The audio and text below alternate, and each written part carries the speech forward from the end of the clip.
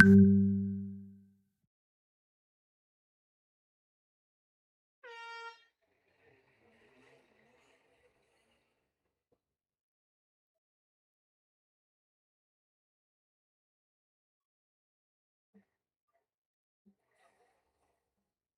wait is over. It is time to go to battle for the 5th round of the INFINITY IAME Series Asia 2026. Once again here at the LYL Circuit in Kuala Lumpur, Malaysia, just off to the east of the capital city, in 120 feet above sea level, entering the jungle. And my goodness me, it is going to be a sensational weekend across all 4 categories in junior, cadet, master and senior. There should be plenty of battles. We could even get a champion or 2 crowned over the course of this weekend, depending on how the results go. But with this being X30, don't expect it to be predictable. It's going to go down to the wire in every category. The juniors head out onto the circuit. Noah Zapronyo, Medina Kamurazaman, Michael Lederer, Knox Black, Gu Haotian, Sanjana Dandu, and already problems for Kaito Lloyd, the new driver from Japan on the Gold Motorsport car. So problems already for Kaito Lloyd in qualifying. Not good news at all for him. But also out there on the field, we'll have Sanjana Dandu, Akil Rungta, Judah Moon, Chevy Thompson, Ryder Tsiong, Sujana Dandu, Kevin Simavanichinon, Alta Fridwan, Ryan Wafi, Mason Kwong, Jake Kostecki, Karsten Chong, Sahil Singh, then Hobart Yao, Santok Singh. And then we will also have battles from Punsuk Samsungchai, Jody Rowland, Brody Martin, Lennon Bachi, Papasadon Sadababanleng, Jackson Gate, and Siddhapash Ketsuwan. A grand total of 28 juniors taking to the circuit for their qualifying session on this occasion. Certainly going to be an interesting battle between them all as the racers are getting up to speed. Jake Sanson here in the booth across from the start-finish line once again here at LYL, and it's certainly going to be a tough one for all of the drivers to cope with the complexity, especially now with the stranded Kaito Lloyd out of the qualifying session before it's even begun for him, and that is devastating for the young man from Japan making his debut in the INFINITY IAME Series Asia. He will have to start the heats from the back of the grid. Big disaster for the Japanese driver, and he certainly wanted a little bit more than that. The Japanese-Australian who's been making waves in both countries. Unfortunately, his first appearance in IAME Series Asia goes to a very disappointing start for the Gold Motorsport team run by the Super Formula and Super GT legend Yui Sekaguchi. So the battle is raging in Junior X30 for the fast times, and drivers are now starting to put their times on the board. A 107.24 for Kevin Subavanichinon. That starts the ball rolling for us. Jake Kostecki currently second from Knox Black, and Judah Moon from Michael Lederer returning for Fireball Motorsport, and Siddhapash Ketsuwan still on the run, this time with Stratos Motorsport, switching teams for this round of the championship. 2 minutes to go here in LYL as the battle is going for the lap times up at the sharp end. Kevin Simavanichinon up top, Jake Kostecki, Knox Black, and Judah Moon. Very good work up at the top 5 already on his debut in the championship, along with the 155 pushing up to the sharp end. That is once again the very impressive Karsten Chong, who has done an amazing job this season. Came fresh out of the blocks and went for race victories, so expect to be a very similar story in this one. So a really good battle coming from all of the contenders. It looks like it could be an interesting one for all the drivers as they push on. But we now watch to see if anyone's going to beat the time of a 107.249. A lot of toe being given and being given away by the drivers here as they run up to the top end of the grid. The 171, Punsuk Samsungchai goes up in a second position, just in behind Simavanichinon as Judah Moon goes up into second place. A 106.6, and up into the top spot comes Ryder Tsiong. Ryder Tsiong goes P1. Fabulous work from Ryder Tsiong already. And a very impressive stance there from the Rush Performance outfit, who have got themselves up to the sharp end. Mason Kwong and Sanjana Dandu have now gone first and second. So the DRM guys definitely going quick. But up at the front end, it is Mason Kwong leading the way from Sanjana Dandu. Then Ryder Tsiong, Kevin Simavanichinon, Judah Moon, Karsten Chong, Knox Black, and Punsuk Samsungchai. It's definitely going to be a top one in junior, but the opportunity for Mason Kwong to become the junior champion is definitely going to be increased with him being at the front end of qualifying at this moment in time. So certainly looks good from his point of view. Mason Kwong leading the charge in front of Sanjana Dandu and Ryder Tsiong. Kevin Simavanichinon on P4 from Judah Moon, Karsten Chong, Knox Black, Punsuk Samsungchai, Ryan Wafi, and Noah Zapronyo.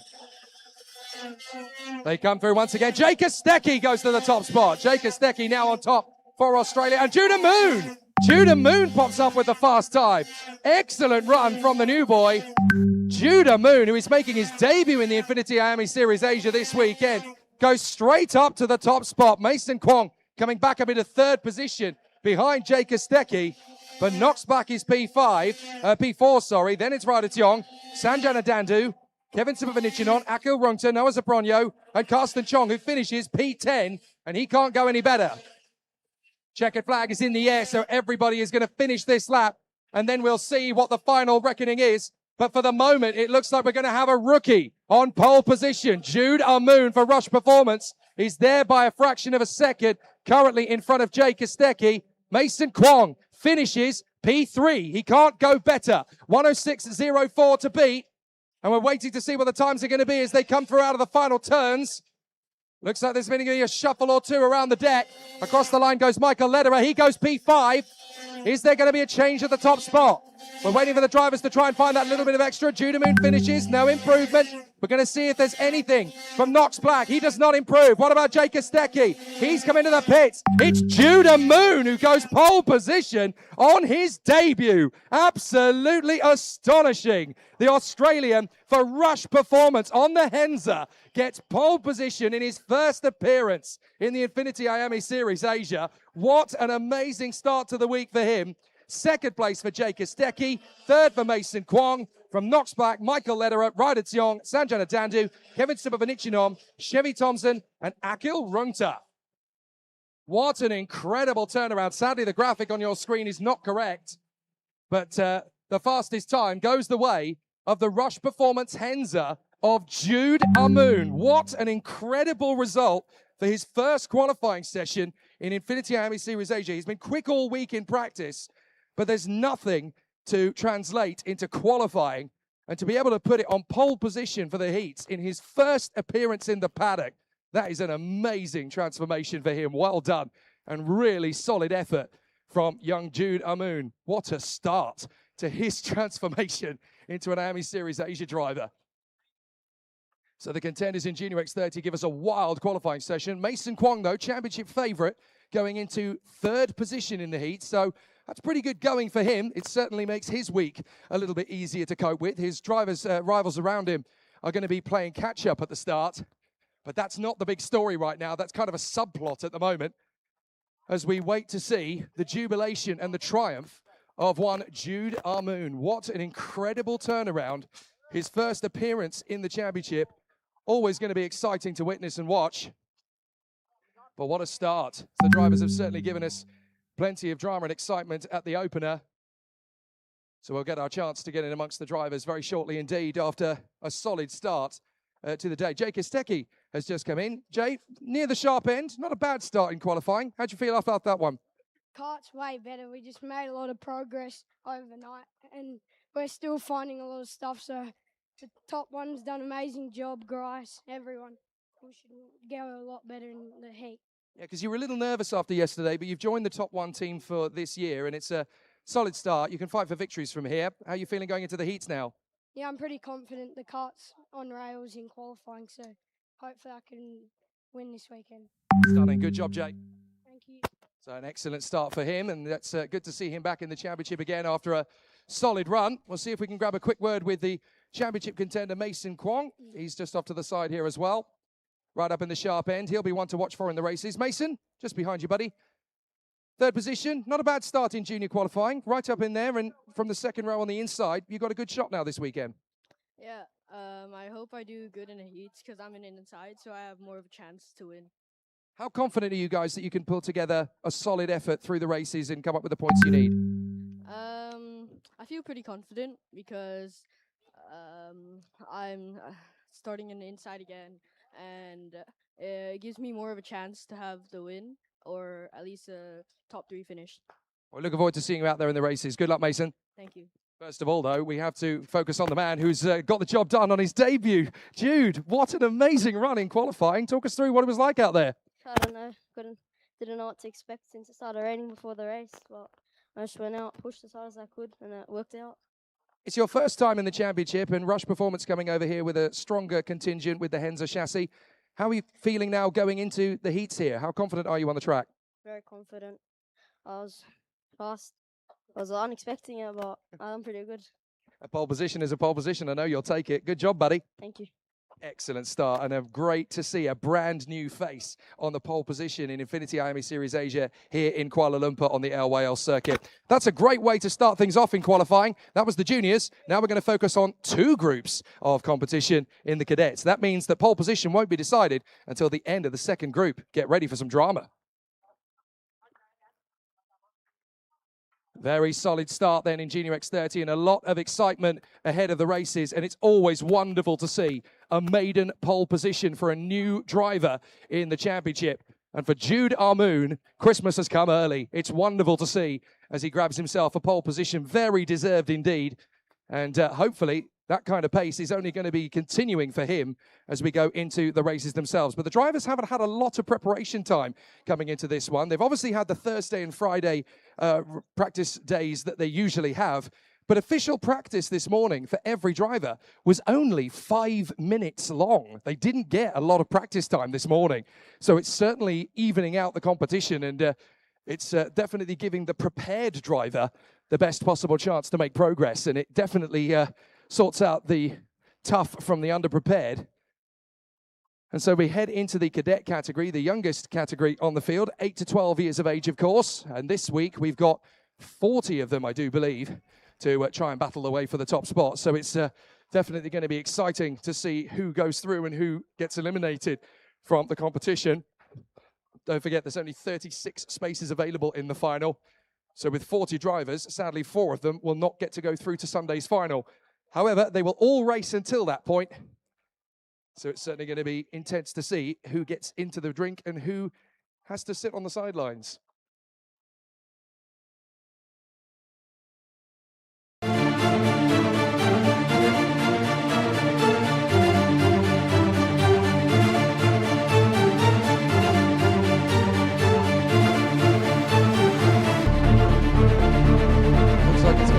Unpredictable rains when it comes to the weather. We had a slight sprinkling of rain just before the start of junior qualifying. But in this part of the world, when we're 120 degrees, it's almost going to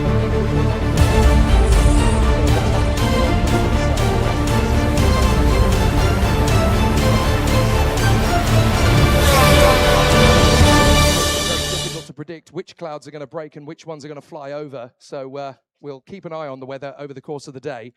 But we did have a slight shower just before the Junior X30 qualifying got underway. When I say slight, it literally rained for about 45 seconds. It was like somebody accidentally left the tap on and then decided to switch it off again. So a tricky one, certainly for all of the contenders. And we'll get to see what happens as they continue to maneuver around the course. But it is the cadet qualifying session coming up next. And so the competitors are running in close proximity as they run for a tough spot up in the session. Looks like everybody in the cadet group 1 getting themselves ready to head out. Cadet group 1, of course, determined by the numbers. They've been staggered into different groups. So now the drivers will get their chance to go to battle in the first group of the time trial. It's going to be an interesting one to see which drivers get the top spot times and which ones will have to face the music and try and go for it in the races.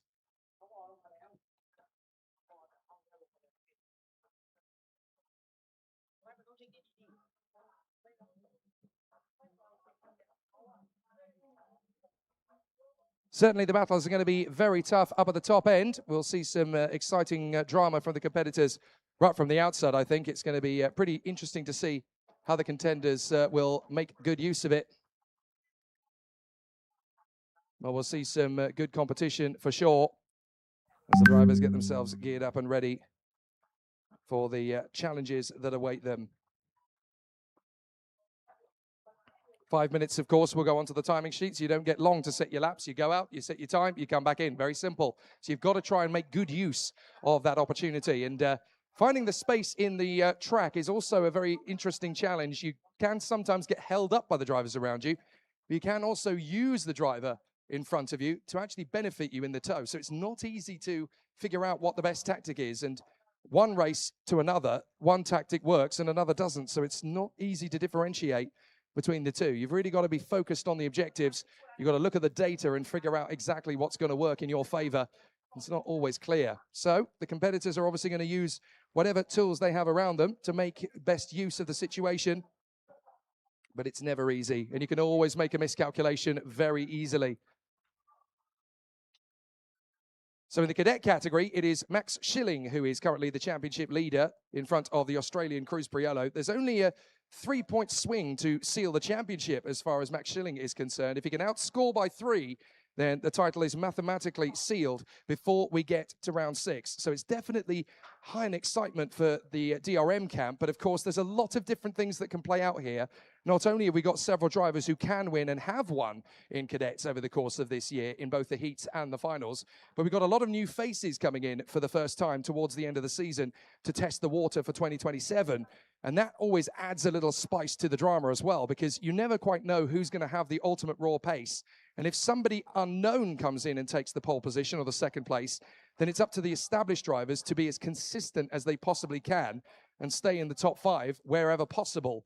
But that adds a lot of pressure to the driver. They've just got to be able to soak it up, not let it burn them out, and remember to relax and chill when they've got some downtime. You can't afford to let these things eat at you. It's still a fun sport, yes, but it's also, there's a lot of pressure that goes in. So you've got to learn how to relax and how to rein off the aggro. It's got to be a little bit more fun for these drivers. Certainly when it gets to the business end of a championship, it can be a little bit too serious. These are kids. They are 8 to 12 years old. We have to remind them that they still have to have fun as well. And of course, in karting, you never stop learning. That's why in between races, Formula One drivers often go back to the world of karting. They always train, they always go testing in secret behind closed doors. And the reason is because it's the only way you can get the same experience as you can in Formula One in a kart, because you never stop learning. You're always on the ragged edge.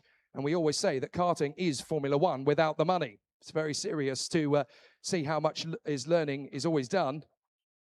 And in karting, one can never stop learning. You're always learning. Every time you get into the kart, whether you're 12 years old or 82 years old, you're always learning in karting.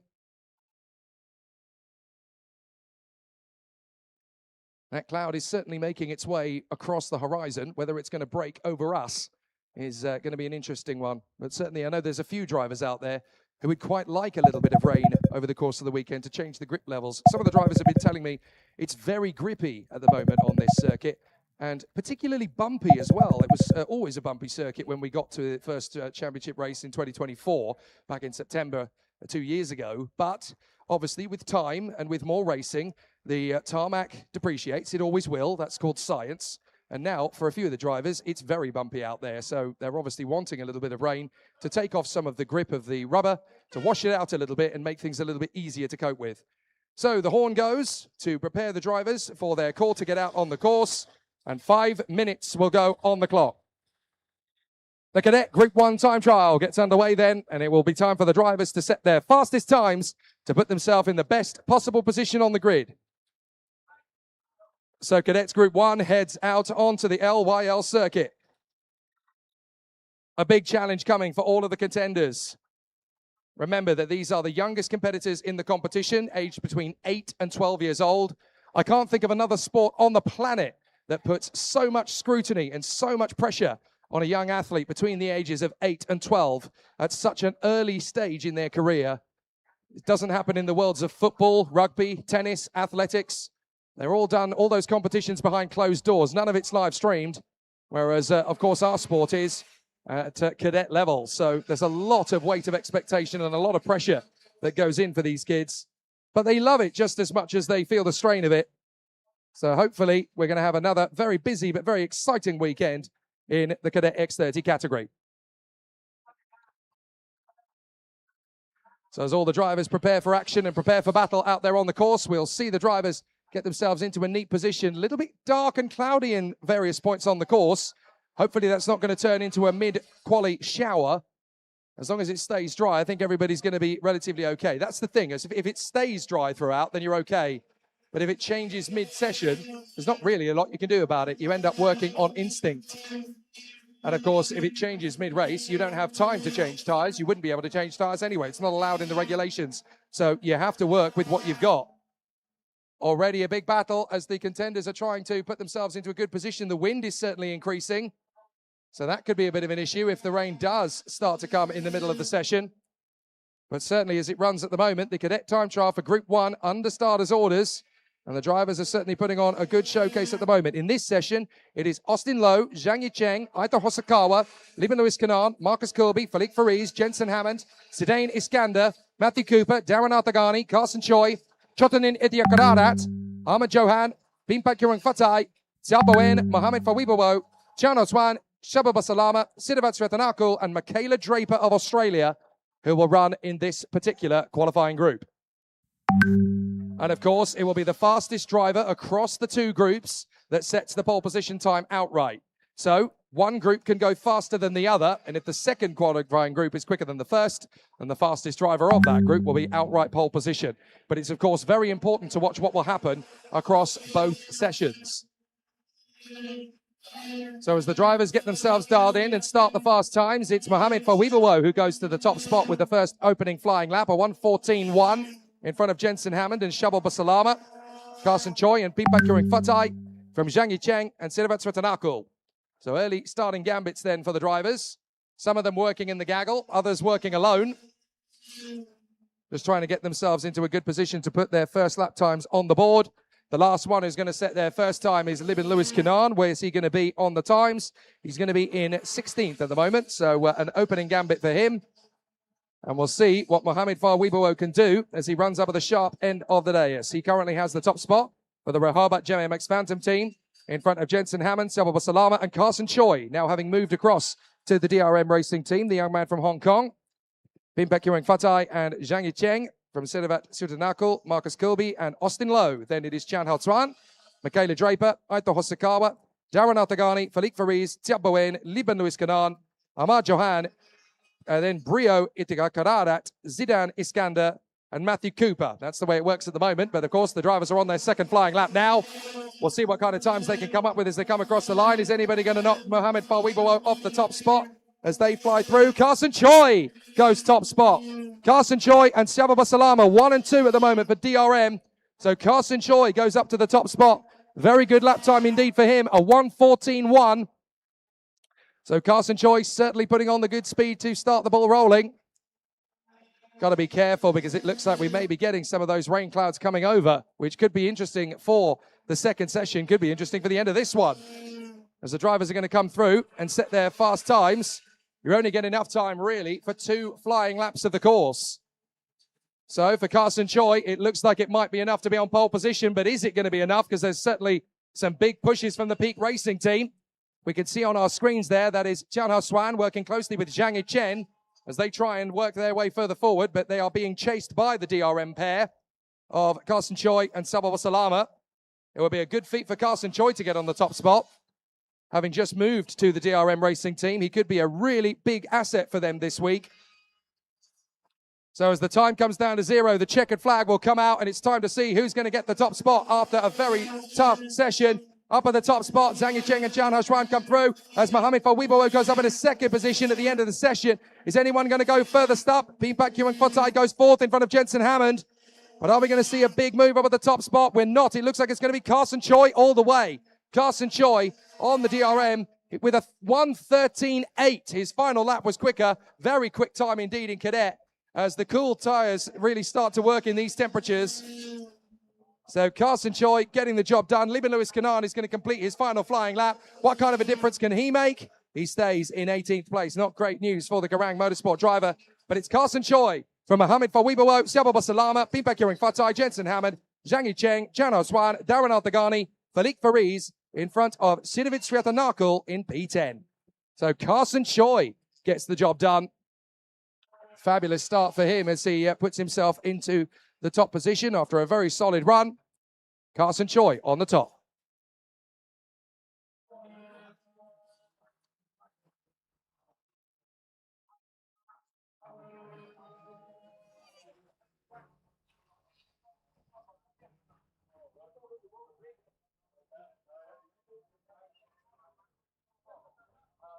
Attention paddock, attention paddock. Master number 324, Master number 324, please make your way to the registration office immediately. Master number 324, please make your way to the registration office immediately. Master number 324. Thank you.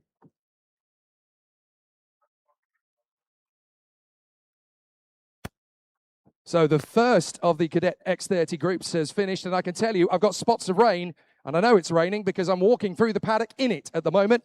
It's not heavy at the moment, but those clouds overhead may well change things. It's going to be an interesting situation for the contenders in the cadet category if that's what we're going to get for the second group. Now, of course, in those circumstances, what can be the way to even things out is what will happen is if it's a wet session in the second and the times are staggeringly different, they won't be the slowest drivers at the very back. What they'll do is they'll stagger the groups. So the fastest group will obviously still be the quickest, but the second fastest group will be second, fourth, sixth, eighth, 10th to make it even and fair. That's what tends to happen in those situations. So we'll keep an eye on the situation if the rain does develop. But for the moment, it's not going to be heavy enough to change the situation from slick tyres. But a fantastic start in the Cadet Group 1, and it's the number 26, Carson Choi, that gets the pole position in a very busy paddock. Great run from the Peak Racing drivers from China. They've really started to make a bit of an impact in the paddock. Austin Lowe, who was the youngest in the field at one point, now doing a very good job indeed, the Chinese racer with the beautiful Ayrton Senna tribute helmet. We'll wait for the others to come through. Good run as well from Mohamed Fawwibo. He's done very good this time to put himself right up at the sharp end on the Kart Republic, and certainly looking good right up at the front end of the field. He's one to watch out for in the heats because he's been getting better and better every single time. We'll try and get a bit of a word with the drivers up at the front, though, because Ichi has done a fantastic job again up at the sharp end of the field in the 89. So Ichi's done a great job to put himself up at the sharp end. Ichi, good run so far? No. No, not where you want it to be. What are you going to work on for the heats? Maybe like top 5. Okay, good job. There's plenty of opportunity to come back, Ichi. Thanks for talking to us. Let's have a word, though, with the man on the top spot. New in at DRM, new in at the top spot, Carson Choi. Well done, buddy. What a great start for DRM Paralin. How are you feeling out there on the track? I'm feeling pretty good. Like it's my new team, so like, I really want to like push really hard. So it's going to be interesting now that you've come out onto the blocks and got a pole position.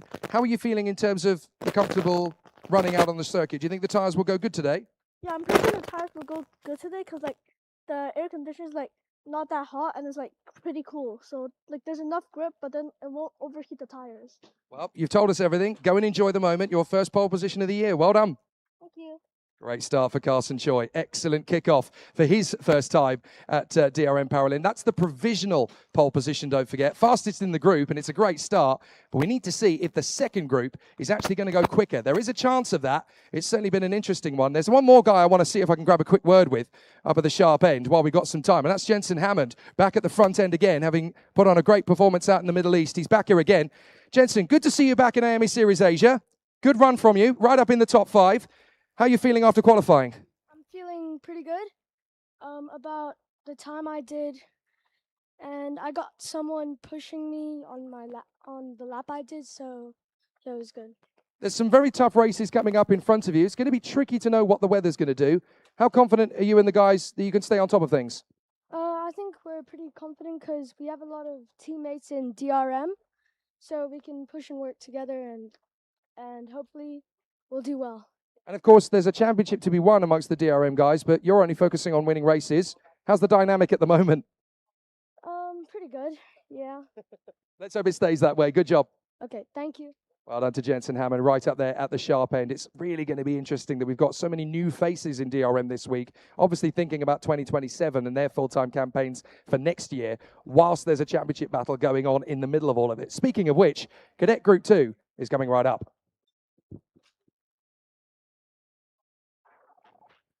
And of course, that is going to give us a very interesting battle because that's where the championship battle resumes. Because the man on top in the standings, the fantastic and flamboyant Max Schilling, is just 3 points away from sealing the championship this weekend. If he can outscore championship opponent Chris Priolo by 3, then he's going to have a good run. I love walking through this paddock when I'm not supposed to be there because I'm always getting ribbed by people. Darren Formosa giving me a little tickle as I walk my way through. Trust me, that's all it was. Moving forward as we get into the Cadet Group 2, the rain has stopped again. It's going to be so unpredictable today. It's going to be a bit like that all day long, I think. It'll rain, it'll stop, it'll rain, it'll stop, it'll rain, it'll stop, and we can't figure out from one moment to the next how we're going to be able to react to it. But what a fantastic day we're having so far. Judah Moon, pole position for the first time in Junior X30, and then straight in for Carson Choi as the leading driver in Cadet Group 1. Cadet Group 2, we could be in for yet another new face at the top.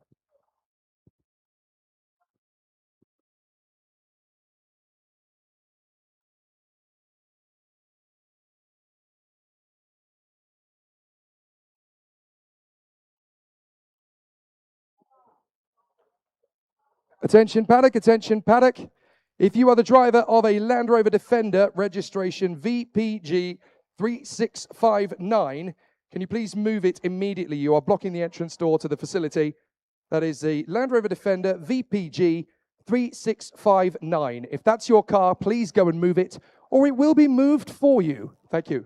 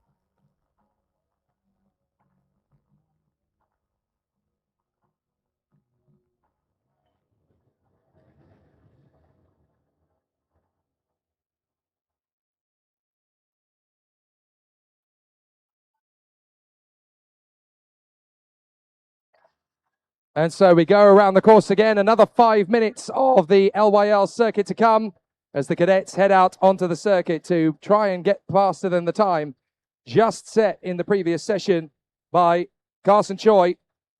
Big opportunity to move their way further forward. It's a 1:13.8 that needs to be beaten. I believe it was a 1:13.854 that was the time beaten by by Carson Choi. So that's obviously going to be the time that needs to be looked over again. But it's certainly a solid time as we get ourselves ready for the second group. And this is, of course, the important group, certainly as far as the championship battle is concerned, because we're going to see number 92, Max Schilling, go out there to try and seal the deal in round 5 of the championship. But of course, he's not going to be the only one out there. There will also be a lot of other contenders, some racing for the first time, others returning to the championship, all hoping for a decent result. So we're certainly going to have some good competition in this one, as all of the drivers work to go quicker still. But the sun comes out a little bit more. I don't know whether that's going to be a good thing or a bad thing in terms of the temperature of the circuit, because it might make the circuit a little bit hotter, and that could certainly make the chances of getting into pole position for the drivers around a little bit more interesting. So certainly we'll see how things are likely to continue to progress. But at the moment in Cadet, it's certainly been a very interesting situation for everybody as they continue to work to a faster run. But in the time trial thus far, it's been very close quarters racing indeed. Fastest lap time in the previous run was a 1:13.854. The drivers who are going to be going for battle in this one, a totally different set of Cadet drivers, because we've got a grand total of 39 drivers, in fact, going for the run this time. It was 40 originally, now it's down to 39, as we had one withdrawal before the session got underway. So the drivers competing this time are Lu Hongyu, Borat Rongstep, Zhang Jiyu, Cruz Priolo, Oliver Nguyen, Jada Zhang, Yusuf Sahaimi, Tanasha Radella, George Patrizzi, Kaylin Delsey, Alice Lowe, Thutamin Set, Aaron Akil, William Matsali, Chen Suyan, Jaden Aria, Joshua Tan, Chayot Limratakanan, and Max Schilling. So obviously there's a battle or two to be had in this one. It looks like Joshua Tan's got some mechanical problems, because even he doesn't go as slow-paced as that. I wonder if he's got an issue with his kart, or if he's just trying to build himself up into a bit of a rhythm with drivers around him.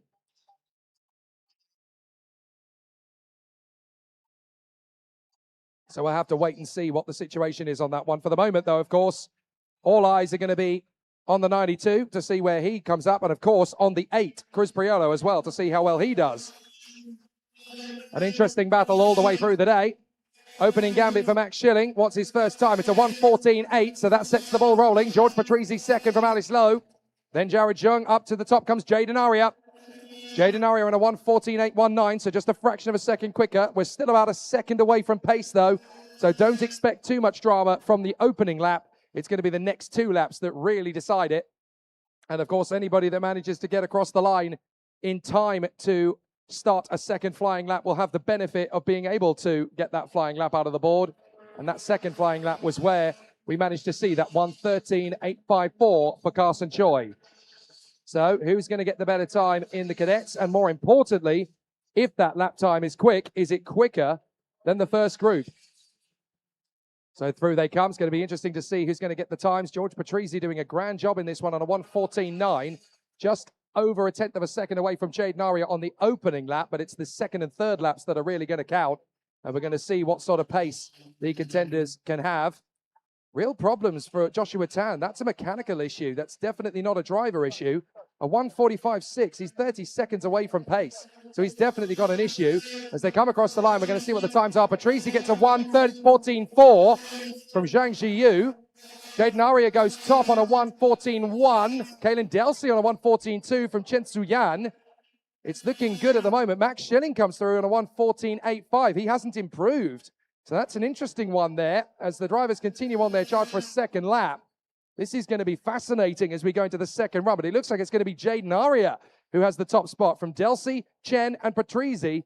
From Zhang in 5th position, then Cruz Priolo is only P6. So both the championship contenders at the front are actually struggling this time. Cruz Priolo is only 6th, and Max Schilling is only 9th at the moment. Well, we're going to wait and see what happens. All sorts of problems for Joshua Tan, the Fireball driver, way down the field, 30 seconds off pace, and that's not where we expect to see him. So he's definitely got a mechanical issue. Jaden Aria looking good for the top spot, but it's a 1:14.1, and crucially, the first group is going to be quicker than the second if it stays like this. But if they can find a few more tenths of a second as they dash for the line, that's where things are going to be crucial. So it's currently Jaden Aria from Delsey, Chen, Patrizi, Zhang, Priolo, Zhang, Low, Schilling, and Thutamin set. As they come across the line, what's going to change? Up to 5th position comes Max Schilling. Patrizi finishes P4. We're going to see what happens with Jaden Aria, Delsey, and Chen Tzu-Yan. Are there going to be any changes? It's a 1:14.1. It doesn't change. So that means Carson Choi is the outright pole position. He is not beaten in the second group. Jaden Aria comes through. He has the fastest time in the group, and it's a 1:14.1. So that change in the weather has actually made quite a difference there. A 1:14.135. So the second group was almost a quarter of a second slower than the first group. And that shows you that Carson Choi will be not just fastest in group, but outright pole position as well. Excellent work for Carson Choi. That's his first pole position in the X30 category. But it's also very good work indeed for Jaden Aria, who goes top. Number 75 for the Rehabat JMX Phantom squad. Excellent work for Jaden Aria. He deserves that, and a very solid effort for him as he prepares for battle in the cadets. But the fastest time of all is the man we spoke to before, Carson Choi. Great start for him.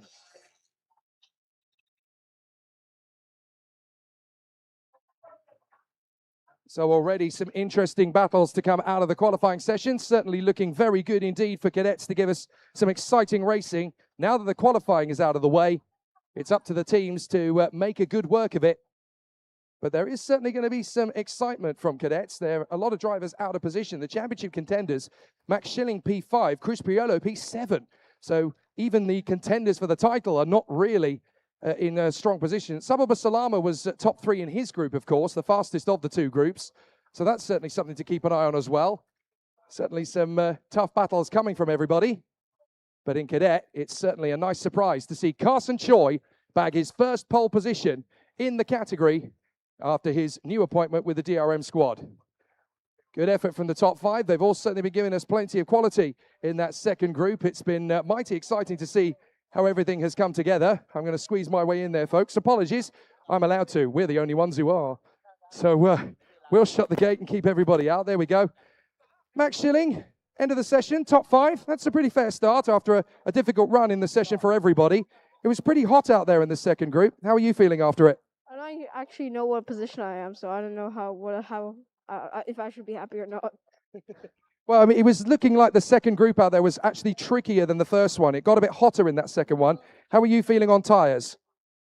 There was definitely more deg because I felt a lot of grip loss, especially on my last lap.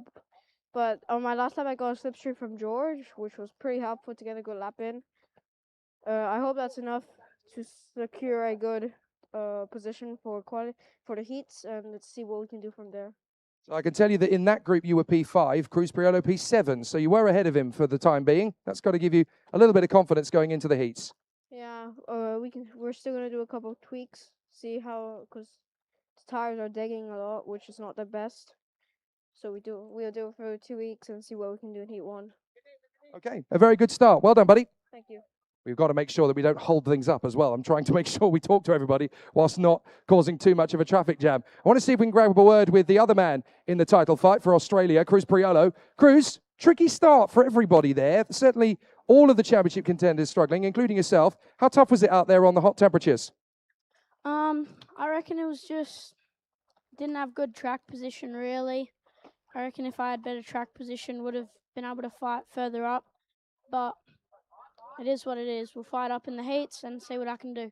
There's a lot of drivers who have switched teams or new drivers coming in that have ended up being quite quick. Is that something to be concerned about going into the races ahead? I reckon. Kaylin Delsey trying to invade. I think only a few of them are going to be anywhere near me, so that's fine with me, I guess. Okay, well, good start, and hopefully there's more to come from you. Have a good one. Thank you.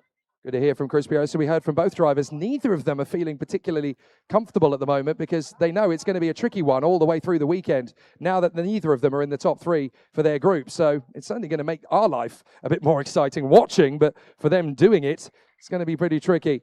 Let's see if we can grab a word, though, with the man on the top spot. He's just coming through to the far side here. Jaden Aria on the Rehabat JMX Phantom Kart Republic. He's done a fantastic job in his qualifying run, just making sure that he's weighed correctly. You can see that for yourself. He's just on the weigh bridge, and then he'll bring his way forward to us. But it's a great start to his campaign here this weekend. Jaden, come and have a word. What a fantastic start. Pole position in your group, not quite as quick as Group 1, but certainly the fastest time. How happy are you with that? Be happy. So what was it like out there in terms of the conditions? It was hotter than the first group, so what was it like to drive? Ooh, it was really tiring to drive and a lot of grip. So going into the races later, you're in a good position. How confident are you can stay at the front? Pretty confident. Excellent. Keep it nice and tight, and we'll see you out there in the races. Good luck. Thank you.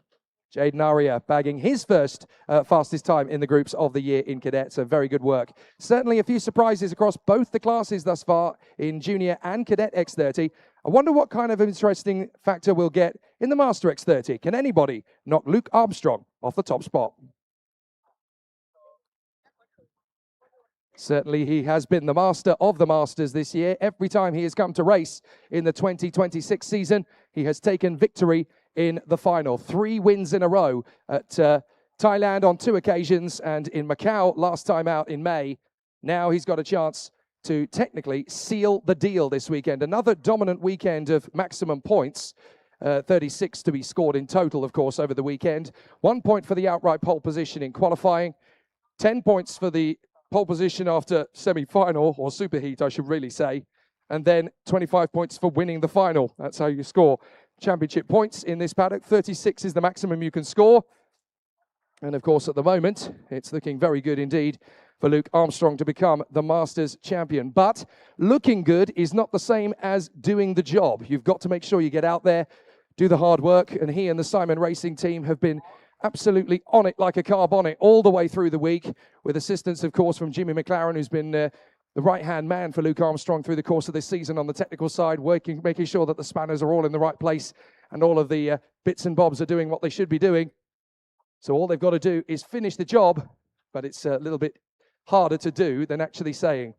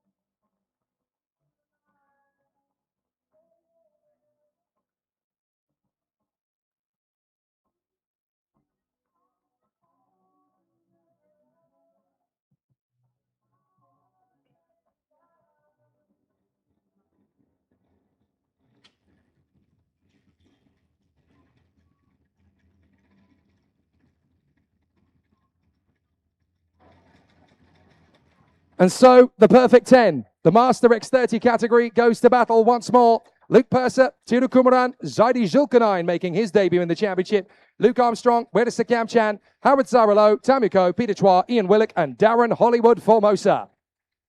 The 10 drivers going to battle. 5 of them are in the veterans category as well, because the veterans are for over the age of 45. That's the Simon Racing class. Mind you, he hasn't actually taken to the circuit at any point this year. Too busy losing his spanners in the awning. And looking after Luke Armstrong, of course, who could well seal the title this weekend. But there's still quite a lot up for grabs in this competition. It's not just a Masters race, it's a veterans race as well for the drivers over the age of 45. And that includes the likes of Luke Purser, Jadi Zulkarnain, Tamuko, Peter Chua, and Darren Formosa. So all 5 drivers looking for a win within a win as they battle away. Whoops, that's not gone well for Peter Chua. He has spun on his way onto the course. So a bit of a scary moment then for the Element Motorsport driver on the CRG. That is not the way to warm the tyres up. So Peter Chua will now take his way around the course at the back of the field, and that keeps him out of the loop. So he may well struggle to make progress from there. But certainly for Luke Purser, it is a big opportunity for him to make progress as he continues to fight his corner for the veterans category as well as the overall Masters. Don't forget that Luke Purser's had a very up and down season. He started the year a couple of seconds off the pace. Now he's within a second of the top spot, which is immense progress from Luke Purser for the JDP group. And he proves every week he is completely and utterly motivated to succeed at the top level. Always a fascinating driver to watch as well. The Master X30 give us as much entertainment as they do speed. And so there's a big opportunity for 2 Australian victories in a row here. We've got Luke Armstrong, the 34-year-old who lives out in Singapore for the Simon Racing team, who could win the whole championship this year. But don't forget that in the veteran, we've got the 45-year-old from Perth, Luke Purser, on the JDP Group Lenzo, with a chance to go for it not only overall, but in veteran as well. So the drivers have now got into their first flying lap. You only get 2 real flying laps in Master. Mind you, they could actually extend it to 3 by the time they get through, because we've got a much faster crop of karts in Master X30 compared to the juniors and the cadets. Very important to remember that in these competitions, Master X30 is, as they call it themselves, Formula One without the cash. It is a very tough sport, and you've got to stay physical to be in the right frame of mind to go for it. End of the first flying lap. We'll see what the times are up. Luke Armstrong has gone straight to the top spot on a 106.8. Ian Willock is second in front of Darren Formosa, then Tiru Kumaran, Howard Zaralo, Wedisa Kamchan, then Luke Purser. Up to third goes Peter Chua in the Element CRG in front of Darren Formosa and Tiru Kumaran. Then it's Howard Zaralo, Wedisa Kamchan, Luke Purser, Jadi Zulkarnain, and Tam Yuko. So Luke Armstrong is the fastest of the Masters. Peter Chua is the fastest of the veterans at the moment. Battle only just getting started then in Master X30. But Luke Armstrong's advantage over Ian Willock is currently 9/10 of a second. So it's definitely getting to be an interesting one as they battle away for Master X30 supremacy. So it's currently Armstrong, Willock, Chua, and Formosa at the front end. Kumaran in P5. Rather enjoyed his time leading the championship for a while, but I think reality has finally checked in on Tiru Kumaran. But he's still out there to try and fight for as many podium finishes as he can get in the Master X30 category. There is the leading driver in veteran, Peter Chua, on the Element CRG. A very solid start to his day in the end. Despite that spin on the outlap, he's got himself up to the top 5, although the lap times are improving. And Luke Armstrong has just done a 106.8 compared to Wedisa Kamchan. There he is, the reigning Master X30 champion from Thailand, who's now in third. Peter Chua goes second on a 107.0. Great lap from Peter Chua, as Howard Zaralo is now P4. Then it's Formosa, Kumaran, Willock, Zulkarnain, Tamuko, and Luke Purser. So the battle's raging, but those clouds are coming in quickly over the circuit. We may get some rain in time for the Senior X30 session coming up very shortly. And with 2 groups, it could be the lottery of all lotteries in qualifying, as the wind really starts to come in and cause a massive issue out here on the main straight. Goodness me. A little bit of an issue with our equipment as it almost took out Simon and me stood on the start-finish line. Fortunately, we're okay. That was a slightly scary moment there.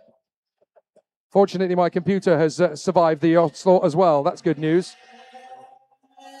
Well, we'll try and cope with that for the end of the second flying lap.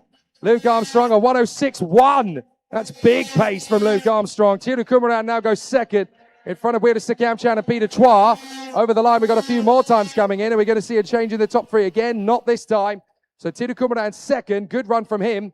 Weird Kamchan third from Peter Chua. Ian Willick, Darren Formosa, Howard Zaralo. Luke Purser back up to 8th place in front of Jadi Julkanine and Tamuko. So 106.1 for Luke Armstrong. They've got one final flying lap, which is this one. They may just be able to squeak into the 105s. If they manage to get it working, it's just about doable to get a 105.9 out of this. But Luke Armstrong's really got to find something special in the closing stages of the session as the wind really picks up here on the main straight. And I've got a feeling it's going to rain in the next few minutes because that rain cloud is really starting to pour in over the circuit. So we'll wait to see what the times are as they come out of the final loop. But the checkered flag is in the air, and it's going to be Luke Armstrong's pole position unless someone can find some magic in the final stages of the lap. Up to the line, Weird Kamchan gets a 106.6. That's good enough for second. So Armstrong shorter that time isn't going to be beaten now. Formosa can't improve on a 107.1. Still within a second of Luke Armstrong, though. Howard Zaralo, P7. Purser, P8, remains on a 107.78. And I think everybody else has peeled in. So that is all she wrote. And it's Luke Armstrong there with a 106.1 in front of Weird Kamchan, Tiru Kumaran, and Peter Chua.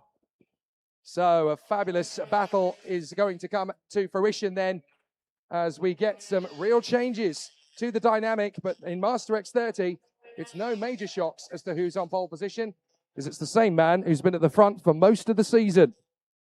And he's got an 0.8 of a second advantage over one lap. Goodness me, that is monstrous for Luke Armstrong. It was only half a second in the end, my apologies, thanks to that run from Weird Kamchan. But if you look at the times from second down to 7th, they're covered by less than half a second.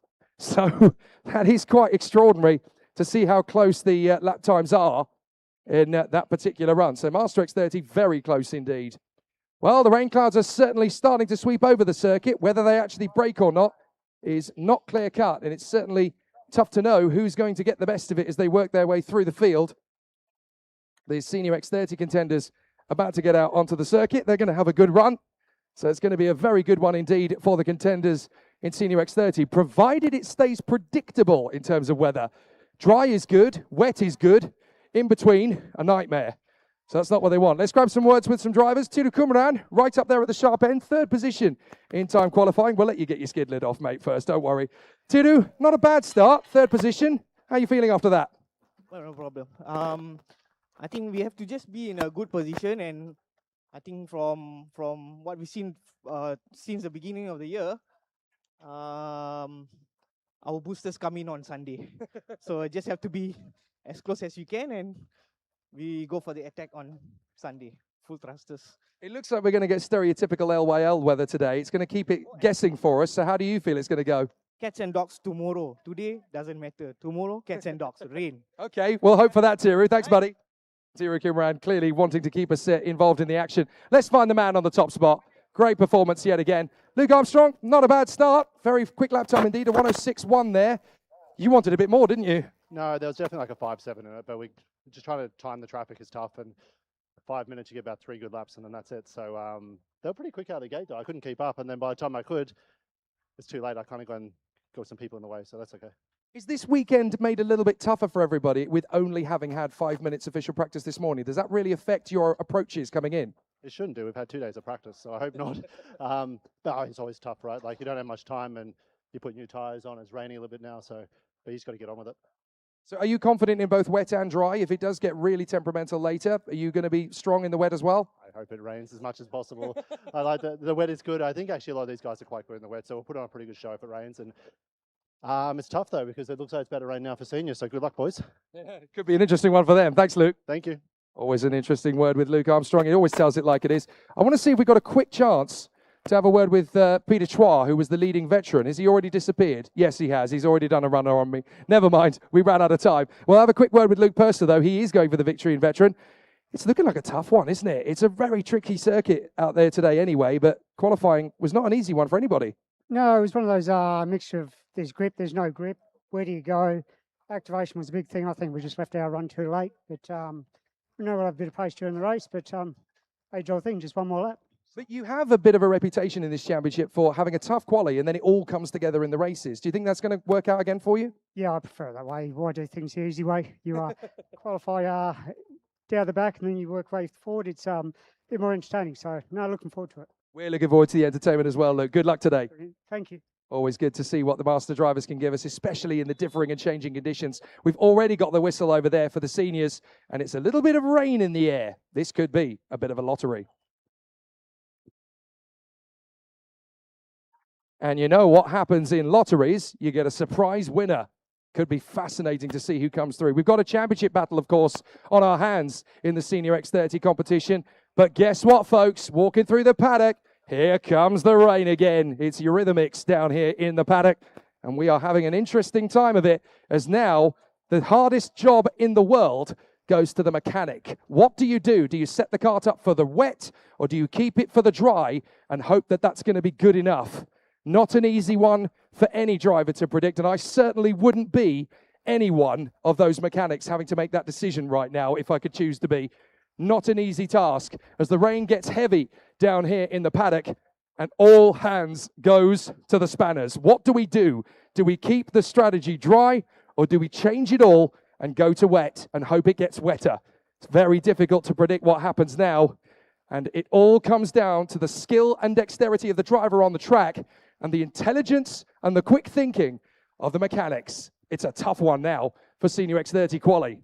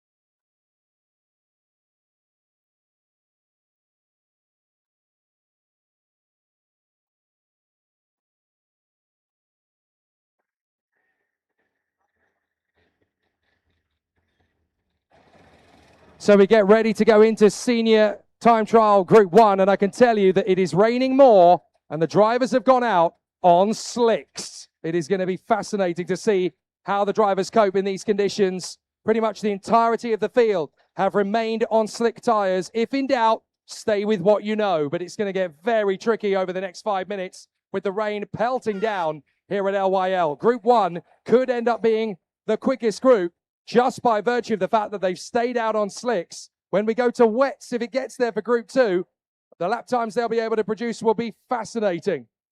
But certainly, Senior X30 Group 1 could have some real flotsam and jetsam out there. And don't forget, we've got a really special guest in the field this week, Mika Lemasurier, the legendary Australian, the New South Wales National State Champion last year, the man who went in the Vegas Supernats from the back of the grid to the front, and only managed to lose the final by a couple of laps with an error that dropped him to P6.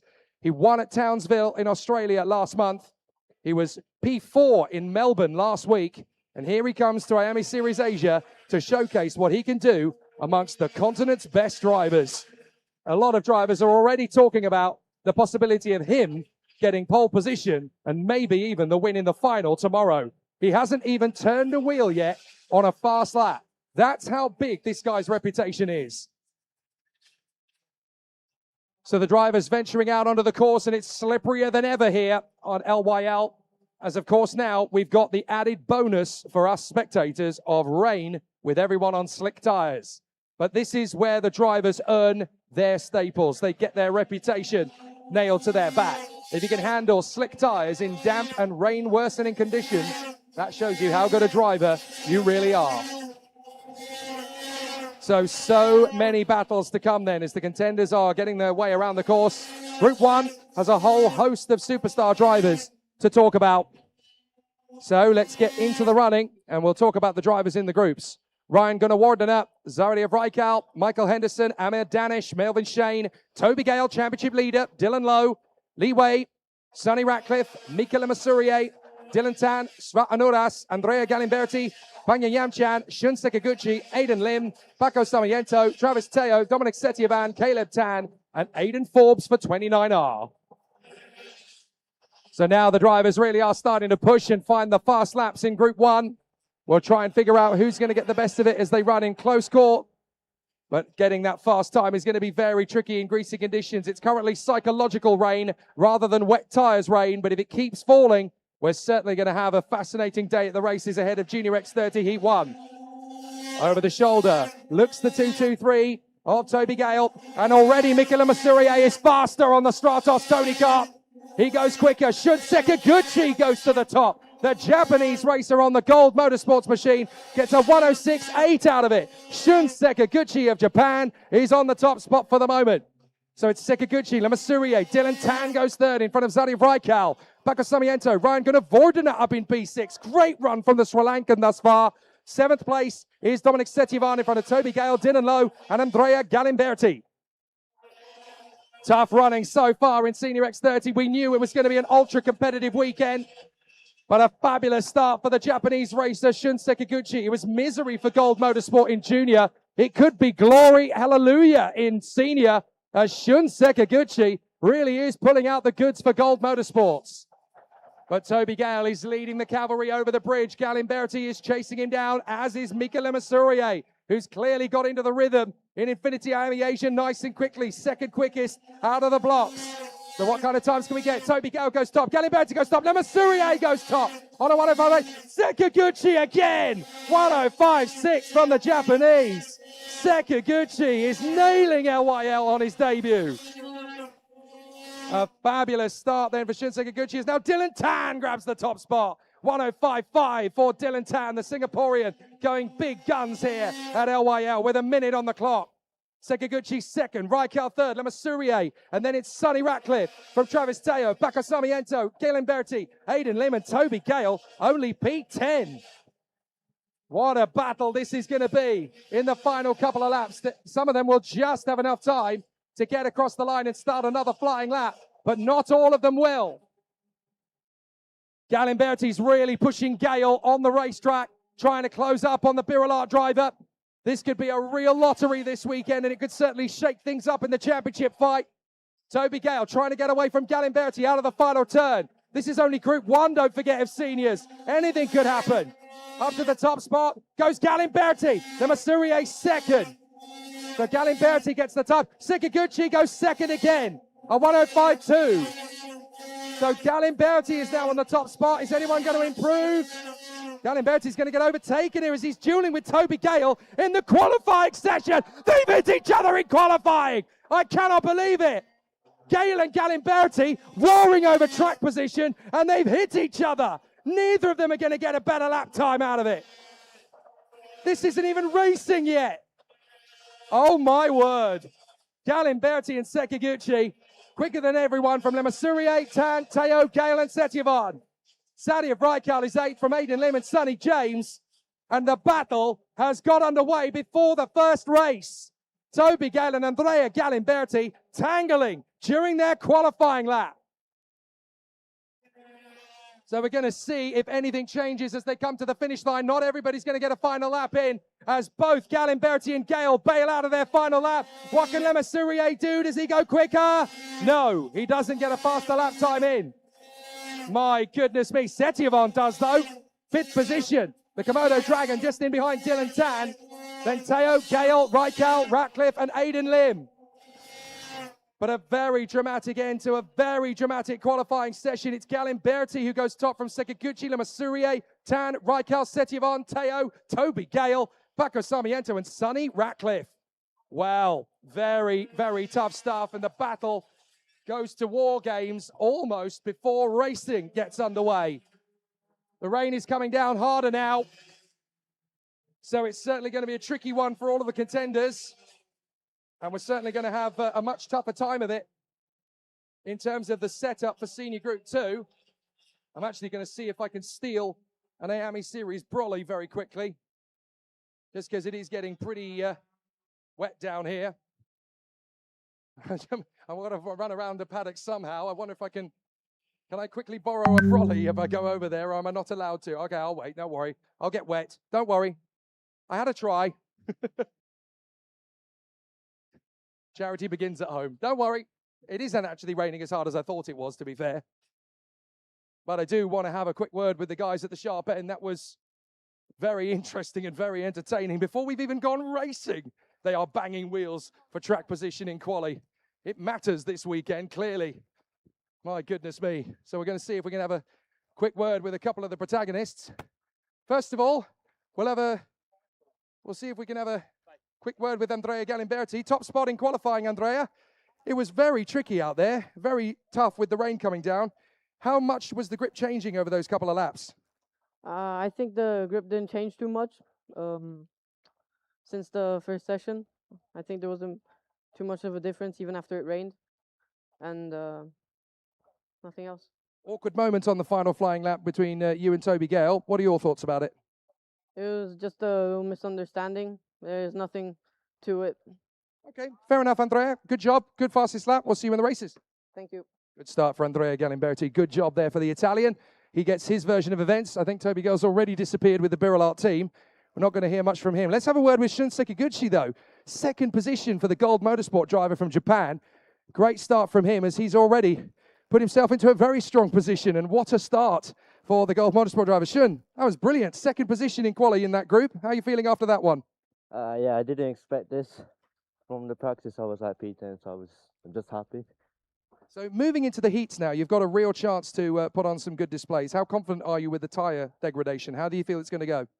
I mean, it's my first time on Comet, so I don't know what's going to happen, but well, you're going to learn the hard way, and we're excited for it. Good luck, Shun. Thank you. Don Modegato. Thank you. Excellent stuff. Great performances so far in Senior X30. Some real standout performances. Let's go and find the Australian, who everybody's been talking about this week, and certainly has a great chance to put on a show. The reigning New South Wales state champion, Mika Lemasurier. Mika, not a bad run there, right up in the top 5. First impressions of LYL on a Stratos Tony kart? It's been a great first impression. I'm loving my time here in Malaysia. The Tony kart there was great. I didn't quite get the lap that I wanted to, unfortunately, but I don't know where I got, third apparently, so I'm pretty happy with that. That's a good start to the weekend. Now, I'm going to get the camera guys to have a look at your tyres after one session. Look at that. That's really high degradation on fresh tyres. How do we think it's going to look going into the heats? Are you looking good with the weather in terms of unpredictability? What are your thoughts? I'd like to say I'm good in both conditions, but we'll see what happens if it goes wet. But if it rains, I'm not too fussed. I know what I'm capable of, so yeah, no, I'm looking forward to it. We've seen there's already a couple of squabbles with the title contenders. You may have to stay out of the mix today. Yeah, I don't know what they're up to there. But that's their problem. I just saw it all happen. So yeah, good luck to them, and no, we'll see what happens. Well, good show so far. We'll see you in the races, Mika. Good luck. Thank you. Excellent start for the Australian. We continue on with the action. There's certainly going to be some excitement now from Senior X30. The sun's coming out again. There's still rain clouds in the air, but we just don't know. It looks like staying on the slicks was the better decision. But with the rain now subsiding, is the second group going to be quicker? Will Andrea Galimberti's time be good enough for pole position after all? We're about to find out. So the second the rain stops, everybody who decided slicks was the better choice is suddenly a genius. So that is pretty much everybody. So everyone knows what the score is, and they certainly have a very solid run of it. But it now means that we're going to have a fascinating storybook in this second group. Is Group 2 of the Senior X30 time trial going to be quicker than Group 1? On paper, they certainly could be. Sahil Singh comes and gives me yet another bottle of water. I've got to tell you about this side plot, because it's been happening ever since Sahil Singh came into the championship. Every 45 minutes, without fail, Sahil Singh comes and gives me a bottle of ice-cold water. He's done it every single race since he's been in the championship. So if I look in the entry list and Sahil Singh's not in it, I get very disappointed, because I know that I'm going to need to find someone else who can supply me with water every 45 minutes. It's literally as regular as clockwork. I can't believe it. Cheers, Sahil. This man is literally keeping me hydrated every time we race in INFINITY IAME Series Asia. Didn't even ask to do it. Just did it of his own accord. So now we go into Group 2 of seniors, and with the rain stopping, this could be the quicker group. Who's going to get ultimate pole? Your guess is definitely as good as mine.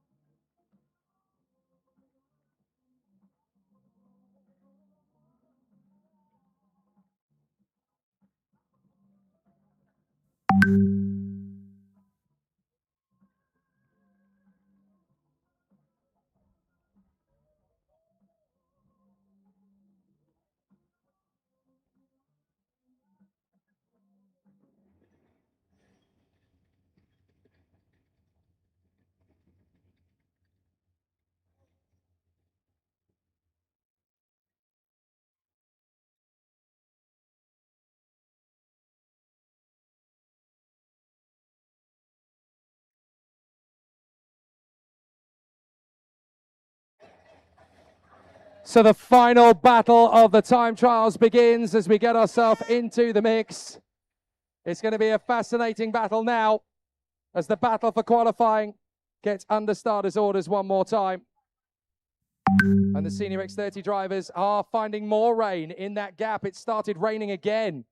So pole position is definitely going to be a tough task. So Senior X30 is definitely undecided at the moment.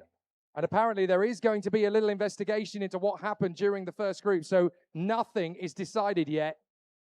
And of course, during the lunch break, that's going to be a real deciding factor. Of course, in the lunch break, it may be raining all the time. So we could start the first race in juniors in the heats in wet conditions. So get ready for drama and unpredictability. You're going to have a lot of it to do with today. But the drivers head out for the second time trial group. And obviously they're bidding to go the fastest in the group on slick tires in wet conditions because it is raining out there on the circuit now at LYL. It doesn't matter when in the year we come, whether it's January, February, the spring, summer, or the fall, we always get rain here at LYL for at least half an hour every single round at some point, whether it's in the practice building up to the event, whether it's on the Saturday or on the Sunday. We always get a little bit of rain here. The question is, when is it going to rain, not if? And on this occasion, it's now.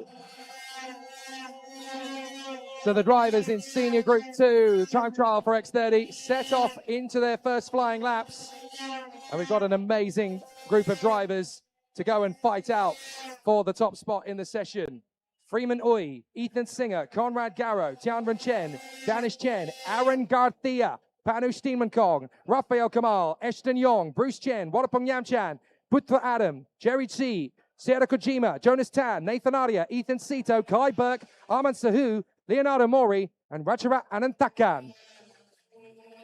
And of course, it's always exciting to see Aaron Garcia back in the mix. IWF winner, IAME Euro Series champion, IAME Winter Cup winner, second in the Asia finals in the past.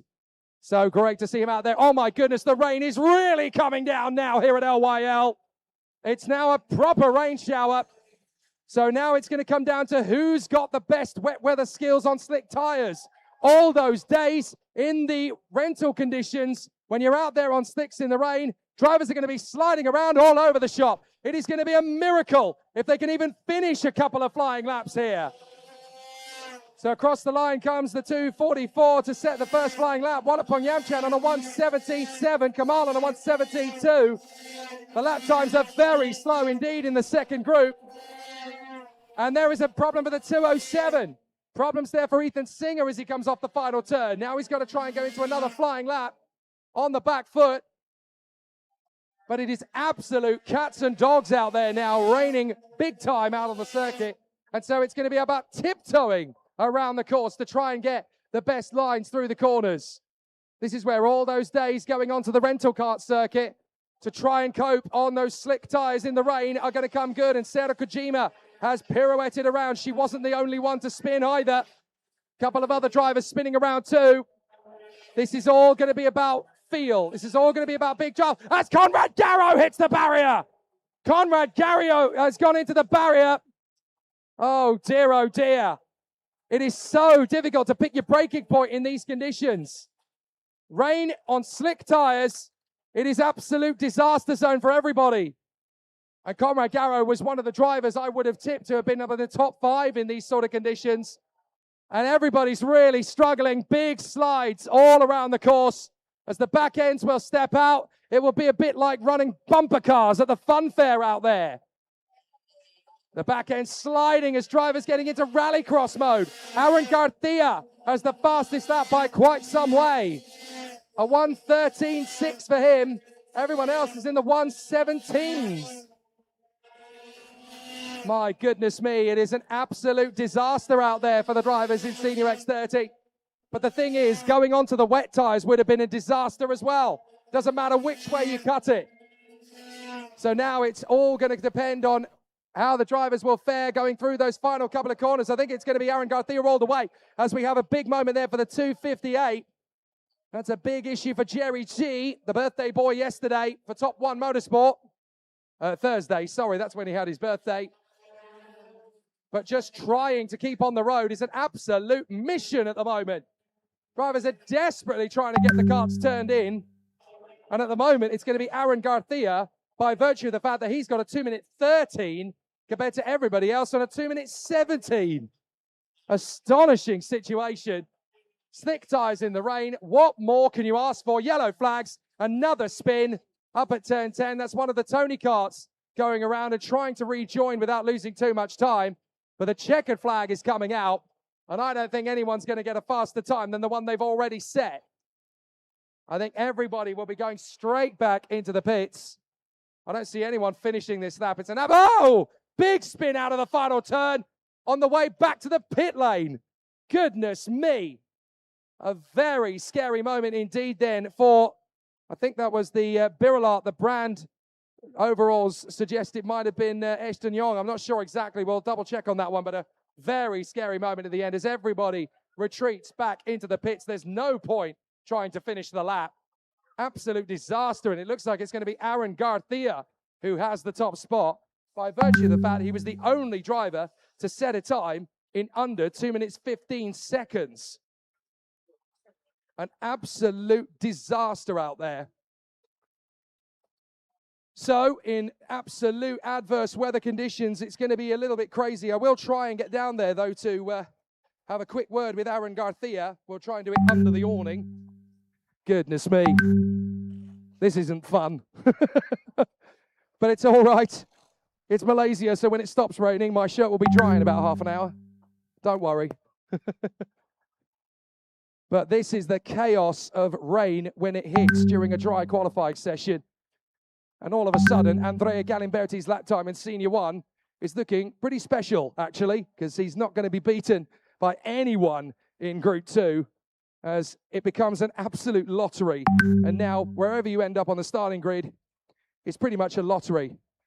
Let's see if we can grab a word with a few of the drivers under the awning, because, of course, we want to have a quick word. I'll have a quick buzz with Rafael Kamal, who had his wild moment. Rafael, bit of a scary one coming out of the final turn there on the way into the pits. How was the grip out there? In the first few laps, it was good, but I managed to adapt. The barrel is really easy to do in the wet. Yeah, so just control in the rear and be fine, fast. If the rain continues and you have to go onto wet tyres, how confident are you that you'll have decent grip then on the barrel art? I'm really confident because I'm quite good in the wet. I adapt easily, so yeah, sorry. No worries, Rafael. Good job. Yeah, thank you. You have a carry on with the conversation. Don't worry. It's all getting busy out there now as we've got all sorts of things to unpick from that session. Let's get under the awning, mate. Let's get under the awning, particularly because the fastest man is actually here with us. Aaron Garcia. Let's have a quick word. Aaron, first of all, good to see you back in the championship. Did you ever think you were going to get fastest in the group by 3.5 seconds over the course of this year? Well, I mean, it was a tricky one. We go out and try. It was start raining, so yeah, I really know the first lap was the only one we need to do. So yeah, I pushed on the warm up. We hit the tire, so yeah, it was perfect to make the lap. So yeah, really happy. We cannot take pole overall, but I think it's a good one. And obviously, this is the kind of circuit where conditions change every 7 seconds. So keeping on your toes, you're the kind of driver who knows how to adapt and be variable. How difficult do you think today's going to be with that in mind? Well, I mean, I also saw on the warm-up it start to rain and then stop like in 2 minutes. So yeah, I think will be tricky weekend. It show like maybe it's raining later also and maybe tomorrow. So I think we need to adapt fast to the condition and give our best. Tensions are clearly high in Senior X30. There's a couple of title battles going on in the middle of it all. You've come in as a guy who's literally helping the team to progress and move forward, but you're kind of the dark horse for the victory as well, having already taken a final this year. This is not the situation you're used to being in, is it? Well, I mean, I come here, I come to the second round. We won on track. We have some problem with the penalty. So, yeah, we come for the fourth round also to help the team. I think we managed to do a good job. We make P1, P2 with the team. So, yeah, I think we are growing up, and I think we are making the career to be on top also here. So, yeah, I think just my work is to come here to win and take career to the top.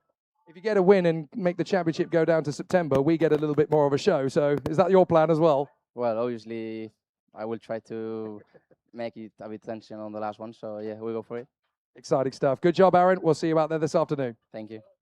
Fascinating stuff in the qualifying sessions. Partly dry, partly wet. And of course, it's LYL, so we have no idea how unpredictable things are going to get over the course of the day. That's the INFINITY IAME Series Asia Championship for you. We're going to take our lunch break. Stick around. There's plenty more action and plenty more excitement to come here in Malaysia as the championship reaches a crescendo.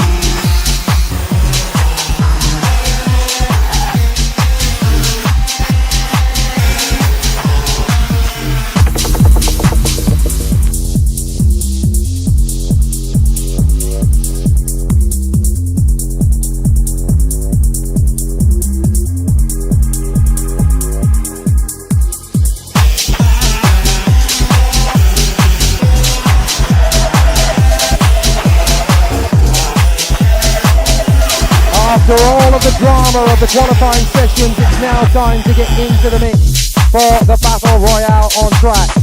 It was always going to be a difficult race to predict in each of the categories. Now it's been made even more so by the rain here at LYL in the Infinity IAME Series Asia Championship. This immense circuit, 1,500 meters plus, has suddenly been changed dramatically by the weather. Heavy rain during the course of the lunch break and even wielding its way into the second group of Senior X30 has definitely changed the face of this race meeting. Now the juniors go to battle for the first time today. Very wet conditions indeed. So it's certainly going to be a minefield for them. For us, it's going to be absolutely glorious going forward. All of the drivers right down to the bitter end. So with everybody getting themselves steered around the course for the first outlap, there's a lot of damp patches around the course. The drivers are having to almost relearn the circuit because in the wet conditions, it can be very different experiences to what they've witnessed in the dry earlier on today. So certainly a very exciting challenge awaits everyone. And certainly all of the battles are likely to be an intense one for all of the contenders as they race for supremacy up at the sharp end. It will be a wet race, 12 laps of the course in Junior X30.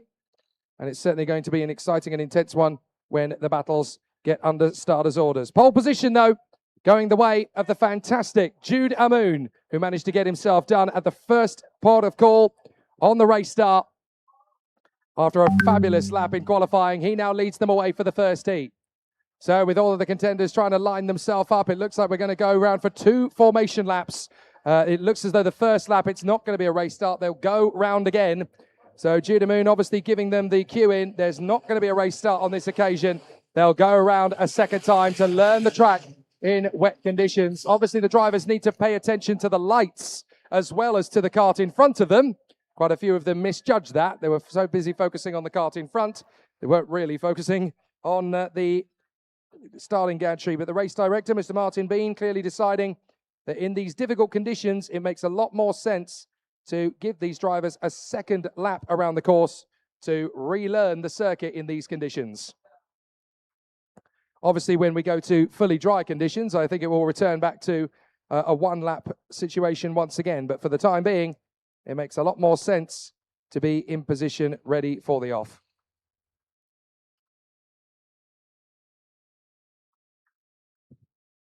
So with the time approaching 2 p.m. local time here in Malaysia, round 5 of the Infinity IAME Series Asia, the pinnacle karting series in the continent, certainly giving us plenty of excitement and drama before we even get to racing conditions for the Junior X30 battle under starters' orders very shortly indeed.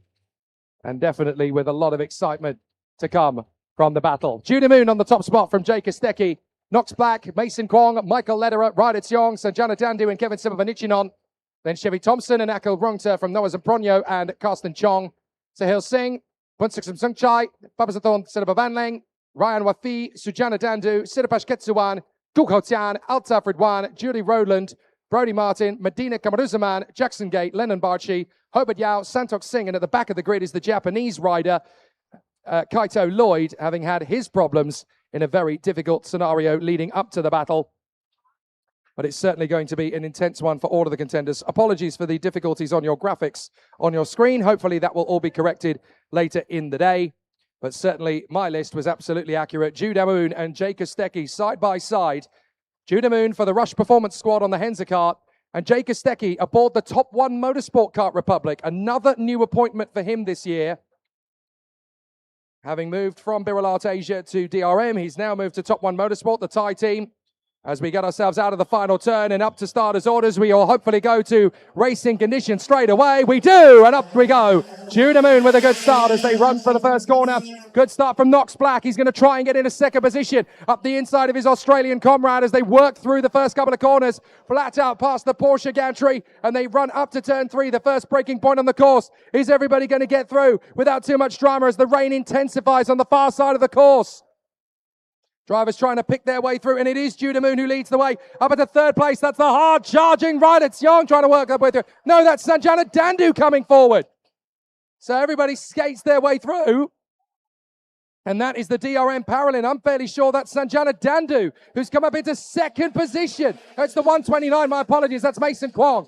Sanjana Dandu is there in the top 6, working her way forward. As round the outside comes Judah Moon to try and take on Knox Black, but Black is there into third position as Jay Kostecki leads the way from Mason Kwong. Third place, it is Knox Black. And in fourth position, Judah Moon, still doing a good job on his debut in INFINITY IAME Series Asia. But the Junior X30 race is really getting proper floodplains now, as the drivers are finding it very wet indeed out there on the circuit. And it's only getting wetter. They drop down the hill. A lot more grip to be found in the wet conditions on wet tyres than the seniors had on slicks. Careful, guys. Make it round the first lap without incident, please. They've done so. And the battle is really raging as they go through the first corner. Mason Kwong already under pressure from Knox Black on the Birilla, who's going to try and skate out. Again in a second position. Lovely dive on the inside. Judah Moon is going to try and go with him, but he doesn't quite get the opportunity. He has to slim back the attack and finds himself in fourth place now. The race battles continue here. It looks as though the distance may have been reduced on the gantry down to 10 laps rather than the original 12. So we'll double check on that, but we'll keep an eye on it. Jay Kostecki definitely having a very solid run as Judah Moon has a think about the move on the inside of Mason Kwong. And there's a big battle as wide goes one of the Hensers. I think that's Ryder Tsiong. Ryder Tsiong going sideways there. Big mistake for the Australian, as that's one of the fireballs creeping his way out. That's Michael Lederer. Michael Lederer suddenly in P4. Great to see him right up there on his return to Junior X30. He's got back in at fireball, and he's third. He's up to third position. Michael Lederer charging here in third position. What a return to the Junior X30 squad from Michael Lederer, who really is pushing his way forward. Big slide up the inside as the battle for fourth position continues. Mason Kwong is down the order, and here comes Sanjana Dandu. Sanjana Dandu trying to take on Mason Kwong for fourth position, but Michael Lederer is pulling clear. They clearly set the kart up for wet conditions. Now it's been updated to 12 laps of racing rather than 10 on the gantry, so that makes more sense. 10 laps to go, 2 completed. And here comes Sanjana Dandu, making the move on the inside of Mason Kwong. Oh, Mason holds on to it. Very big battles here in the front end of Junior X30. So Kostecki leads. Black is second. Lederer is third. Very strong battle so far, but the Austrian is doing a grand job here, running in third place and trying to charge after Knox Black. Great race thus far from Lederer. Fourth position from Kwong, then Dandu, Sapronyo, Jong, Thompson, then the 171 of Sutton Sungchai, and Judah Moon is sadly down to P10, struggling in these conditions.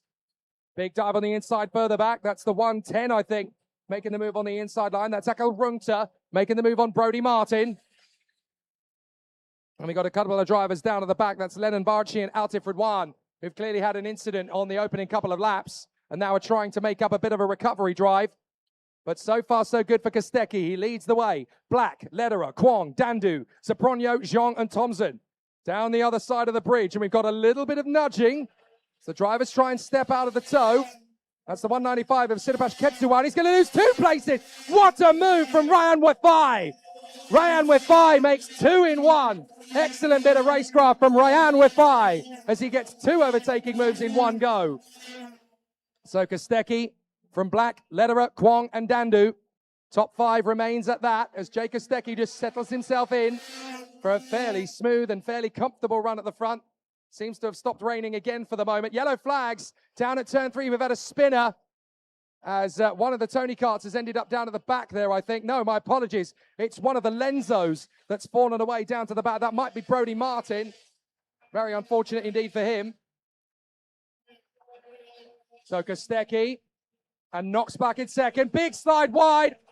That is not an easy-going moment there for the 117. Big issue there for Ryder Tsiong as he goes out wide and loses a couple of places. But it is really tricky, the conditions here. There'll be pools of water in various different parts of the circuit, and it will change every lap, depending on how many karts have gone through a particular inside line.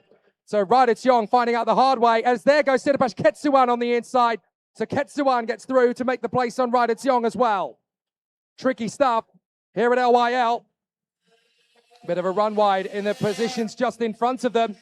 That is Karsten Chong having a big battle. That's around the outside. That's going to be harsh from Sahil Singh. Oh, lovely from Singh. He found a bit of a gap around the outside. Had a little bit of grip there as well. And Sahil Singh, cacophonies around the outside of Karsten Chong. Lovely job to move up the position. As Michael Lederer is now sniffing at the brakes of the second place man, Knox Black. Michael Lederer is having an amazing drive here. Back in the paddock after a couple of rounds out. And it's great to see Lederer back and very quick indeed in Junior X30 in the red. Big battles, big pushes. A lot of sliding going on here. It's looking a bit more like Colin McRae rally than it is karting at the moment, as the drivers are doing their best to try and hold on to the inside lines.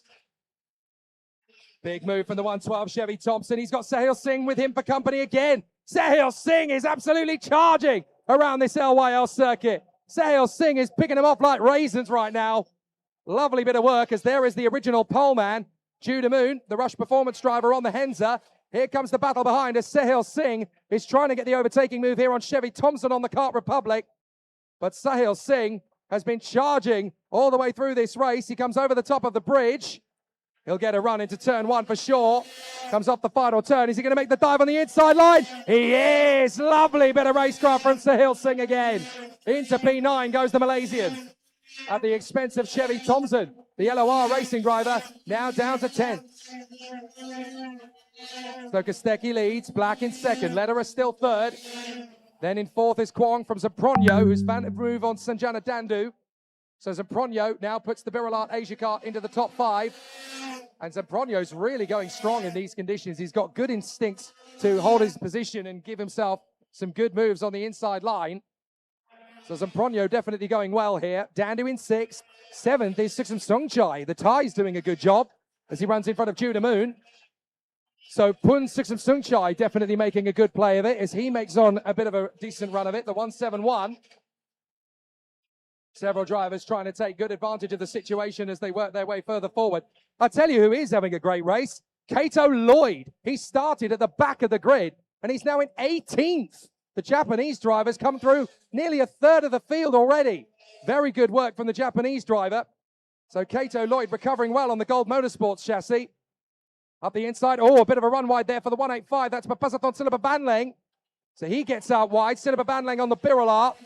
And Akil Runta, the Singaporean, is the one who is taking advantage of it. So Akil Runta on the 29 Arca gets through. Up the inside. Another move made by Kato Lloyd. But he drifts wide on the exit. He's going to hold the foot on the throttle from Juddy Rowland. Kato Lloyd. What a move. Stunning racing from Kato Lloyd. Brilliant run from the Japanese. He certainly found his feet on the outside line there and kept his nerve, held it on the gas, and the back end gripped. Lovely bit of racing. So now Michael Lederer fancies his chances on Knox Black. 6 laps to go. Half done in the first heat as Kostecki continues to lead the way in the wet. But Knox Black is being hunted down by Lederer. And here comes Noah Zapronio. He's going to try and take on Mason Kwong. Here comes Sanjana Dandu with pressure from Punsuksum Sungchai on the top 1 machine. So Punsuksum Sungchai trying to get the move up into P6 past Sanjana Dandu. But Dandu, the Singaporean, going very well on the DRM Paralin. But the top 1 Kart Republic going well too. So they've got to try and balance the issues out there. Sanjana Dandu certainly doing a grand job, holding on to the top 6. But there's a little bit of overcut. Here comes the chance from Pun. No, you don't. Sanjana Dandu shuts down the move. Nice bit of racecraft from the Singaporean. She holds the line. Oh, and here comes Judah Moon. Wow, that's a very cheeky but beautifully executed move. Found the gap on the inside line. I ain't waiting around for nobody. And Judah Moon makes it work. Sahil Singh has got the move as well. So Moon is back in a 7th. Singh is back in a 8th. Both at the expense of Suksum Sungchai. 3 laps to go in this race then. Looks like it has been reduced to 10 laps. Oh, dive on the inside line. Great racecraft from Judah Moon again as he takes on Sanjana Dandu. And Sahil Singh has had a spin. Sahil Singh spins it. That's disastrous for him. He rejoins him just in behind Juddy Rowland. Meanwhile, Sanjana Dandu has been caught by Judah Moon, who's got through into the top 5. So Judah Moon has got back up the order. Now he's going after Noah Zampronio, who is in P5. So Moon is P6, Dandu P7. Now it's Suksum Sungchai in 8th, Thompson is 9th, and Ketsuan in 10th place. Well, Lederer is still doing his very best to try and move his way into second place. He's only got a little bit of time. The race duration has been decreased down to 10 laps from the original 12 because of the wet conditions. But Knoxback is having a great ride in second position in front of Michael Lederer. But as they come out onto the final straight once again, 2 laps to go for Jake Kostecki. He's actually pulling off the racing line because it's the rain has stopped and he's trying to cool the tyres down. So in the middle of the field, there is Sahil Singh. He's trying to gain some ground now, tucked up behind Kevin Subramanian. So a bit of a disappointing moment for Sahil Singh as he's going to try and make up the time he lost in that spin. He's going to try and go right round the outside and then tuck back in for the undercut to get through on the inside of Kevin Subramanian, and he sweeps past him. That'll be frustrating for Sahil Singh. He knows he could have been top 6 material in this one. So he'll be frustrated with the spin. There's a spin in the middle of the gaggle as well. We've had a spin in the top 6. Somebody's lost it. Was that Kwong or was that Sempronio? Someone's lost it up front. Oh, it's Sempronio! Sempronio in trouble. Sempronio in trouble from P5. Noah Sempronio stops out on the circuit with mechanical problems on the Birla Asia machine. Oh, you got to feel for Noah Sempronio. He was having a great drive. Poor Noah Sempronio. Absolute disaster for the Australian. It was going so well out there, and he was looking really comfortable. But now he has to take heed of the fact that it's not his day. So Judah Moon is going to move up into the top 5 here, and Sanjana Danda gets another crack at the top 6. Last lap. Kostecki, Black, Lederer, Kwong, and in 5th is going to be Judah Moon now. So Judah Moon up into P5, and then in P6 is Sanjana Dandu. Side by side further back. This is Kevin Subramanian and Johnny Rowland. Well, that was a close one, but they both behaved very sensibly there. Gave each other enough room. Here comes Johnny Rowland on the Fireball Kart Republic. Can he make the move on the inside of Subramanian? Yes, he can. Lovely bit of racecraft from Johnny Rowland there through turn 2. And Johnny Rowland finds the move. Gets a little bit of traction out of turn 4 as well. That'll do. Thanks, buddy. See you later. And so Johnny Rowland makes up another place. As there's battles further up. Whoa, 2 wheels on the grass. As battling away goes Kato Lloyd to move up into 14th. He's dueling with Sahil Singh. Singh gets him back again. Terrific racing. And now Kato Lloyd is going to try and power slide round the outside of Sahil Singh. Goodness me, that was like rallycross. And somehow they both held on. But up over the top of the bridge will come Jake Kostecki. It's been masterclass from the Australian. He leads coming up to the final bend. And it's been absolute perfection from the top 1 Kart Republic star. Across the line will come Jake Kostecki. Checker flag in the air. What a debut for top 1. Jake Kostecki gets the victory in the opening heat. Knoxback is second. Michael Lederer. What a drive to P3. Amazing from the Austrian. And up to 4th position comes Mason Kwong in front of Judah Moon and Sanjana Dandu. Well, Punsuk Samsungchai just managed to get to the line first, in fact. So 6th position for Punsuk Samsungchai from Sanjana Dandu, Chevy Thompson, Siddharth Ketsawan, and Akhil Rungta. What an amazing race it was. A fantastic duel in Junior X30 all the way. And a sensational debut drive for top 1 for Jake Kostecki. Certainly not his first race weekend in INFINITY IAME Series Asia, but his first weekend on the top 1 Kart Republic. And boy, is that boy flying in the wet. Brilliant stuff from Jake Kostecki. Second place, a great drive from Knox Black. And Michael Lederer, welcome back to the big show, buddy. An amazing drive on the Fireball. And in the wet conditions, he really showed us his flair. Amazing stuff and a great start to proceedings here in Junior X30 in the wet conditions. It's going to be wet for the cadets as well. So it's certainly going to be a tough one out there for the contenders. And we're going to be in for an exciting duel in the rain. There's no doubt about it. As all of the cadet drivers in both groups are set up for wet conditions, it's going to be pretty tricky out there. But what a start in Junior X30 and what a great race it is going to be as the contenders are ready for a good show in the second heat later. But certainly for us, we got an amazing battle out there on the course. So the contenders are ready for another exciting showcase. Jake Kostecki remembering just in the nick of time not to drive onto the weighbridge, because you're not actually supposed to do that. You're supposed to stop the kart beforehand and then walk out onto the weighbridge.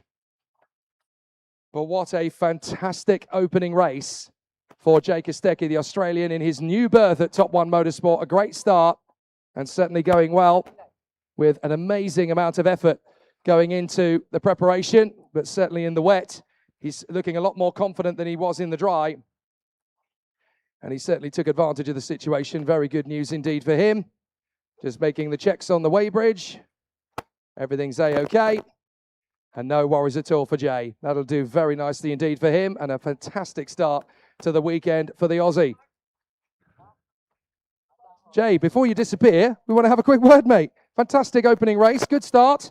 You managed to get into a comfortable position and disappear. Must have been fun driving out there in those conditions. Yeah, it was fun. The team did amazing. Setup was perfect. So going into the second race later, do you want it to stay like this, or are you quite happy if it dries out a bit later on? No, I hope for a bit more rain. So, because then it was half wet. I want it fully wet. Well, a great start, and I guess the guys at Top One are happy about it. Good luck. Well done for the next one. Thank you. Very good start for Jay Kostecki. We're going to see who else we can grab at the end of a tough race win out there. Knox Black coming home in second position. Definitely worth a bit of banter with him after a fantastic race out there for the Australian. Another good run on the Birol Art. Knox, that was pretty good stuff. Second position, very good opening heats. You managed to really bed in nicely in the conditions. Tell us about the race. It was a pretty clean start. I didn't think it would be, but over the race, it was pretty much the same gap to Jay, pretty much the whole race. But I just didn't have the pace to catch him, and yeah, I was able to hold off 105 behind me. Confidence on the Birol Art chassis. It seems to go well in these damper conditions. Yeah, it does. But yeah, we'll see how we go in the other heats. All right, good job, Knox. Well done. Thank you. Very good opening start to his day, second position. I want to quickly see if I can find Michael Lederer before he disappears completely. I saw him a moment ago. Here he is. We'll go out the end five. I'm going to get my man, don't you worry. Michael, you're disappearing, mate. Let's have a quick word. Michael, what a fantastic return to Junior X30. That was a tough one out there, but you went through the field like wildfire. What was all that about? I just tried my best. I just drove. Amazing. I mean, the setup that you and the Fireball team have been working on, you seem to go really well in the wet conditions. Was there something special you guys did, or was it just confidence going in? I think just confidence, and I was trying a lot of things. Amazing. Can we keep that sort of pace up in the dry later, perhaps? Hopefully. Well done, Michael. Always nice to see drivers leaving the championship and then coming back into it and putting on a good showcase. Really, really great drive from the Austrian, storming his way through the field up into the top three. Right, that's the first junior heat out of the way. It's still raining a little bit, but of course it's still very wet out there on the circuit, so the cadets are definitely in for a bit of a splash and dash.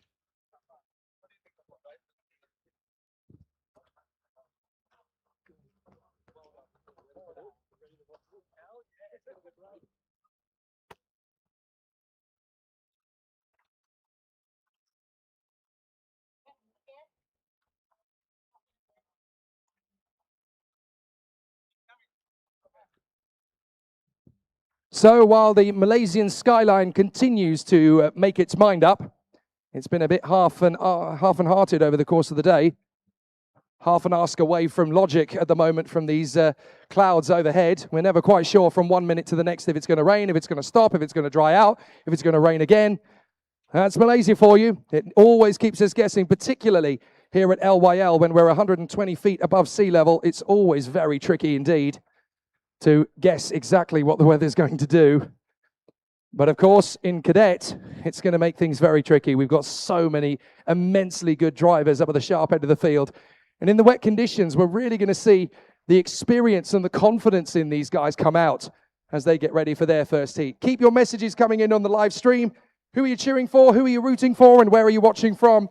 These guys could do with your support, especially in conditions like this.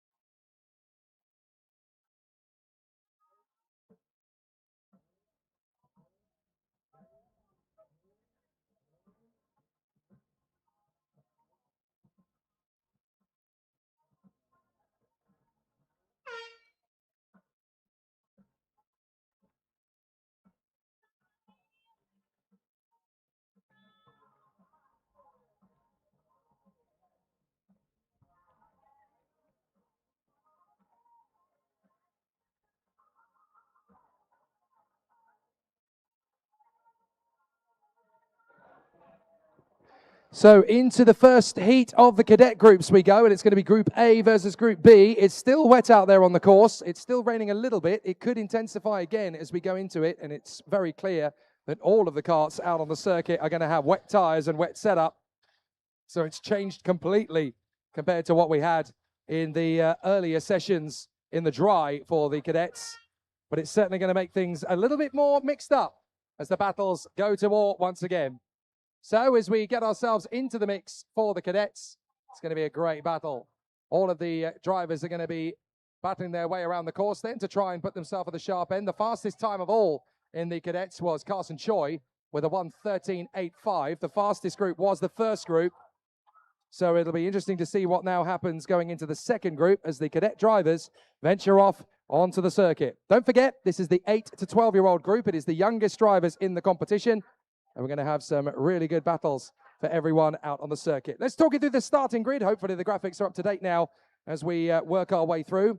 It is, of course, going to be Carson Choi who lines up in pole position for this one after his maiden pole position for the DRM Paralin Motorsport team. All should be good for him as he careers off into the distance in first position. Alongside him on the grid, unfortunately, the starting grid is not correct on the graphic. It should be Carson Choi at the top end of the starting grid. For whatever reason, it's slightly out of position for this one by the look of it. So we'll work our way forward into the right position because Group A and Group B should obviously be led by the fastest driver, and that was Carson Choi. But the cadets getting ready for an exciting battle out on the course. And they will be led by the Paralin number 26, I do believe, up at the sharp end of the field. So the drivers will work their way through. And it's certainly going to be an exciting one for the newbie at DRM Paralin. Hasn't had much of a chance to go racing up at the sharp end for this particular category. So all of the drivers running in close proximity. And it will certainly be an interesting one. Sadly, the timing screens are not giving us the correct grid positions. That's very unfortunate. Hopefully we'll get on top of that before too long. But certainly, as it runs at the moment, a very intense run for the drivers. Led off by Jaden Aria there, the number 75. So Jaden Aria running at the sharp end of the field, of course, alongside Carson Choi, because he was one of the drivers at the very front end of the grid. I can give you the accurate position on the grid now for the competition.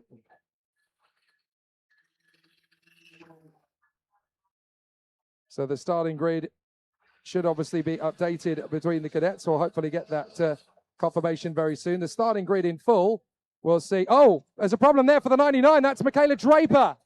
Michaela Draper's kart has stopped out on the circuit before going anywhere. That's such a shame for the LOR Racing Kart Republic driver, as she has pulled off the circuit at the first corner. And that's bitter disappointment for the Australian. I was going to say it's Carson Choi and Jaden Aria on the front row of the grid. Then it's Shababa Salama and Chen Tsuyan from Jensen Hammond and Max Schilling. Then Chan Ho Tsuan and Cruz Priolo. Philippe Fariz and Aaron Akil. Then Austin Lowe and Thutamin Set. Michaela Draper is no longer starting alongside Budawit Rongsepp. And then it's Aito Hosokawa, Mohamed Yusuf Suhaimi. And then it's Ahmad Johan making his debut alongside Liu Hongyu, who's also making his. Zidane Iskander is alongside Joshua Tan. So we've got 20 drivers on the starting lineup for this one. There'll be 18 in the second race. And Max has dropped to the back of the field. I'm not quite sure what's happened to Max Schilling. He's fallen out of position. He's now running around at the back of the grid. They're going to go round again on the request of the race director. So the race director has given it a false start. False start. So apparently, Max Schilling has come into the pits and changed the spark plug. So he's ended up going at the back of the grid. So they've waved the field around again. So Max Schilling has got to basically get himself to the back of the grid again. If he can retain his position by the red line, then he can get back into his original starting position. But he's not the only one in trouble. Obviously, Michaela Draper didn't get started. Joshua Tan's got a problem keeping up with the rest of the field, but he's had a mechanical issue all day long. I'm not entirely sure what the issue is there, because he's certainly never as slow as that. And the other one, of course, in trouble is Max Schilling, who's got to try and get back into his original grid position. If he can get there before the red line, then he can take his original sixth position, I should say, on the starting grid. But it is a bit of a mission now for Max Schilling, because, of course, in the wet conditions, You've got to catch up to the field, but you've also got to make sure you don't push it so that you fly off the field. Fortunately, the grid is trying to form up at the S's, so there might just be time for Max Schilling to get himself back into position in his original grid position by the time they get over the bridge. By the time they've come off the bridge and through the left-hand hairpin, that's where the red line is. So it really is touch and go for Max Schilling. He may have to start this race from the back of the grid, I think. He's just going to miss out the chance. So this is a big drama in the cadet race before we even start it. Under the bridge comes Max Schilling, up the hill, and he is going to miss it, I think, just. That's such an unfortunate moment for Max Schilling. Fortunately, though, he'll be fired up, and his tyres will be warmer than anybody else's, so he'll have a chance to charge his way back into contention.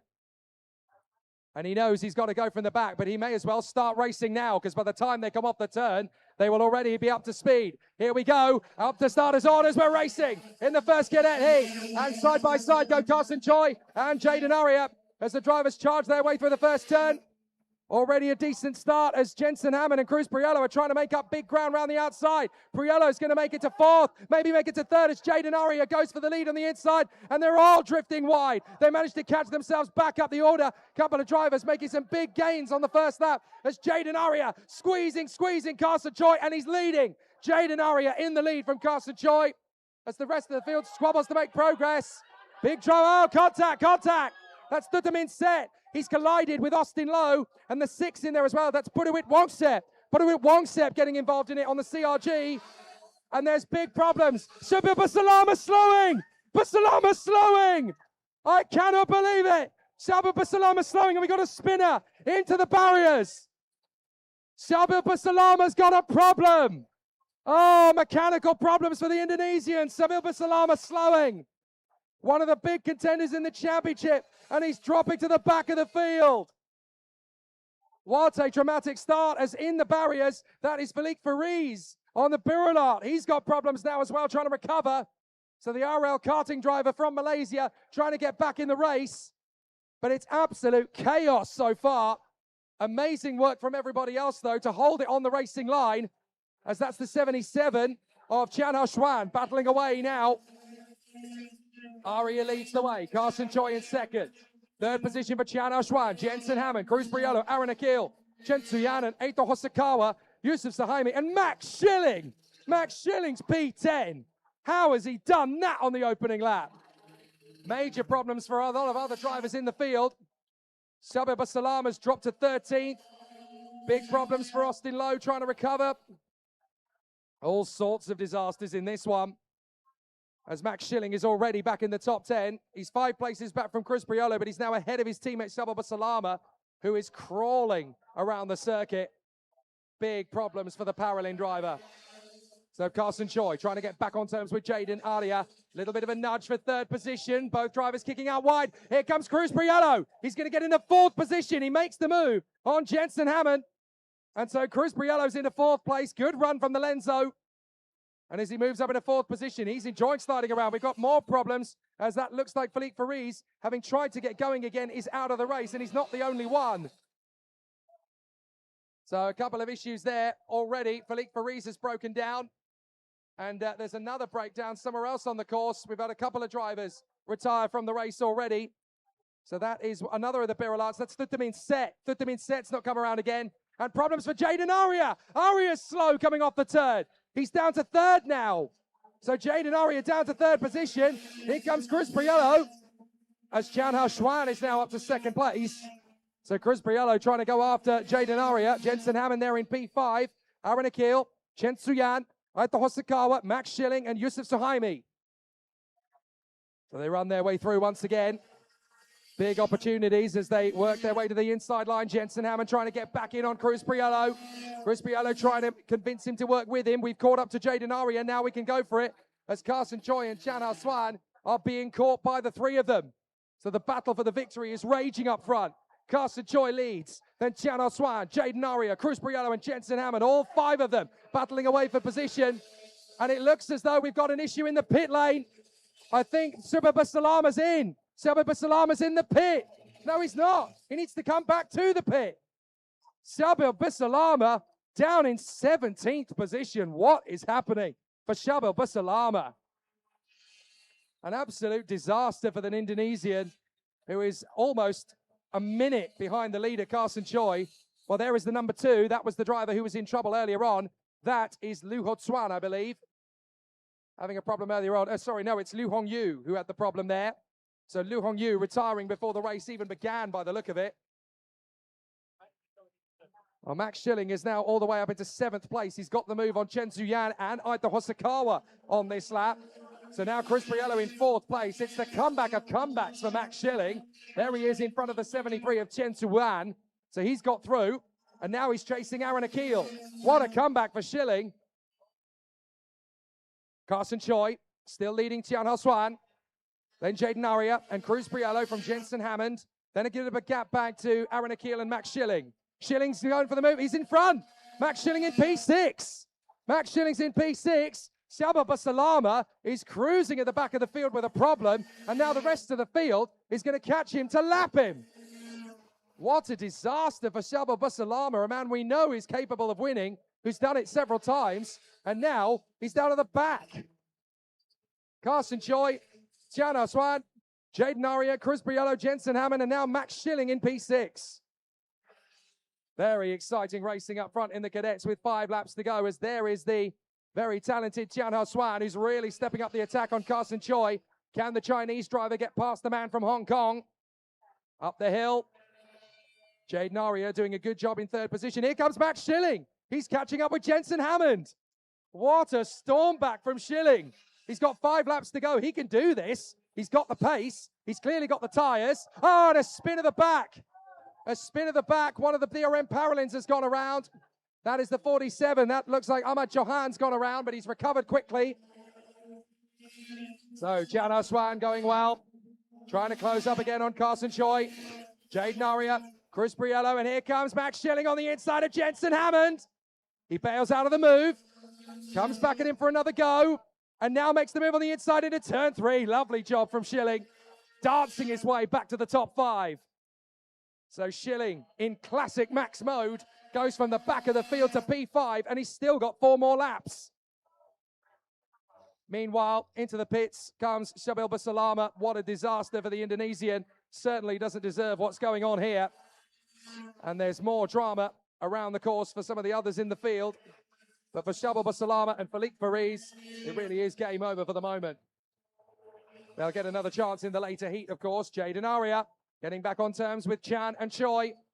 Choi is your leader, Chan in 2nd, Aria 3rd, there's Chris Briello, and look who's behind him. It's Max Schilling, he's on the warpath again. So Chris Briello, the Australian, going great guns here on the JDP Lenzo. He's having a very smooth race, is Chris Briello, not making any mistakes, not overdriving, looking after the tyres, keeping himself in the hunt. And if these 3 start kicking off in the last 3 laps, Chris Briello is right there to take advantage. Here comes Tian Ho Swan. Jaden Aria looking for the move on the inside. That'll do nicely. 2nd place. Jaden Aria steals it. Lovely move. So Jaden Aria ducks down in the seat, having got into 2nd place. And Chris Briello P4, Schilling P5 in front of Hammond, Akil, Chen. No, it's Hosokawa. Aito Hosokawa's got back into 8th place in front of Chen Tzu-yan. And in 10th position, there's a great Malaysian battle. Is up the inside. Jaden Aria goes for the move on Carson Choi, and it works. He leads, and Tian Ho Swan goes into 2nd. Jaden Aria retakes the lead. Fabulous run from the Indonesian. So Jaden Aria for the Rehoboth JMX Phantom crew hits the front. Good racecraft from Jaden Aria. He's been timing this all the way through these last couple of laps. Build up the stamina, warm up the tyres, figure out what the driver around you is doing, and take advantage. So Aria leads. Choi is now down to 3rd behind Tian Ho Swan on the pink racing car. But 4th and 5th are Briello and Schilling. They're going to take their battle for the title on track. So Schilling has done a great job to move up into P5, but he's got to take his time. He doesn't want to rush this. They've got a battle going on in front. There'll be plenty of opportunities to move forward. It's a great battle going on for 10th place between the 2 Malaysians. Zidane Yusuf and Yusuf Suhaimi having a great little battle out there. Tough racing out there for everybody. Certainly problems for Shabil Basalama, Falik Fariz, Michaela Draper, and Lu Hongyu. All difficulties for their first heat. But they'll get another chance later, of course, as Aria tries to extend the gap over Tian Ho Swan. 2 laps to go, and the Chinese driver's doing his best to pull away. This could be a tough one, as Cruz Priello has been caught by Max Schilling. Schilling's right on him as they come up through turn 2. There could be a change of position. Schilling sliding, Priello is too. And Schilling's being patient. Good racing from both of them. Now I get them over the inside. Schilling in a P4. Priello's going to come back at him on the exit, and he gets him back again as Schilling rides the curb. Schilling back to the inside. Job is done. Great racing between the two. Both Schilling and Priello giving absolutely nothing up. Both driving immaculately, and a clean battle, and it ends in Schilling's favour for the moment. Great racing between the title contenders, and Schilling is in front in 4th place with a lap and a half to try and move up into the top 3. Aria, Chan, Choi, Schilling, Priello, and Jensen Hammond in front of Hosokawa, Akil, Chen, and then that immense battle for 10th between the 2 Malaysians, Yusuf and Sahami. So Austin Lowe 12th. Thutamin Set has recovered after his shenanigans, and Purawit Wadchep is there as well. Ahmed Johan and Joshua Tan are cruising around. Sabah Basalama has rejoined, I do believe, albeit now 2 laps adrift. Sadly, retirements, of course, for Liu Hongyu, Felix Fariz, and Michaela Draper, but they'll get their opportunity to go for another great battle later on, as here comes Jaden Aria. Down the hill and along the main straight in pursuit is Chan Ho Swan. Last lap begins, and Carson Choi is third from Schilling, Priello, Hammond, and Hosokawa. Well, what a drive this has been from Jaden Aria. Got the lead, lost the position, dropped back to 3rd, didn't panic, looked after the tyres, built himself back an opportunity. And Jaden Aria, with a very smooth race here indeed, is going to come through for the first win of the day, and in very strong fashion too. Chan Ho Swan has been going very well behind him. A very good run from the Chinese racer. And with Carson Choi looking in that kind of confidence mode, it's very strong indeed. But the battle for the title race between Schilling and Priello, having a very good battle out there. Schilling's doing his best to try and get up into 3rd position before the end. If he gets a chance to do it, he'll take it. But he is running out of opportunities. I think it could be this top 5, provided there are no mistakes from any of the drivers in the field. But a very great drive indeed from the Indonesian Jaden Aria. He can be so proud of himself in this one. A lot of drivers will fall off the front row, having got to the lead and dropped back. They'll lose their confidence. They'll lose their motivation. But Jaden did not. He dug deep. He found his resolve. He looked after the tyres, and he's got himself a very smooth race out of it. Comes off the turn, looks over his shoulder. Chan Ho Swan is half a second back. That'll do nicely. Final turn, Jaden Aria. Beautiful race drive from Jaden Aria. He takes the checkered flag, and he opens his account for this weekend with a win. Chan Ho Swan second from Carson Choi, Max Schilling, and Cruz Priello. Great racing from them all. Jensen Hammond is P6 from Eito Hosokawa, Aaron Akil, Chen Tsuyan. And I wonder who's going to get the 10th place battle in that mega run between the 2 Malaysians. Is it going to be Zidane Iskander, or will it be Austin Lowe? I think it's going to be Austin Lowe who's got them all. Yes, Austin Lowe gets the 10th place. So a very smooth run. A very smooth run indeed. But after some great work, some great battles, Jaden Aria takes a very deserving victory indeed there. Max Schilling storming from the back to get 4th position. That's a really smooth drive from Max Schilling under the circumstances. The panic is over for the moment, and it started raining again. So just before the 2nd cadet group race, we've got more rain out on the circuit. That's definitely going to make things spicy for the 2nd group.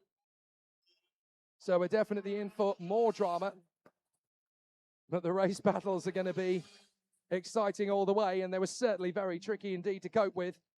But Jaden Aria doing a fantastic job out there, and a really smart race from the Indonesian. He can totally pat himself on the back for that kind of performance. Really nicely done.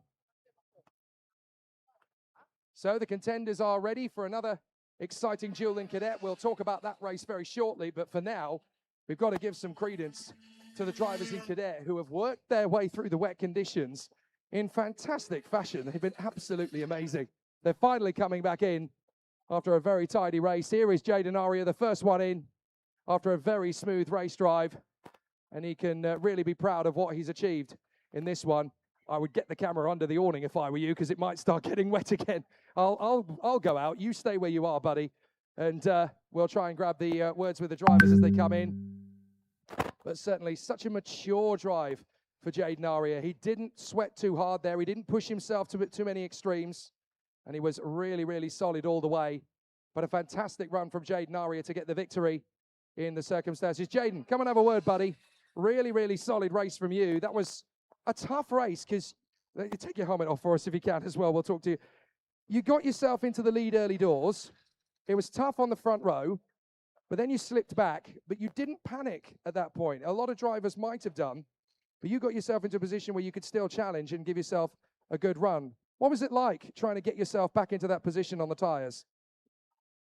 It was very pressuring and really hard. You were really smart looking after the tyres. Did you find you had to be very patient in the middle of the race and wait for them to come to you? Yeah. So going into the race later on, is the confidence bigger now than it was before? What are you thinking going into the second race? I'm a little more confident for the next race, and I hope I can keep this position. Great job. Great race. Well done, buddy. Thank you. Jaden Aria, victorious in the first encounter. Very smartly done. Let's see who else we can grab a word with. They've come back after a tough race of it. I want to see if I can find Carson Choi. Where's Carson Choi? He seems to have wandered off and disappeared already. I know that Chan Swan ends up, I'm not sure he'll talk to us because he hasn't got a lot of English in his... Oh, there we go. Carson, that was a bit of fun out there. Tough from pole position. You move forward, you slip back. You move forward, you slip back. That was a very tough race out there. How'd you feel after that one?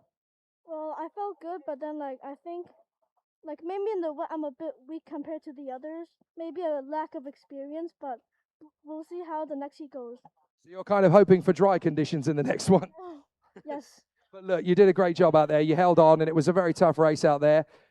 How confident are you now that the very first race is out of the way? Does that give you a little bit more calm now that you've got the pressure off you in the first race? Does it make the second one any easier?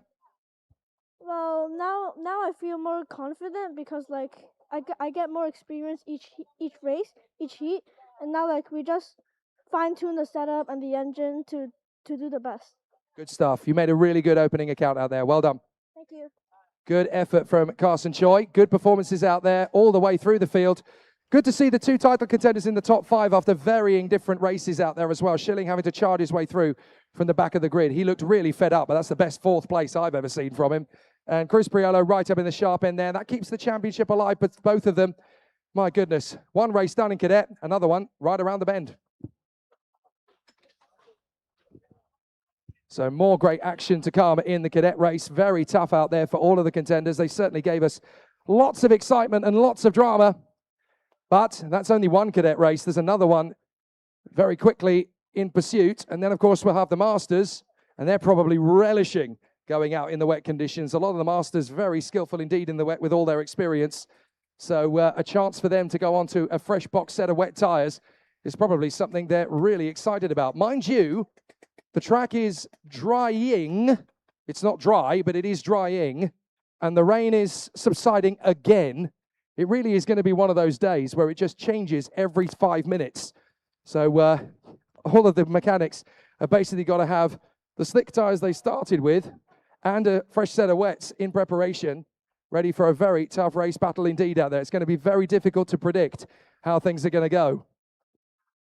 But with the second cadet race in prospect, now it's going to be the next chapter of the battle. We'll see what kind of competition we can get from the drivers as they go back out onto the circuit.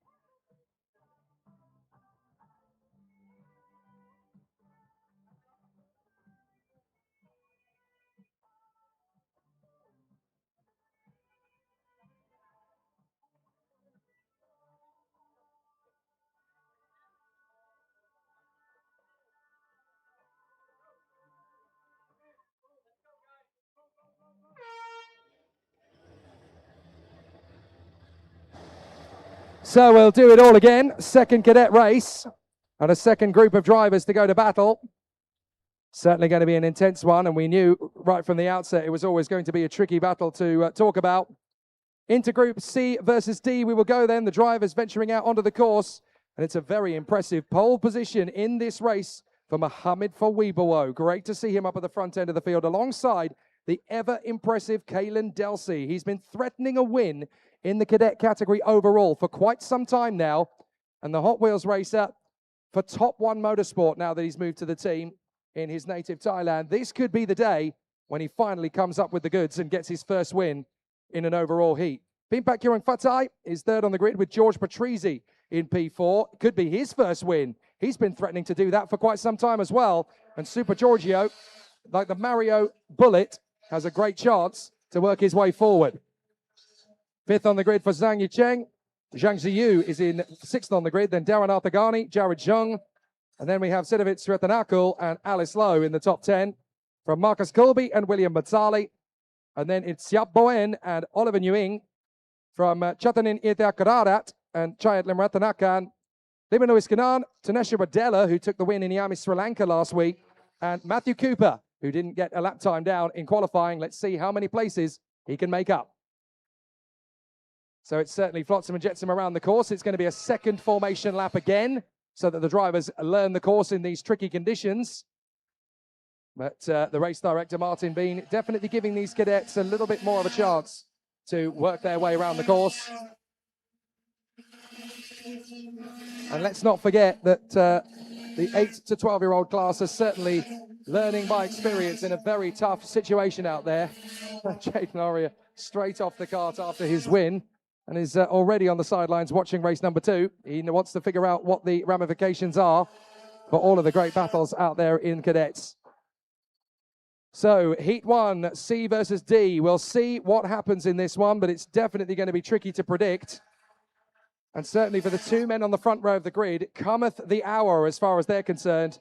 In fact, all of the drivers in the top 4 positions on the grid have not yet taken an outright win in Cadet X30 this season. So there's definitely a chance for a little bit of history in this one. For all 4 drivers in the top 4, this is the moment they've been waiting for all year. So Fawibawo, pole position. Second place for Kalen Delsey. Then Pimpak Fatai, George Patrizi. And then in the number 3, it is Zhang Yicheng. Alongside the number 7, that is Aiden Zhang, the Peak Racing driver. I've got a big tip for him for this one as well. He has a good shot to move his way further forward. But this is definitely going to be a tough race to predict, that's for sure. A couple of drivers towards the back struggling to get back into position, and one of them appears to be George Patrizi. Yet another big problem for a decent runner at the front of a field. So once again, more difficulties there, and it's George Patrizi yet again, just like Max Schilling. He's got to try and get himself back into position, and he's not going to manage it. So he's going to have to start this race from the back of the grid, a la Max Schilling, and try and work his way back to the top 5. Big drama for 2 big names already in the first 2 cadet races. So as they come off the final turn, we're going to go to race conditions. Are we racing? Yes, we are. Off we go. Big start to the inside line. Big charge forward from Kieran Fatai. Down the inside, up on the curbs. Careful.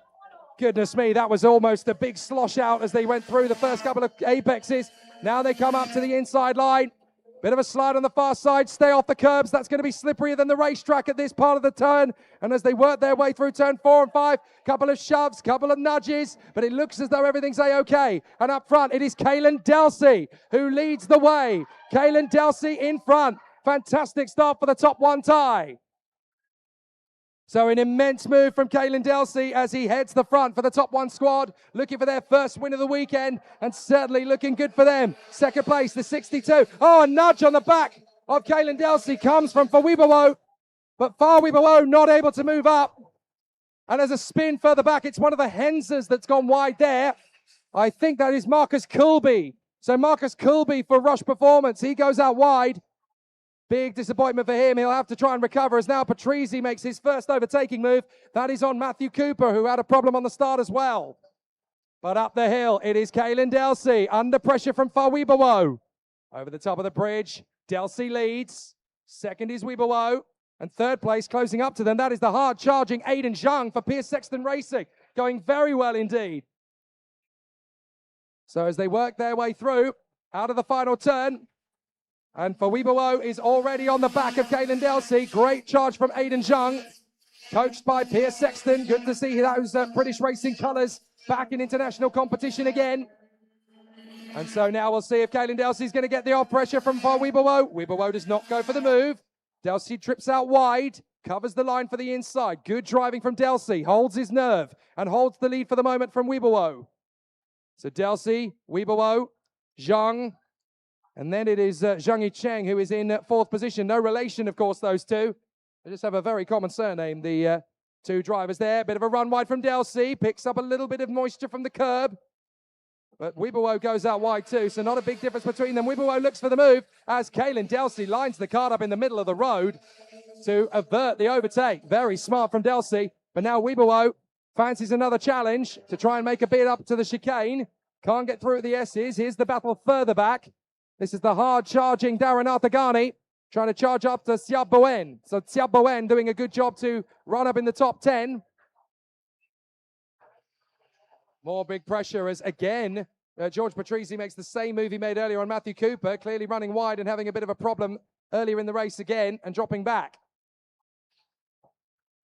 So Delsey still under intense pressure from Fawibawo. Fawibawo looking really good here.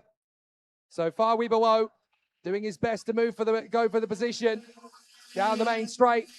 Delsey leads the way. Fawibawo second. Then it is Aiden Zhang ahead of Zhang Yicheng, Xiao Bowen, Darren Arthagani, Oliver Newing, Siddharth Switanakul.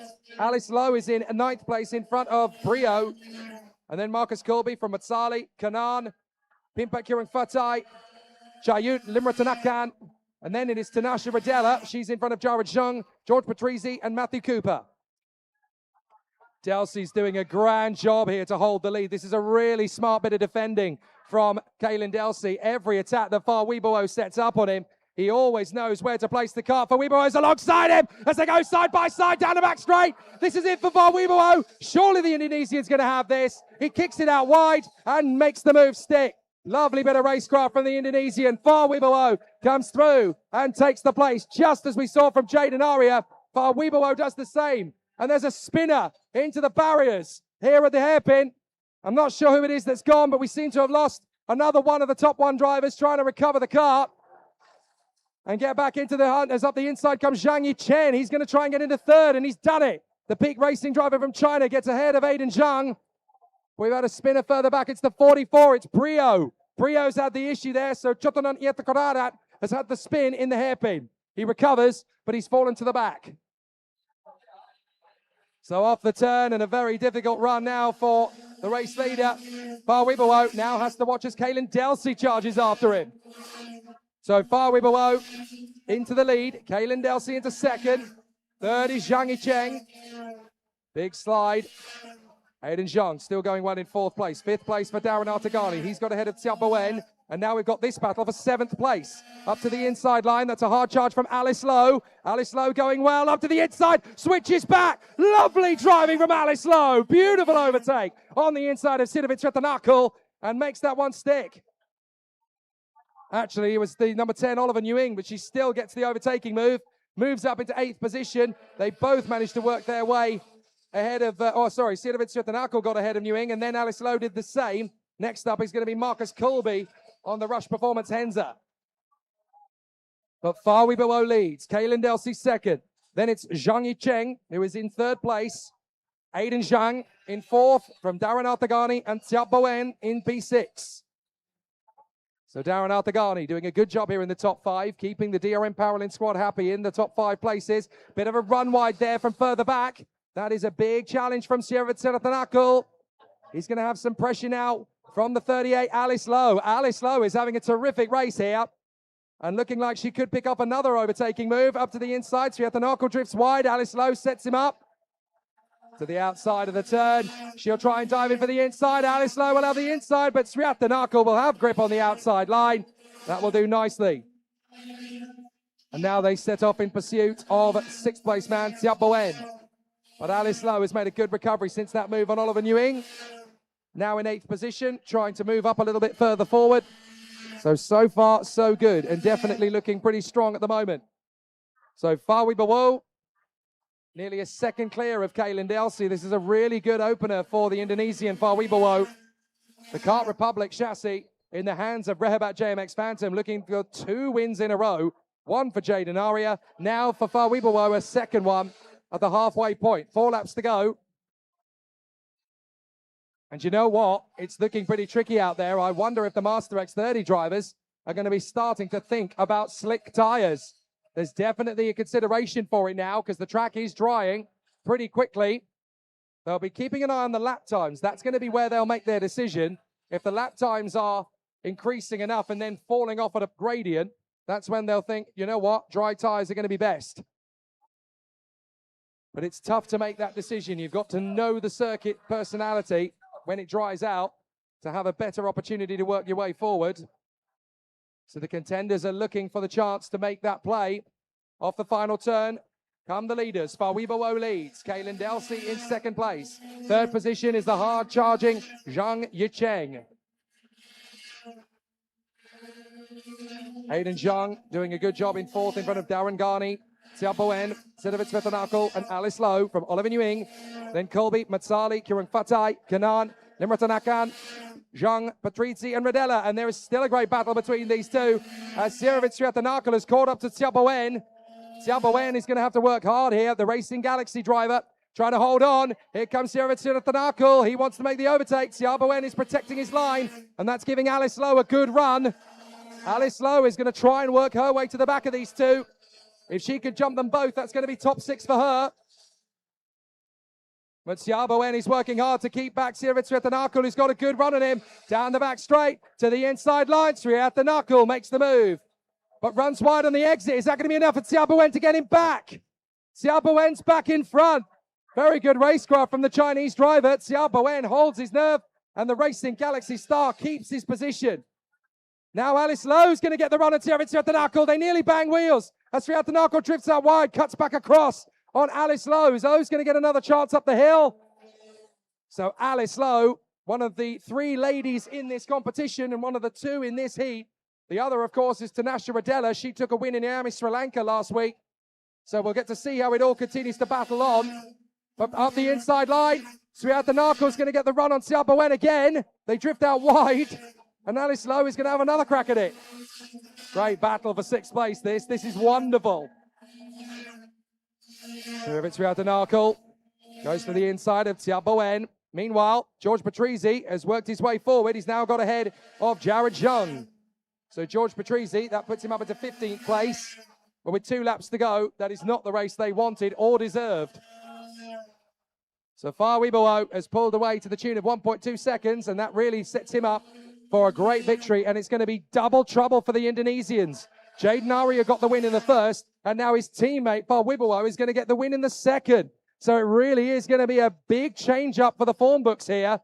Still these 2 battle away. Tia Bowen and Sirovic Svetanakul. Svetanakul to the inside. Watch out, you've got Alice Lowe on your 6. Svetanakul trying to finish the move. Holds the door open so that Tia Bowen can't shut it back again. There's Darren Garney. P5 for DRM Paralympic. Darren Garney looks over his shoulder, and they've gone. It's because they're battling each other. That's why Svetanakul shakes his fist. Alice Lowe puts her hand in the air. What? We're racing. Deal with it. Up to 7th place she goes. Lovely power slide as she holds the position. We've got a spinner at the back of the field. 2 drivers have collided at the tail end of the field. One's got going again. The other is out on the spot. Here at the hairpin, we've got a collision. I think it's Jared Zhang. So it looks like it might be, oh, hang on, that looks like it might be Oliver Newing. Oliver Newing, who was battling away with Alice Lowe a little while ago. Yes, Oliver Newing's fallen down the field. And I think it's Chayot Litharanakan that's dropped back as well. So a couple of spinners there as a result of all of that. But I'm afraid it is now game over for Oliver Newing. That's a real shame for the Australian. Not the race he wanted at all. And he joins a couple of drivers on the sidelines. The other one who spun was Tanasha Radella, but she has got going again and rejoins behind Chotanin Yatakarara. But the sun comes out now, and this is going to be a real headache for the Master X30 drivers. The sun is going to dry the track out very quickly. Is it worth rolling the dice for a couple of the drivers and going for senior X30 on Master X30 on slicks? It might well be. Looking at the lap times at the moment, the last lap time that we had over the sharp end of the field was a 1:28.1. That's considerably quicker than when they started. Oh, and a spin for Patrizi. This has been the race from hell for the Australian. He really deserved so much more than this. But here comes Farwibawo. It's a double victory for Rehoboth JMX Phantom. Jaden Aria won the first. Farwibawo wins the second. Brilliant race from Farwibawo. Brilliant drive. Kalen Delsey is second. His best ever result. Zhang Yucheng is third. His best ever result. And then it's Aiden Zhang from Darren Garney, Sinovich Retanakul, Alice Lowe, Xiaobo En, and then Marcus Colby coming home in front of Pimpak Kiran Fatai. Well, a terrific race battle all the way through there. And certainly for Farwibawo and Kalen Delsey, that was a very tough and very long race, but certainly both of them with a chance to shine. And it was Farwibawo who got the job done for the race win. That's water bottle number 7 today, I think, from Sahil Singh. Thanks, buddy. He always knows when I need a water break. He always knows. I swear he's in my head half the time. So Mohamed Farwibawo then, repeating the feat for Rehoboth JMX Phantom. And that's a double win for the Indonesians. What a great start in the cadet category. We've had a win in Junior X30 now in fantastic fashion after a brilliant race earlier on. And now the cadets, we've had a double win for Indonesia.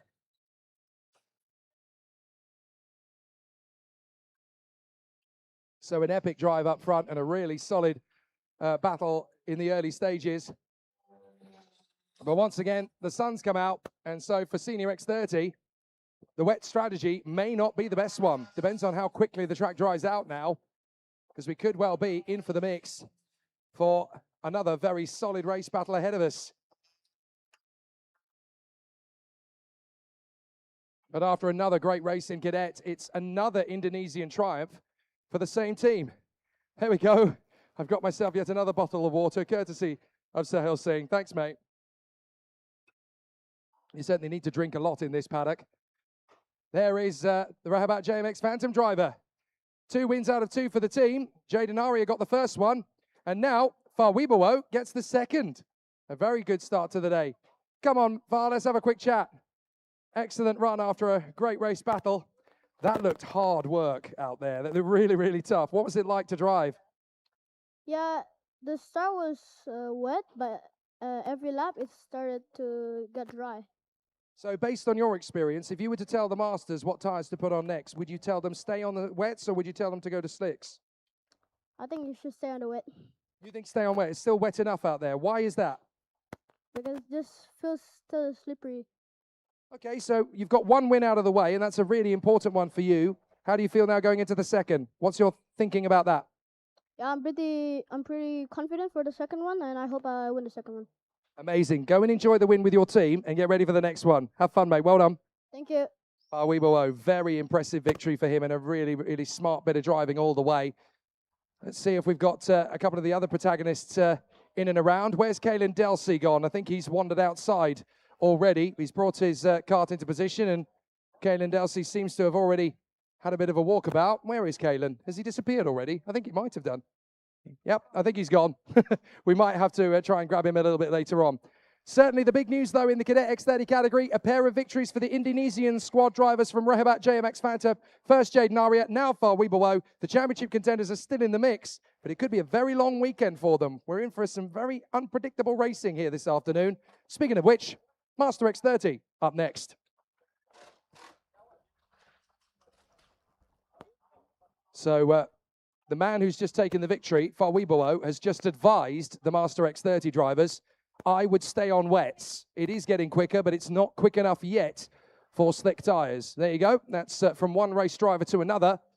I wonder if the Master X30 drivers will have A, heard it, and B, taken it on board. Is it the right decision or is it not the right decision? We'll find out very shortly, I'm sure. But if there is a driver or two who's willing to roll the dice, then there could be a bit of an upset on our hands. That's what the strategists are all going to try and utilize. But of course, they're all on the way path to try and catch up to the man at the top of the tree, who's been the top of the tree for most of the season. Luke Armstrong of the Simon Racing team. He goes from pole position once again in this category. So we'll have to see if it's going to be another dance in the destiny for Luke Armstrong, or whether any of the other contenders in Master X30 can hold a candle to him. In wet conditions, there might be a bit of a roll of the dice for someone, or it could just be down to natural instincts in the wet that really makes the difference. It could be a fascinating charge forward for the likes of Tiru Kumaran, Winter Sakyamchan, and Ian Willick, who are all around him at the start, and that could be a real game changer in these very unpredictable conditions.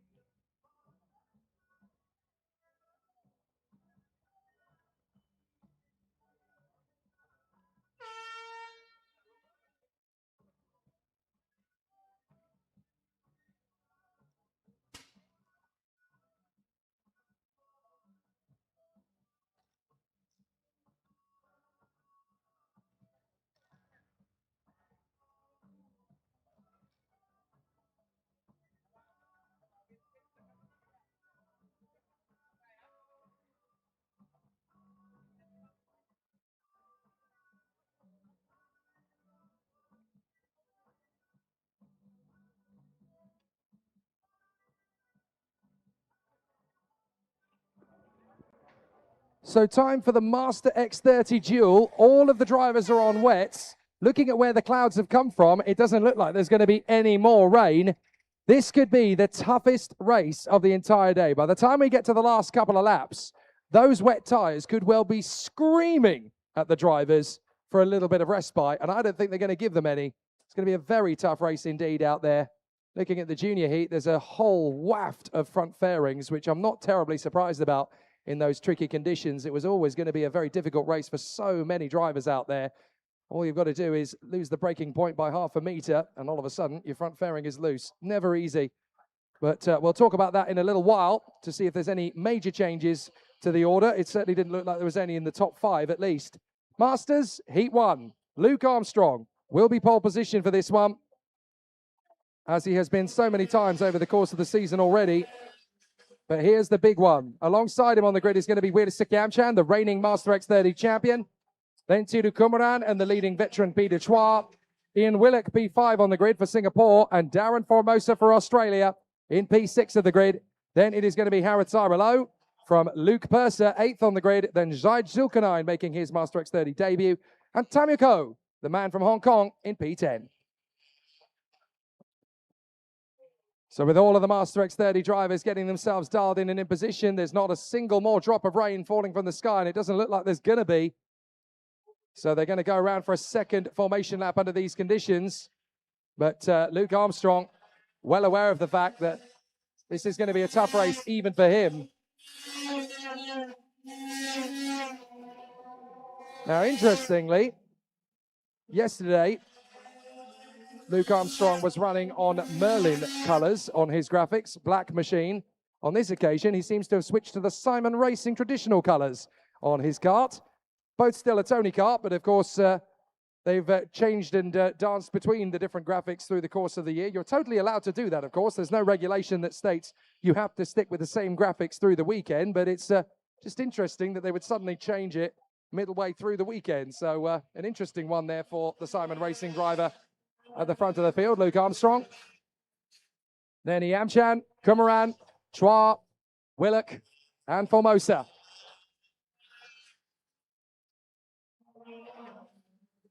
So all of the contenders getting themselves back into their positions. This is going to be one of the toughest races you've ever seen in X30 because the track looks like it's almost bone dry already. And they've got a whole race to go in front of them on these wet tyres. And it looks like they're going to be absolutely begging for grip by the end of this one. But the front row of the grid, Luke Armstrong versus Weerdersik Yamchan on the front row of the starting grid. It will be the Australian based in Singapore versus the Super Thai, Weerdersik Yamchan on the front row of the grid with a great chance to continue the top one bandwagon this weekend. Third position on the grid for Tiru Kumaran. And in fourth place, it will be Peter Chua, with Ian Willock trying to get his place back, but I'm not sure he's going to manage it. He has to start from the back of the grid then. And so the contenders come off the final turn, and we will race for the first time in Master X30. Off we go. And Weerdersik Yamchan with a terrific start. Tries to squeeze. He's through. Weerdersik Yamchan takes the lead from Luke Armstrong round the outside. What a start from the Thai. A brilliant launch from Yamchan. And now Armstrong is having to tiptoe his way through the hairpin to hold on and try and make a pass. Well, Yamchan bouncing back from the disaster of the Macau final when he pirouetted on the start, and he's taken the lead from Armstrong in the first corner.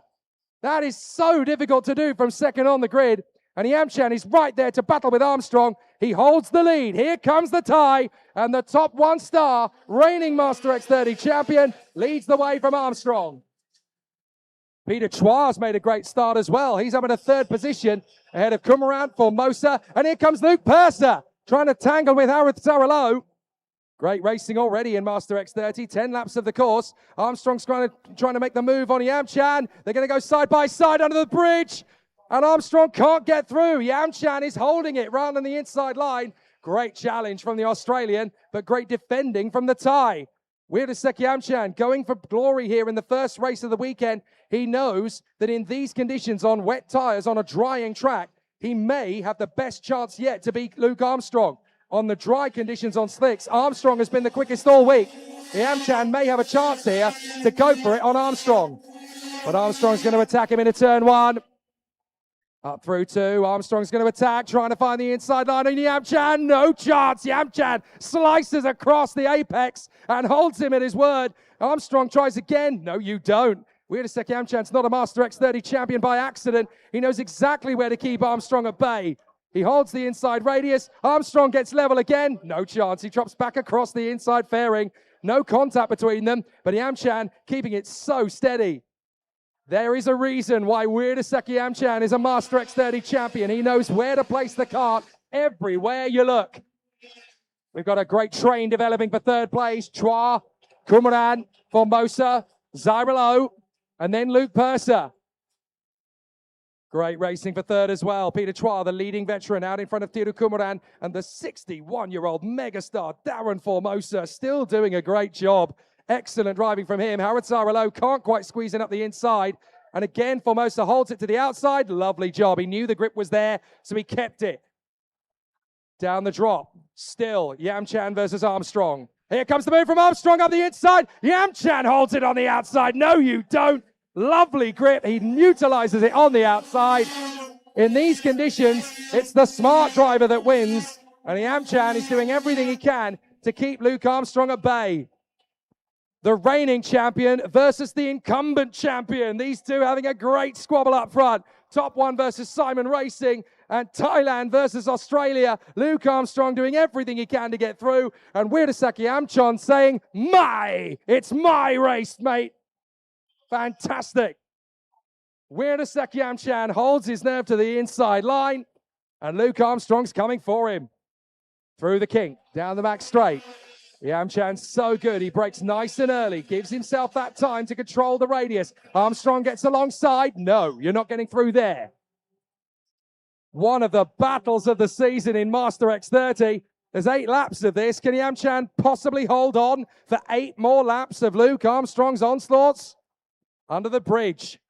And Wiratesaki Yamchan doing a great job to hold on from Armstrong.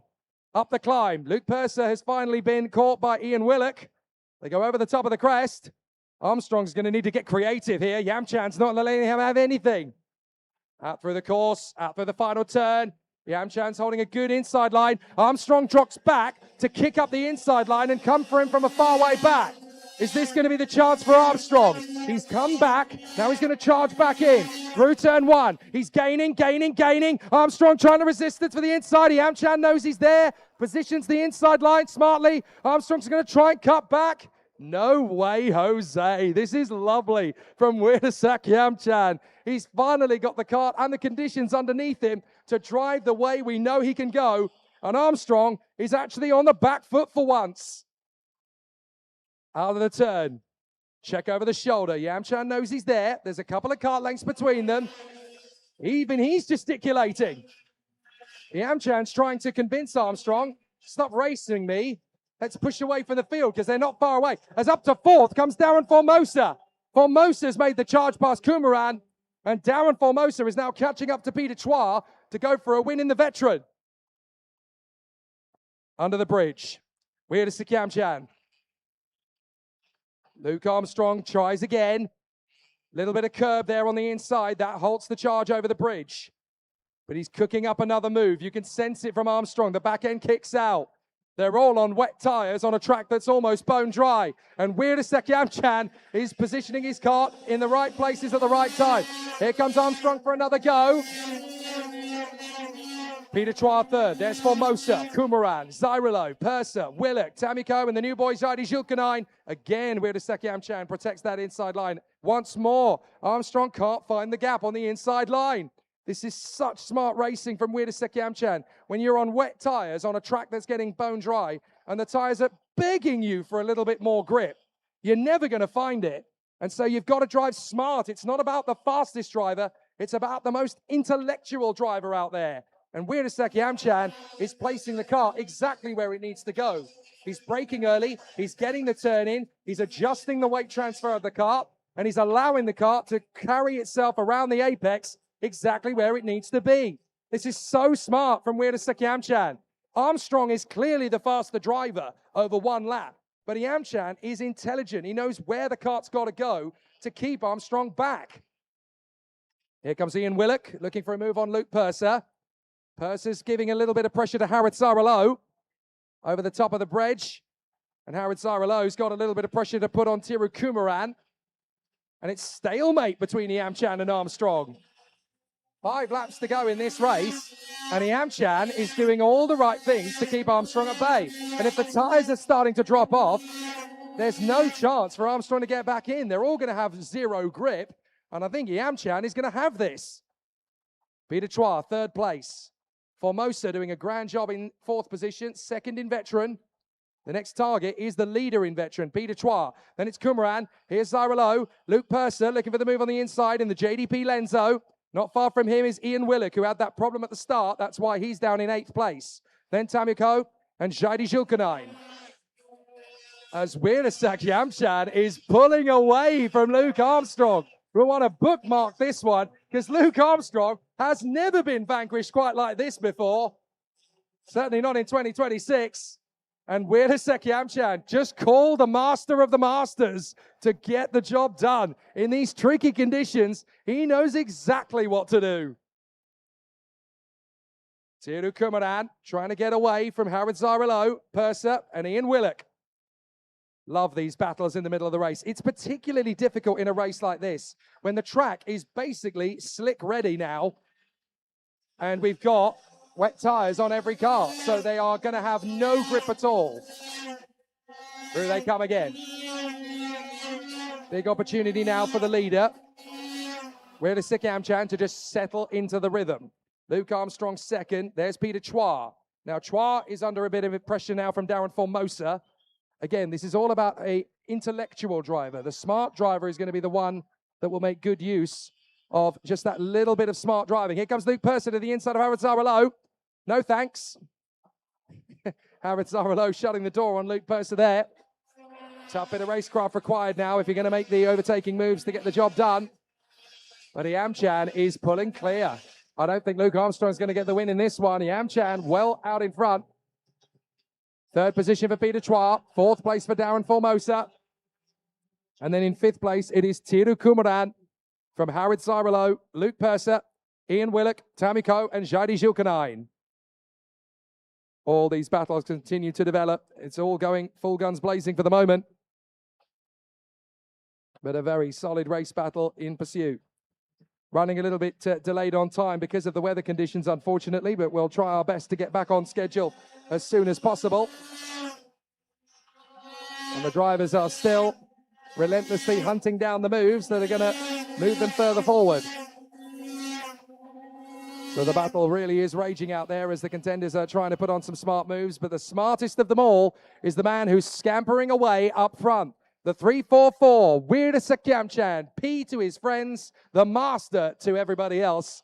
He is the reigning champion, and he's putting on a great show. He's had a tough year in 2026, but it's nice to see him fight at the front and keep his place. So Yamchan really pulling a smart one on the rest of the field here. Second place, Armstrong, Chua, Formosa, Kumaran, Zarilo, Purser. Here comes Luke Purser looking for that move on the inside of Howard Zarilo once again. A fantastic situation as he tries to hold the nerve around the outside. Luke Purser doing a grand job. Ian Willock running wide. Keeps his place on Tamu Coe. That was very tricky. But then every single driver in this race is having a nightmare on slick tyres, on wet tyres, hoping for some grip, but they're not going to find any. So I would not at all be shocked to see the drivers in the Senior X30 race going straight for slick tyres. And indeed, they all have. So now it's all going to come down to who's got the steely nerve all the way to the checkered flag. But it looks like it's going to be the top one original. Wirtasek Yamchan, who has shown everybody how to look after wet tyres on a drying track. 2 laps to go, and he's got 3 seconds on Luke Armstrong. And how about this? Armstrong is being caught by Peter Chua. Chua is actually gaining. I think the tyres have had enough for Luke Armstrong. He may drop back to third. So Peter Chua, the leading veteran, has suddenly found a little bit more speed than Luke Armstrong. Armstrong's in danger of falling to third place here as Wirtasek Yamchan does his best. That tells you just how dry the track is now. Armstrong can't keep up with Yamchan, and he's falling into the clutches of the CRG of Peter Chua. His tyres are well and truly burnt out. So now he's got to try and work his way into a better position. But for Wirtasek Yamchan, this is going to be a fabulous victory in what's been a very difficult year for the top one driver. He's not had it easy at any point this year. And after winning last year's championship, he's really struggled to run at the front consistently. But a drive like this just reminds you what quality, what caliber, what genius of a driver he always was. He goes through turn 1. He's almost 4 seconds clear of Armstrong. Armstrong is really struggling. And Peter Chua fancies a shot at second place now. Armstrong won't be panicking because as soon as we get back onto slick tyres, I'm sure that normal service could be resumed very quickly. But for the moment, at least, this is going to be a very satisfying victory for Wirtasek Yamchan of Thailand. He comes through on the final lap, and the man who won last year's Master X30 Championship is going to just give everybody a quick reminder. Okay, we may get a new Master X30 champion, but let's not forget who was champion last year. Let's not forget who was king, who was top of the tree in 2025. It was me. And now Luke Armstrong really suffering. There's big grip problems as Luke Purser is going to lose ground to Ian Willock and maybe to Tamiko as well. Last couple of corners are going to be really difficult on these wet tyres on basically bone-dry conditions. But Weirdesak Yamchan has made it look absolute child's play. Out of the final turn comes the tie. Last year's King of Master is the king again for now. Weirdesak Yamchan dominates the first Masters heat. Second place for Luke Armstrong, who just manages to hold on from Peter Chua, who gets the veteran win from Darren Formosa and Tinu Kumaran. Harid Cyrilo in P6. A very tidy victory for him in his little battle with Ian Willock and Luke Purser, Tammy Coe and Jaidi Julkanine. But it's Weirdesak Yamchan who gets the job done.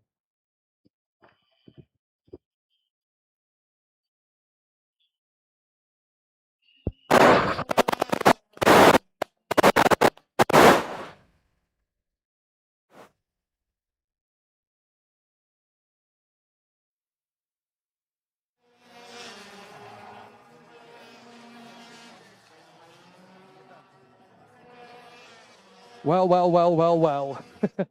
Weirdesak Yamchan. Yet another opportunity for him to demonstrate his skill and his supreme intelligence. It is almost impossible to find decent grip on wet tyres on a bone-dry circuit. And yet, the Master demonstrates that it can be done. And it's another great drive from P. Weirdesak Yamchan, his best drive of 2026 for definite. And on a track that is practically bone dry, he's going to have a much easier time of it in terms of grip in the second heat. But I think Luke Armstrong is going to be a tough man to beat on a dry track later. So he really should enjoy this while he's got the moment to. Excellent stuff from last year's Master X30 champion, Weirdesak Yamchan of Thailand. Fabulous drive. And a great race. We'll get him to have a word with us. It will be in Thai, I should point out, because he doesn't speak any English. So we'll have a chat with him in his native tongue. Well, what a fantastic drive. Sawadee ka, Weirdesak. Let's have a word, man. Come and tell us in Thai. You can tell us in Thai. Talk us through the race. How was it? Enjoy มากครับ It was so smooth. On the wet tyres, on a dry track. How did you find the grip? You can tell us in Thai. Good Kabudka. I know English isn't very strong for you. Luke Armstrong's just gone straight past me. They're obviously trying to figure out what will happen in the next one. So he's already focusing on the next objective. We'll see if we can grab a quick word with Peter Chua, who's had a very solid race of his own there as well. Let's get a quick word with the man from Singapore. He gets the veteran win as well. Peter. Good drive out there, buddy. That was not easy. Very solid racing out there on wet tyres on a dry track. How on earth did you find the grip? A lot of grips that you just push.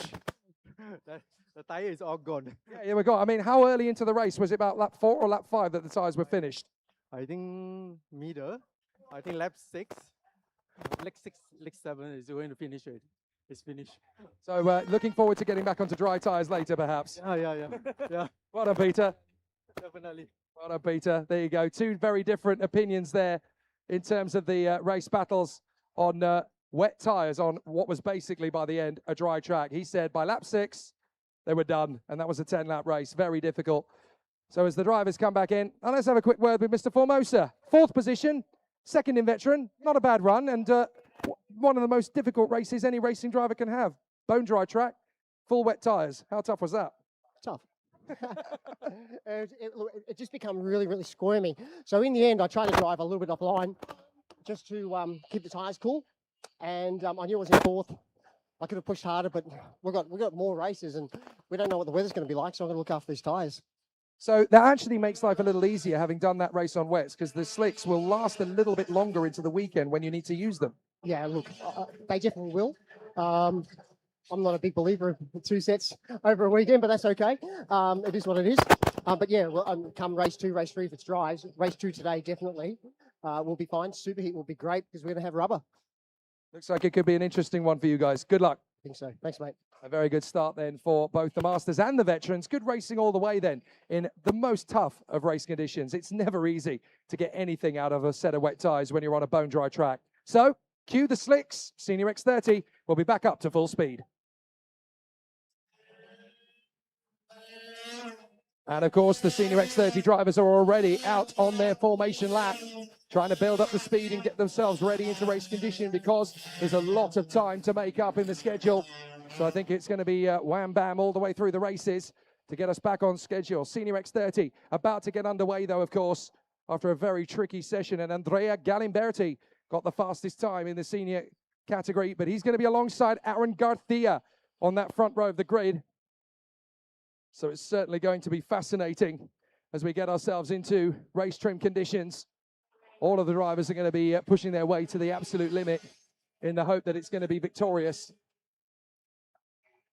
But certainly when you're Andrea Galimberti, the youngest driver in Senior X30, and you've got an IWF winner, Aaron Garcia, alongside you on the starting grid, it is never going to be easy to figure out the balancing act.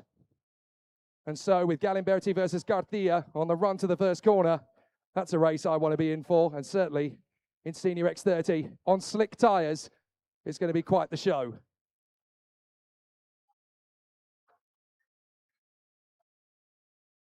So up over the top of the crest then, the drivers come through to start a slick race. And that's exactly what they all wanted. So Heat A versus B. Andrea Galimberti and Aaron Garcia from Mikele Masurier and Jonas Tan. Then it will be Zaria Vreikal and Borpong Yamchan from Travis Teo and Freeman Oy. Paco Sarmiento, Kai Burke, Aiden Lim and Ashton Yong from Li Wei, Sera Kojima, Sir Anuras, Conrad Garrow, Aiden Forbes, Armin Shahu, Melvin Shane, Baruch Makong, and then Michael Henderson and Ethan Singer making up the grid. Back up to race conditions, lights go out. And we're on the starter's orders, and it's a great start from Lemasurier. He's going to squeeze past Garcia into the first turn. So an absolute cracker from Lemasurier. And already a big squabble up to the inside. It looks like we could get a bit of a twitch from the 205. Diving up to the inside, Zadia Vreikal fancies his chances of moving forward as there's already a little bit of a conflagration in the middle of the Senior X30 field.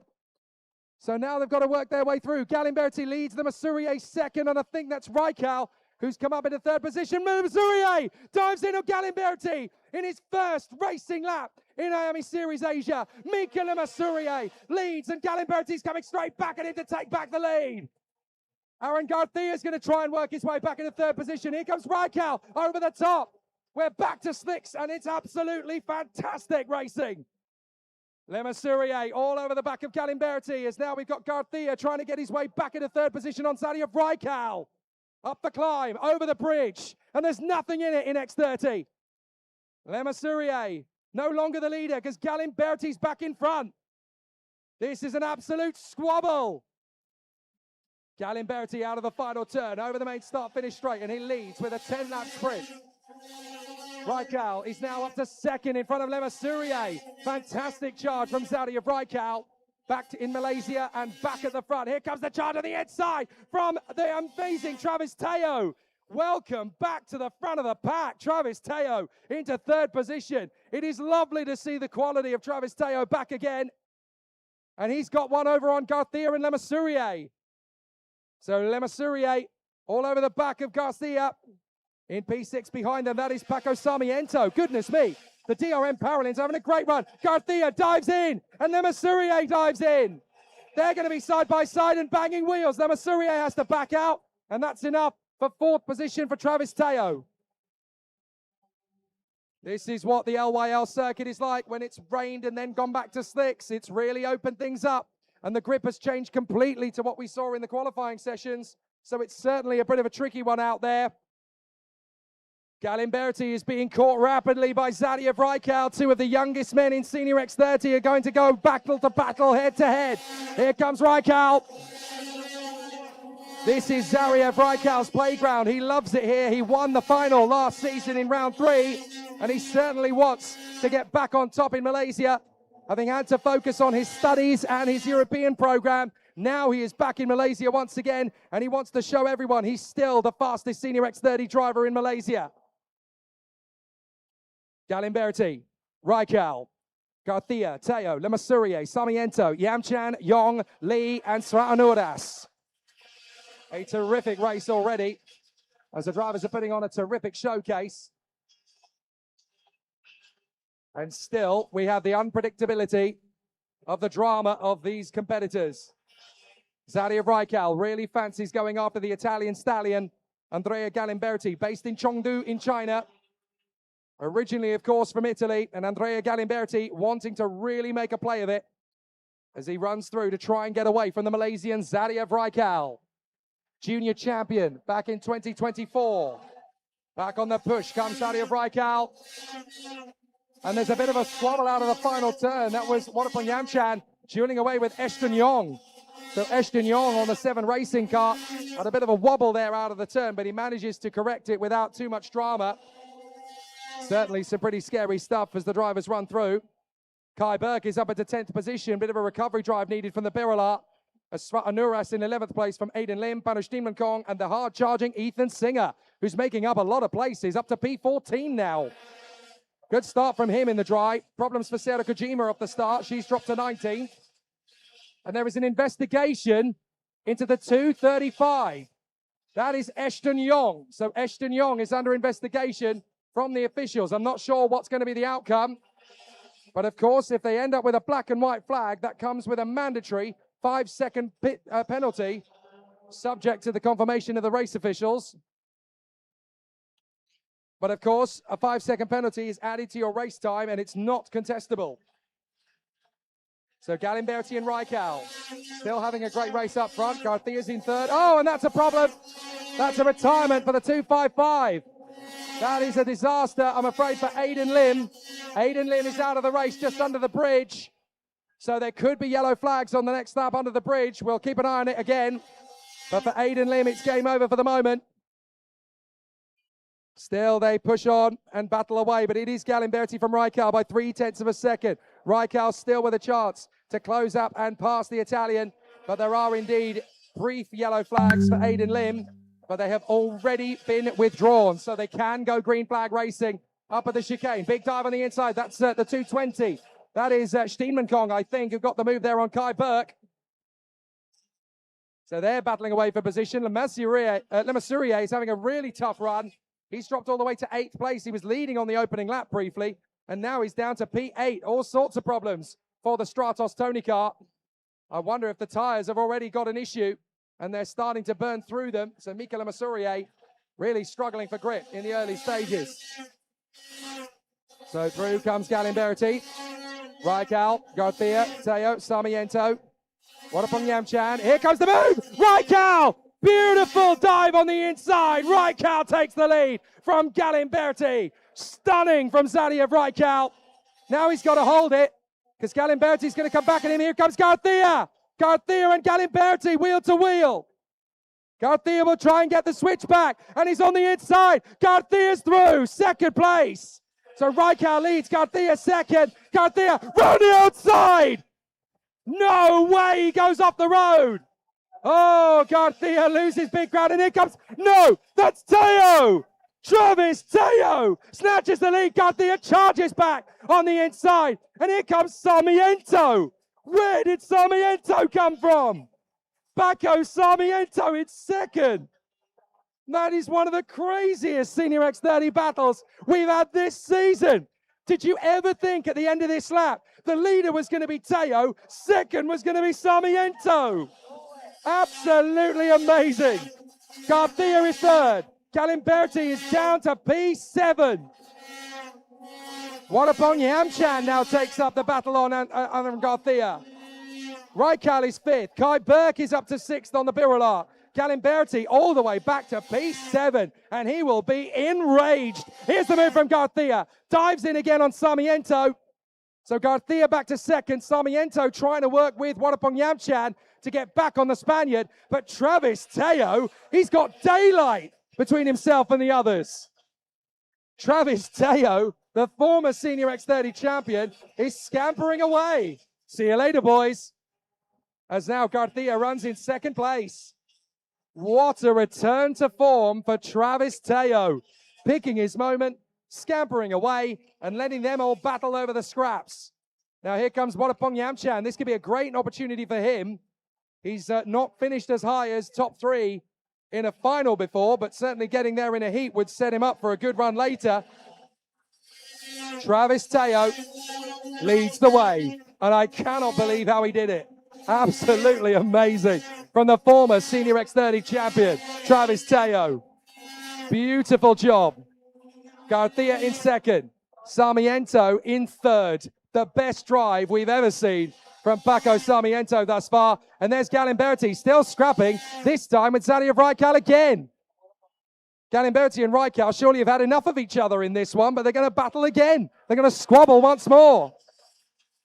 That's Raikal making the dive on the inside. Oh, that's Yamchan. He's made the move on Yamchan, and Galimberti is going to try and catch up to them. Round the outside comes Kai Burke. Burke is trying to fight his way forward. Galimberti sensing a chance. Well, this is an absolute squabble now. Yamchan trying to get back in. Burke looks for a gap. Galimberti looks for a gap. Come on, man, get out of the way. Over the top of the bridge. Is anyone going to be brave down the hill? No, you would have to be brave or stupid to make that move. In the inside, Galimberti hustles Burke. Gets the move on the inside line. Lovely from Galimberti. Grazie ragazzi, he says, and charges up at a P6. So now Galimberti's going to take on Yamchan as Travis Teo is being caught hand over fist by the former IWF winner, Aaron Garcia's on the warpath, and we know how quick and how ruthless Aaron Garcia can be. Can the former champion take on the world champion? This is going to be a tough one. Teo working hard to get away from Garcia. Garcia is eating up the road with a lap and a half to go. And this is only heat 1. Oh, and there goes the Birilat. That is Sratanuras. A big shame for Sratanuras. He's out of this one as Garcia has caught right up to the tail of Teo. Up the hill. And here comes the bid from Aaron Garcia. He's going to be on the warpath all the way up the bridge and all the way to turn 3. Expect the move to come in turn 3. Garcia will have great toe on the back of the Paralim, but Teo will be wanting that inside line. Garcia trying to snake in and get the toe on the way out the turn. Last lap of the heat. Who'd have thought heat 1 would be this exciting? Sarmiento. And then a big gap back to Raikal in front of Galimberti. So now they are going to go to battle again.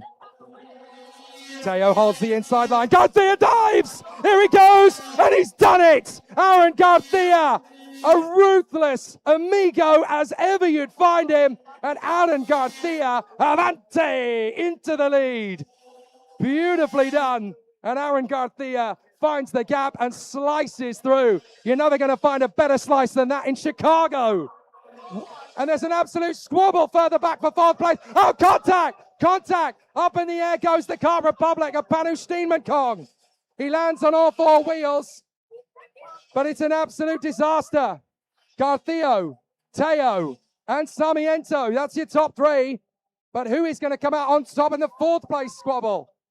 Well, it's all going to be about Garcia up front. An amazing battle from him. He stormed his way back after losing ground earlier on. He is the IWF winner, and this is why Aaron Garcia is your winner.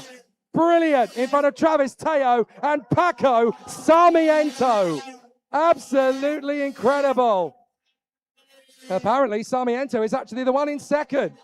Sarmiento second to Teo. Zaria Raikal is 4th from Galimberti, Burke, Yong, Yamchan, Garrow, and Panu Steenmankong. What a crazy opening heat in Senior X30. Absolutely amazing. And all of that, after all the hype, Mikela Masurier struggles on the tires and comes home P12. Aaron Garcia from Paco Sarmiento and Travis Teo in 3rd. The best ever drive we've seen from Paco Sarmiento. What a star. It's always wonderful when you watch a driver who's been here for 2 or 3 seasons really roll the sleeves up and go for broke. And on this occasion, Paco Sarmiento said, "This is my time." And what a drive. He so nearly won the opening heat of the weekend. Aaron Garcia doing everything he could and managed to vanquish him in the end. But it is a hero's drive nonetheless from Sarmiento and Teo. Absolute grandstand motorsport. Epic cinema from Senior X30. Wonderful stuff. And Aaron Garcia opens his account with a win. That has fired the warning shots to everybody else. Catch me if you can, says the Spaniard. What an immense battle that was. Awesome. So now we're going to get Aaron Garcia's words on that one. He was absolutely on it from the outset. It was never going to be an easy fight, that is for sure. But boy, did he make us sweat for it. A fabulous bit of racing from the Spaniard.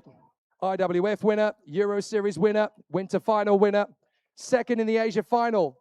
But now a winner here in Malaysia to start the ball rolling for round 5. Aaron, that was a tough race out there. First race back into the weekend on slicks, and you really had to work for it. That was a big one for you.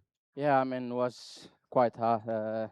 Was the first one on slick, so the first lap was quite tricky. So yeah, we drove to P4. We have a contact, but yeah, I think we managed to take the gap again, and we go on for the fight. But yeah, we have a contact again, so we drop a bit back. So we need to come back. But yeah, with one lap to go, we make the overtake and we win.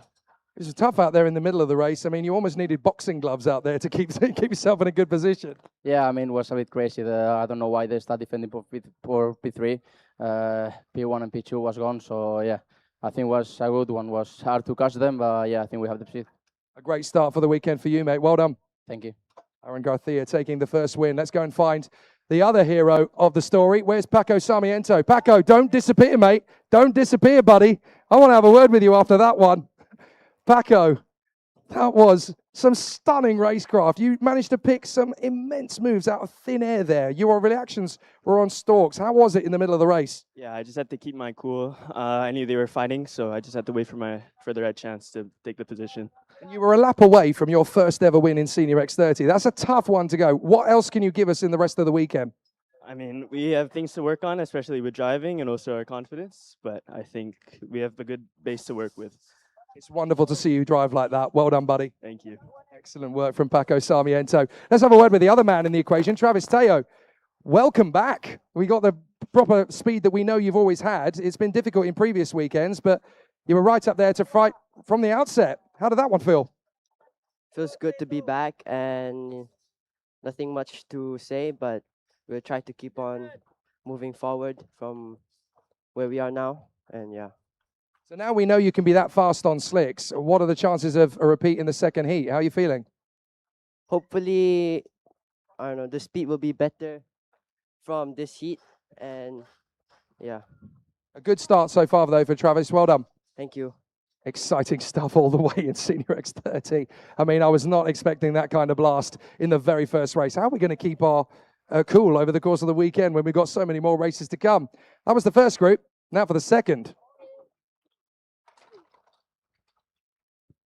This is why Senior X30 should never, ever be underestimated. You're never going to predict exactly what's coming in every single race. Some heats will be masterclass. Some will even upstage the finals. So you just got to stay on the edge of your seats. That's all you need in X30 racing weekends. They'll always give you plenty of excitement, and they'll leave you with bitten nails all the way down to the bone. It is absolutely amazing to watch. And there's something quite spectacular about the Senior X30 class. It's the class that gave us Oliver Behrman on the world stage, of course, many years ago. I can't believe it. I'm talking about that as a many years ago statement. But he won Senior X30 in his opening weekend in the Winter Cup and pretty much said, right, I've learned everything I can learn, straight into F4. And he's been a superstar ever since. So now the Senior X30 drivers will take to the circuit again. And it's time for some more battles. This is the heat that will involve the championship leader, Toby Gale of Thailand, as he pushes to try and put right what fell away from him last year. Everybody who has any understanding of the way that pace and speed works knows that it was his title position to fight for last year. Now he's going to have another chance of it in 2026, and he will not want to let that chance slip.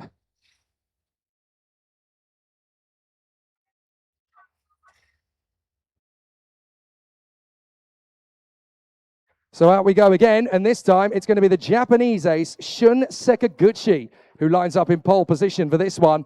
The Japanese driver on the Gold Motorsport team card, alongside Rafael Kamal. Despite that spin in the wet weather qualifying session, it was enough to put him on the front row of the grid for these races. Then it's Dylan Tan and Leonardo Mori, along with Dominic Setyevan and Bruce Chen. Then it's Toby Gale, P7, Putra Adam, P8. Big quality in this field. Sonny Ratcliffe is going to be in 9th place alongside Jerry Z. Then Dylan Lowe and the returning Ethan Sito, back from his escapades in the Malaysian Touring Car Championship, where he won on his debut in that category. Then we have Ryan Gunavardena and Danish Chen, along with Banya Yamchan and Rachavat Ananthankan. Then it's Amir Danish and Tianru Chen from Caleb Tan and Nathan Arya at the back of the grid. And after getting pole position in senior early this year, expect Nathan Arya to go through this field like wet papered scissors.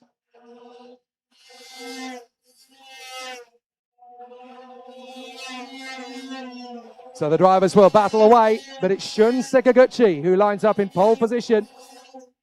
And his father, Yui Sekaguchi, the team boss of Gold Motorsport, is of course here, the Super GT and Super Formula race winner.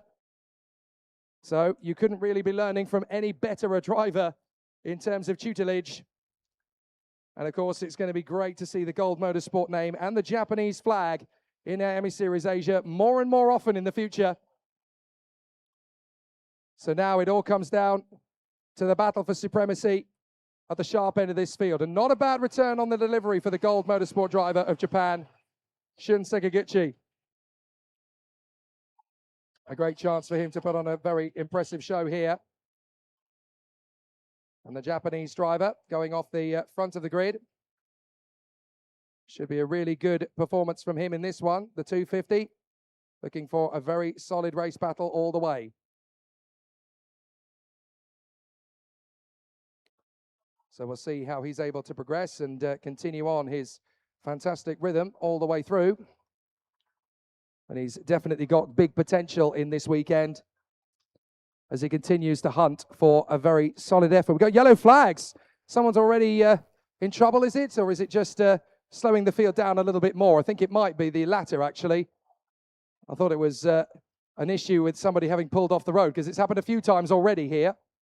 But on this occasion, it looks like all of the Senior X30 drivers are going to get started in correct formation. But as they come off the turn, it's the Japanese driver Shun Sekaguchi alongside Rafael Kamal. Toby Gale's in the pack. Can he make his way back? Let's find out. Off we go to the first corner, and it's going to be 3 wide at the first turn as Shun Sekaguchi holds on to the lead in the first turn, and everybody controls the slide as they work their way up to the hairpin on the first run. Battling continues all the way through. Everyone trying to pick a decent line on the inside, squabbling in the decks at the back of the field, and a dive up the inside. That's a lovely bit of driving from Dominic Setyevan, the RL Karting Birulart, into second place. Very good racing from the Komodo Dragon of the sport.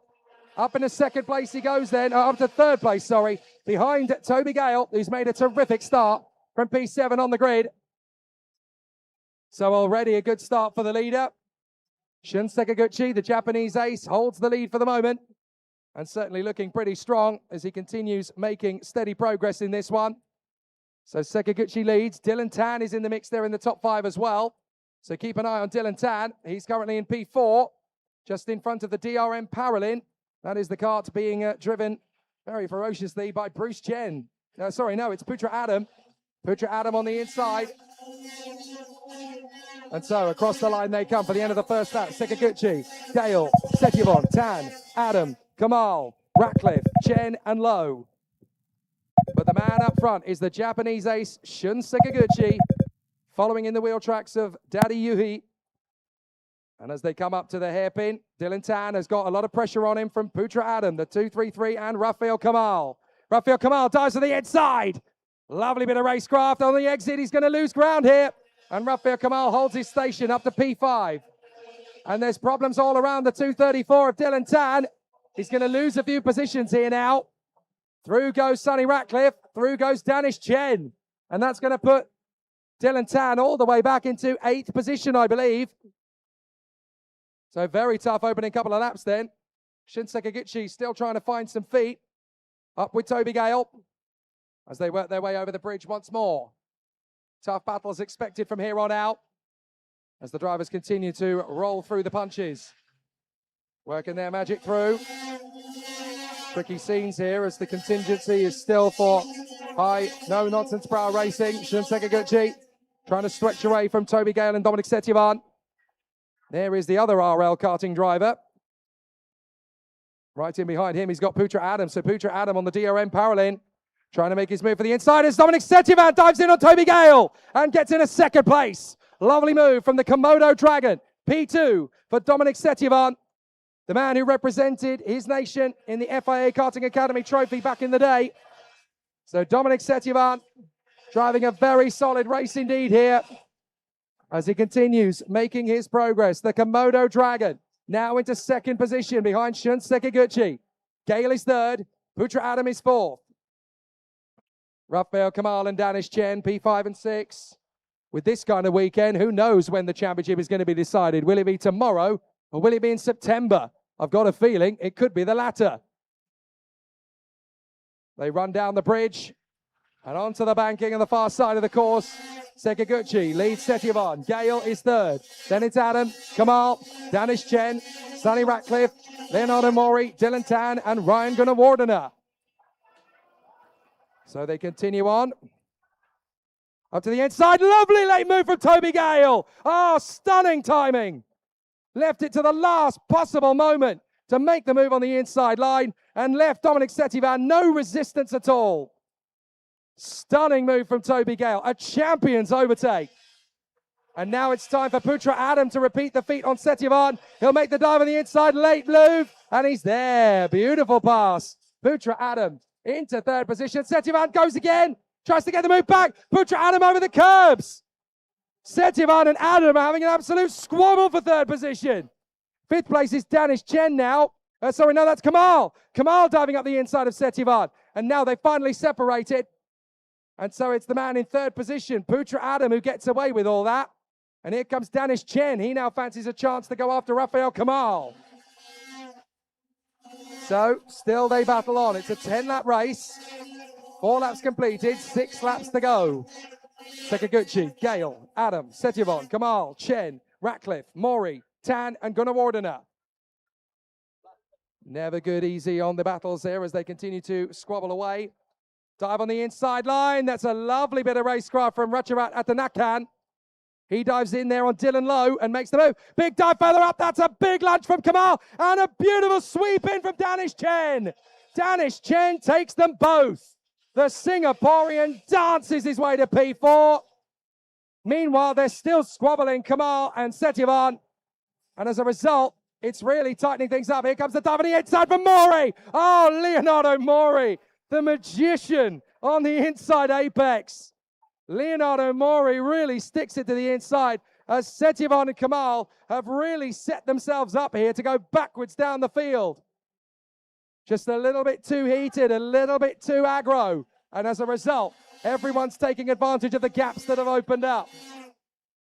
So Sekaguchi leads Gale, Adam, Chen, Danish Chen up to fourth place. Then Leonardo Mori from Kamal and Ratcliffe. Oh, on the inside line on the run of turn one. That was so close to an accident. They're just about going to get away with that one. That is Ratcharat Athanathan and Dominic Setyevan. Jerry T's trying to close up as well. Dylan Lowe. Nathan Aria is up to 13th. That is an amazing charge back from the Indonesian. So Nathan Aria really making up some places here. Gunnawardena, P14 from Bruce Chen, Ethan Sito, Panga Yamchan, Tianlun Chen, Caleb Tan, and Amir Danish. And still the drivers trying to find out the rhythm in Senior X30, trying to get themselves a little bit more balanced and just tone down the act a little bit. Too much drama and you're going to lose too much time lost. You're going to push harder. That exacerbates the tired egg. It's all reactionary. You've got to be so focused on your objectives. You can't just afford to go gung-ho and hope that it's going to work out in your favor. Very tricky moments. Couple of drivers running wide. That's a Birilat and a CRG getting wide. That's Gunnawardena and Bruce Chen, I think, just getting out sideways a little. But Shun Sekaguchi is a 2.5 clear of Toby Gale. Here's Leonardo Mori with Rafael Kamal storming in. Absolutely electric overtake from Rafael Kamal there on the inside of Leonardo Mori. And so Kamal finds his move and gets the overtake. That was a stupendous overtake there. The Birolart driver leaving it to the last moment, sliding in and completing the move with a clean bit of bracing. Excellent stuff as the drivers have continued to make good work of it. Thus far, it's all come out on top for the contenders up front. We've seen some good battles all the way through the day. We've seen a victory for Jay Kostecki Jr. We've seen a battle for both of the Indonesians up front in cadet, both Jaden Aria and for Wibowo picking up wins in cadet. A Master X30 masterclass from Wida Sukyamchan. A win in the last one from Aaron Garcia. And now in Senior X30, the only man who hasn't had a difficulty of any kind is the leader, Shun Sekaguchi of Japan. And it looks like it's going to be his race for the taking. An absolute stormer from Sekaguchi. There is the 214 of Danish Chen. A very smart bit of racing from him today to get up into 4th position and leave everybody else in the battle squabbling amongst each other. Very sturdy work from the Singaporean.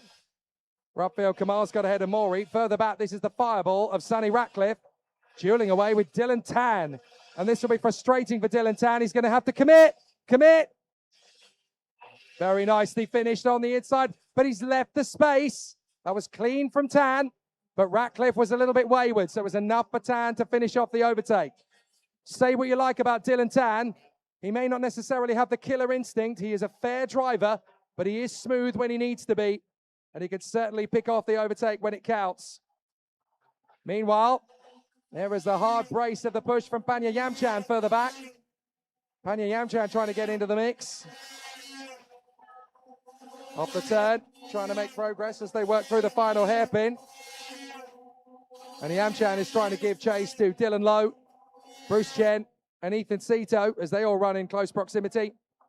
Shun Sekaguchi having a dominant drive out front, the Japanese driver, really starting to get very confident as there's more rain clouds coming over. Don't tell me we're going to get another shower.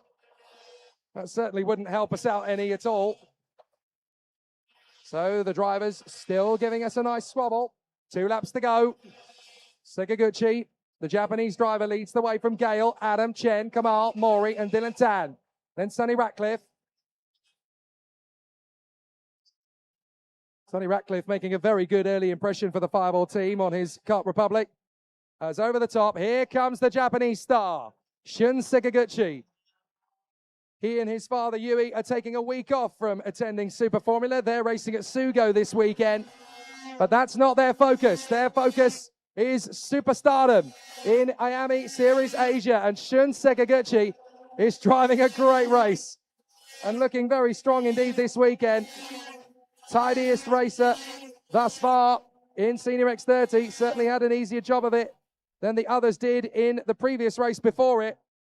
And Shun Sekaguchi certainly turning on the speed when he needed to. Oh, problems further back. Big battles. Yes, drivers are diving for moves that are certainly not there all the time. And that was Rafael Kamal and Leonardo Mori, and Mori got the move. Lovely bit of racecraft from Mori as Kamal comes back at him. And there's an absolute dogfight for 7th place as well. That's a duel between Sonny Ratcliffe, Dylan Tan, and Dominic Setyevan. As they look for overtakes, it's getting a little bit heated. But the only man with no sweat at all is the leader. Here comes the Japanese star. Excellent racecraft all the way and a very deserving run indeed. As Shun Sekaguchi on his debut in Senior X30 comes through with the victory. Fantastic. Toby Gale is 2nd. Butra Adam is 3rd. And on his debut in IAME Series Asia, Shun Sekaguchi becomes a race winner in Senior X30 from Gale, Adam, Chen, Mori, Kamal, Sonny Ratcliffe, Dylan Tan, Dominic Setyevan, and Nathan Aria from the back of the grid to P10. What a stunning bit of racecraft as Shun Sekaguchi on his debut in IAME Series Asia comes up with the goods and opens his account, becoming the first winner for Japan in the paddock since Sero Kojima last year in Senior X30. Fabulous display and a wonderful bit of driving there from Shun Sekaguchi. And the Gold Motorsport racer certainly putting on the flair when it counted. Got the lead, took off, never vanquished in the first heat of his day. And so very nicely done indeed for Shun Sekiguchi, the Japanese ace, taking full command of the opportunities given to him in that one. Toby Gale and Putra Adam having to work to get back into the top three, but certainly very calm and smooth racing from the two of them once they got out into clean air. And it certainly gives Toby Gale a lot more confidence heading into the second heat this afternoon. And also a great chance to try and sew up this championship early. He wants to win the title this weekend if he can. It is going to be tough to do that, but the chance could well arise based on the results of everybody else. So absolute cinema again in Senior X30, and the man up front just makes it look effortless as he comes through for the win. We're going to have a talk with him after an absolutely stonking bit of driving from the Gold Motorsport machine. The 250 getting the job done in fine style. Let's have a word with the man himself up at the top end. We'll let you take the helmet off, Shun. Absolutely amazing driving. From pole position, it was always going to be tricky in this field, but to get the job done, I mean, that was a tough one to pull away. What was it like once everything really bit together? I knew I'm fast in this condition all the way, so I just keep my momentum going, so yeah, that's it. Well, the apple doesn't fall far from the tree. Your dad was always amazing in Super GT and Super Formula. It seems like the skills have passed on right nicely. I hope so. So getting ready for the heat later, you now know what the circuit's behavior is going to be like. How does that change your mindset going into the second heat? Have you got a bit more confidence now? Yeah, obviously it makes me easier for my mind. Yeah. Good job, Shun. Well done. Thank you. And Domo arigato for all the memories as well. Really exciting stuff. Let's have a word with a couple of the drivers up in amongst the top end. Toby Gale, second position. That was a tough race to fight back from after a difficult quali, but that puts you right back in the hunt to get the job done this weekend. Yeah, it's, made it much more difficult than it should have been, but, happy with progress so far. Obviously, there's still a bit of work we need to do, but again, it's a long weekend and hopefully we can work away at it. Do you think that there's a good chance to seal this with the way that the things are working out? The new drivers are actually making things perhaps a tiny bit easier for you to get things done. Yeah, it's definitely changing quite a lot, but again, we focus on what we do and we hopefully deliver. A very good opening start, Toby. Lots of progress made. Well done. Thank you. Excellent stuff from Toby Gale. They've just gone out on their formation lap, but I really quickly want to find Putra Adam if I can, because it would be good to get a quick word with him. I know he was here a moment ago. Never mind, he's gone. We'll find him a bit later, especially now that Junior Heat 2 is already out there. And the clouds coming in suggest that it might be another unpredictable bit of weather coming for the second heat, but certainly no debate as to the tyres for Heat 2. In Heat 1, it was wet all the way, and the victor was Jay Kostecki. For Heat 2, it's back to the slicks. And there's no rain at the moment, so looks like it could be very easy peasy poo for the man up front on pole position. And certainly after his great efforts earlier, Carson Choi doing a grand job. Has he got a chance to take the win on this occasion? He was a little bit lacking in confidence, he said, after the race on the wet conditions. So now that he's in the dry, he can unlock the speed that he had earlier on. So it's certainly going to be a trickier one in the second running of this battle. And the contenders are looking for a little bit more as they battle away in position. But we're certainly looking forward to some exciting tussles around the circuit for another go at this Junior X30 Battle Royale. And it certainly has been that.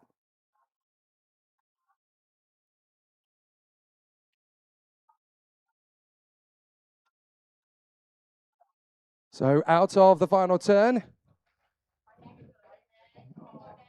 they will go on to their second formation lap, of course, and then they will start in close proximity to make the good racing of it. The second heat, the starting grid, the same as the first. So obviously it's going to be a naturally very competitive race run. Judah Moon and Jay Kostecki, Knox Black and Mason Kwong, Michael Lederer and Ryder Tsiong from Sanjana Dandu and Kevin Simabanichinon. Then it will be Chevy Thompson and Akil Rungta, Noah Zampronio and Karsten Chong, Sahil Singh and Punsiksam Songchai, from Papazathon Sedababanlang and Ryan Wafi, Sujana Dandu and Sidapash Ketsuan, Guhautian and Altaf Ridwan, Jody Rowland, Brody Martin, Medina Kamaruzaman, Jackson Gate, Lennon Barchi, Hobart Yao, Santok Singh, and Kaito Lloyd from the back.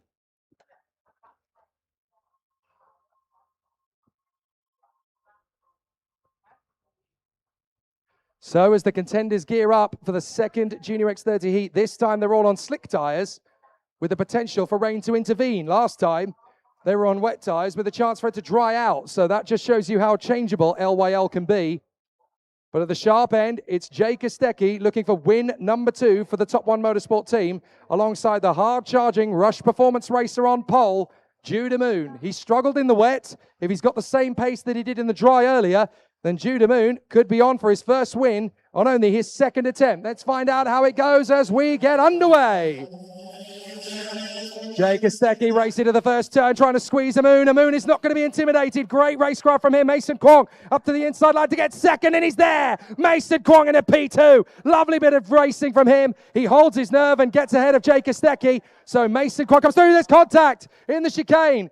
Couple of drivers trying to work their way through. As up the inside goes Kwong. Kwong takes the lead. Fantastic racing from the man from Hong Kong. Mason Kwong holds on to the lead, and there's problems further back. That is a retirement already, I think, for the 175. That's Juddy Rowland. And now Kostecki trying to go around the outside of Judah Moon and cut back in on the switch. And Moon's going to be on the curb. He will not be pushed around, and Jay Kostecki can't get through. So very good racing indeed from Judah Moon. He's been very comfortable there to battle with Jay Kostecki. And even though Kostecki has an IAME Series Asia title in cadet in his pocket, Judah Moon is not going to be intimidated. Good racecraft. Over the bridge. Kwong, Amoon, Kostecki, and knocks back. Here comes Kostecki to the final turn on the inside line. There's the move, and Jay Kostecki moves up into P2. But Amoon is going to push him, and now Kostecki gesturing. Come on, work with me. Let's go after the guy up front. So Kevin Subavanichinon is swarming around behind Knox back, and now Amoon is working with Jay Kostecki. They're teaming up. The Aussies are settling their differences for the moment, and now they're going after the race leader, Mason Kwong. Mason Kwong with a chance to seal the junior title this weekend if all just about goes according to plan, but it may not go according to plan if Jay Kostecki has a chance to sweep in. Here he comes. Kwong looks over his shoulder. Kostecki says, right, I'm on you. Kwong gets to the middle of the road. That slows him up, but it slows up Kostecki as well. And so now we're going to get a Junior X30 ding-dong. Under the bridge. And Jay Kostecki pushing Mason Kwong to the limit. Out through the left-hander, sweeping up the climb, out through the radiuses and over the crest of the rise. Judah Moon is doing a great job to stay with these two. He's not looking back. He is not losing focus. Kostecki in the final turn, and he's got him. Beautiful from Kostecki, but now Mason Kwong and Judah Moon are going to have a great bit of racecraft on him. They will get the toe. Amoon is going to work with Mason Kwong. They've got big push up towards turn 3. Kostecki's going to hold the inside line. Amoon's got a chance to switch in on Kwong. Oh, this is lovely in Junior X30. 3 different strategies, all playing out on the same bit of racetrack. And here comes Knox Black in 4th place. He fancies a go. So now Knox Black is trying to move up the order. Get this for a battle up front. We've got 5 different chassis, 6 different chassis in the top 6 places. Check this out. Kart Republic, Paralin, Henza, Birolart, CRG, Tony Kart. 6 different brands in the top 6 places. As a big push from Kwong. He gets through on Kostecki and takes the lead away. Mason Kwong hits the front in Junior X30. Heat 2 of the Junior X30 battle. So the championship leader, Kwong, is leading, but he's still got Kostecki, Amoon, Black, Subavanichinon, and Rungta right in the mix with him. This is terrific from Akil Rungta. Great to see him join the top 5 brigade, as there are 6 different brands in the top 6 places still. Here comes the Henza of Judah Moon. He's going to take on the Kart Republic of Jay Kostecki. We're going to go work with Kostecki to try and get back on terms with Kwong. And so the battle is joined again. Kostecki dives in, and Kwong comes back alongside him. He cuts back across. Kostecki defending to the inside line. This is an ultra-defensive move from Jay Kostecki. With 7 laps to go, he's protecting the inside line. And that is giving us an absolute dogfight. Look at them! 3 of them boxing match into the braking zone. Here comes the hard charging 155. Where did Carsten Chong come from? Carsten Chong on the HB is now in P4. Amazing from Carsten Chong. He just vanished out of thin air and popped back in like a genie out of the lamp. And now he's going to work his way up the hill. Carsten Chong drops back in behind Sibavanichinon. So the CRG back into P4. Kostecki holds the line out of the final turn. Big push coming from Kwong. Judah Moon in third place. Here we go again. On the run towards turn 3, and they're absolutely nose to tail. Nothing in it. Kostecki's going to protect. Kwong and the Moon are going to go aggressive. Don't you just love Junior X30 in 2026? It's nail-biting all the way. Kwong makes the bid from a long way back to cover Amoon and almost try a bid on Jay Kostecki, but it turns out costing him rather than gaining him. So now he needs a bit of support from Amoon and Sibavanichinon if they can make a little bit more of a play of it. Oh, Sibavanichinon nearly loses the kart and storms his way into third place. That was nearly throwing it off the racetrack, and he converted it into an overtake. Oh, and off he goes. He manages to recover right in front of Judah Moon. And here comes Carsten Chong. Sibavanichinon, reflexes of a wildcat. Amazing. So now we've got Kostecki and Kwong squabbling for the lead. Sibavanichinon on the CRG up into third place. Kevin's on it. Here comes Judah Moon. Oh, beautiful from Judah Moon. And Chong goes with him. And here comes Sahil Singh. He's now in P6. The Tony kart is absolutely raging. Here comes Kwong behind Kostecki. They're still dueling over the lead, but it's Amoon, Chong, Sibavanichinon, and Sahil Singh in the top 6 behind them, and they're having a squabble. Singh's going to try and get the dive on the inside line, but he's been overtaken instead by Punsuksam Sungchai. So Suksam Sungchai has got through in a P6. I am struggling to keep up with this. This is incredible, and up front, it's Kwong and Kostecki. Here comes Mason Kwong, trying to get the dive on the inside. Carsten Chong holding on to Judah Moon. Judah Moon is looking so gutsy out there. It's wonderful to see his sleeves rolled up and his elbows high, wide, and proud. Kostecki, Kwong, Amoon, Chong, and Sibavanichinon. Sahil Singh has got Punsuksam Sungchai right in front of him. So Pun is trying to get into P5, but Sibavanichinon doing a great job. The CRG really starting to make some moves out here. And still Mason Kwong looking for Jay Kostecki. Down the main straight, they're trying to pull away. Mason Kwong knows that if he goes with Jay Kostecki, they can pull clear of the rest of the pack, and he can go for his move when the moment's right. I almost thought it was him then. But Mason Kwong has decided, look, the best time to make the overtake is at the end of the race when we've got 2 seconds on everybody else. So Mason Kwong playing the intelligent card here, going with Jay Kostecki, not against him. For third place, it's Judah Moon, Carsten Chong, then Kevin Sibavanichinon, and then they've got a bit of pressure back to Pun, Singh, Zhong, Thompson, and Knox Black. Big dive on the inside as Sibavanichinon now gets the move back on Carsten Chong, and he's through into fourth place. Good bit of cover from the CRG driver. So Sibavanichinon is now P4. Big pressure as Kostecki and Kwong pull clear. But Judah Moon looking very good indeed in third place on the Rush Performance Henza. Then it's the CRG of Kevin Sibavanichinon. A very solid race at the moment. And still they squabble away out of the final turn, trying to get the toe. 3 laps to go, and Kwong has got big pace on Jay Kostecki in a straight line. But when is he going to uncork the bottle? Mason Kwong not going to make the move yet on Jay Kostecki, but he has to think about it soon because Judah Moon is getting close to both of them. So Judah Moon could challenge them both if they start squabbling.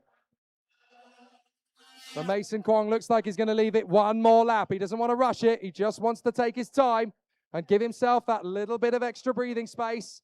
Off on the turn he goes. Here comes the challenge from Mason Kwong. He's going to try and look for the move. Not yet. Still looking for the opportune moment.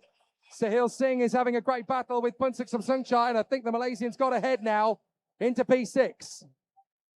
So under the bridge 1 more time. And Sibavanichinon's really putting the pressure on Judah Moon. There they go, up the hill, round the left side, up over the crest of the rise, and then dropping down the bridge again. Really good racecraft from Judah Moon. He needs to stop looking over his shoulder. He's going to invite the move from Kevin Sibavanichinon. And Carsten Chong is not far away on the HB car. So they've got to stay hungry out there. They've got to keep the focus. Here comes the challenge now from Mason Kwong. And he's got to think about this soon because Judah Moon and Kevin Sibavanichinon are right there. If there's one overtaking move from Mason Kwong, Moon and Sibavanichinon could start picking up the pieces. So Kostecki, Kwong, Moon, Sibavanichinon, Chong, Singh, Sungchai, Tiong, Kato Lloyd is in 9th place from the back.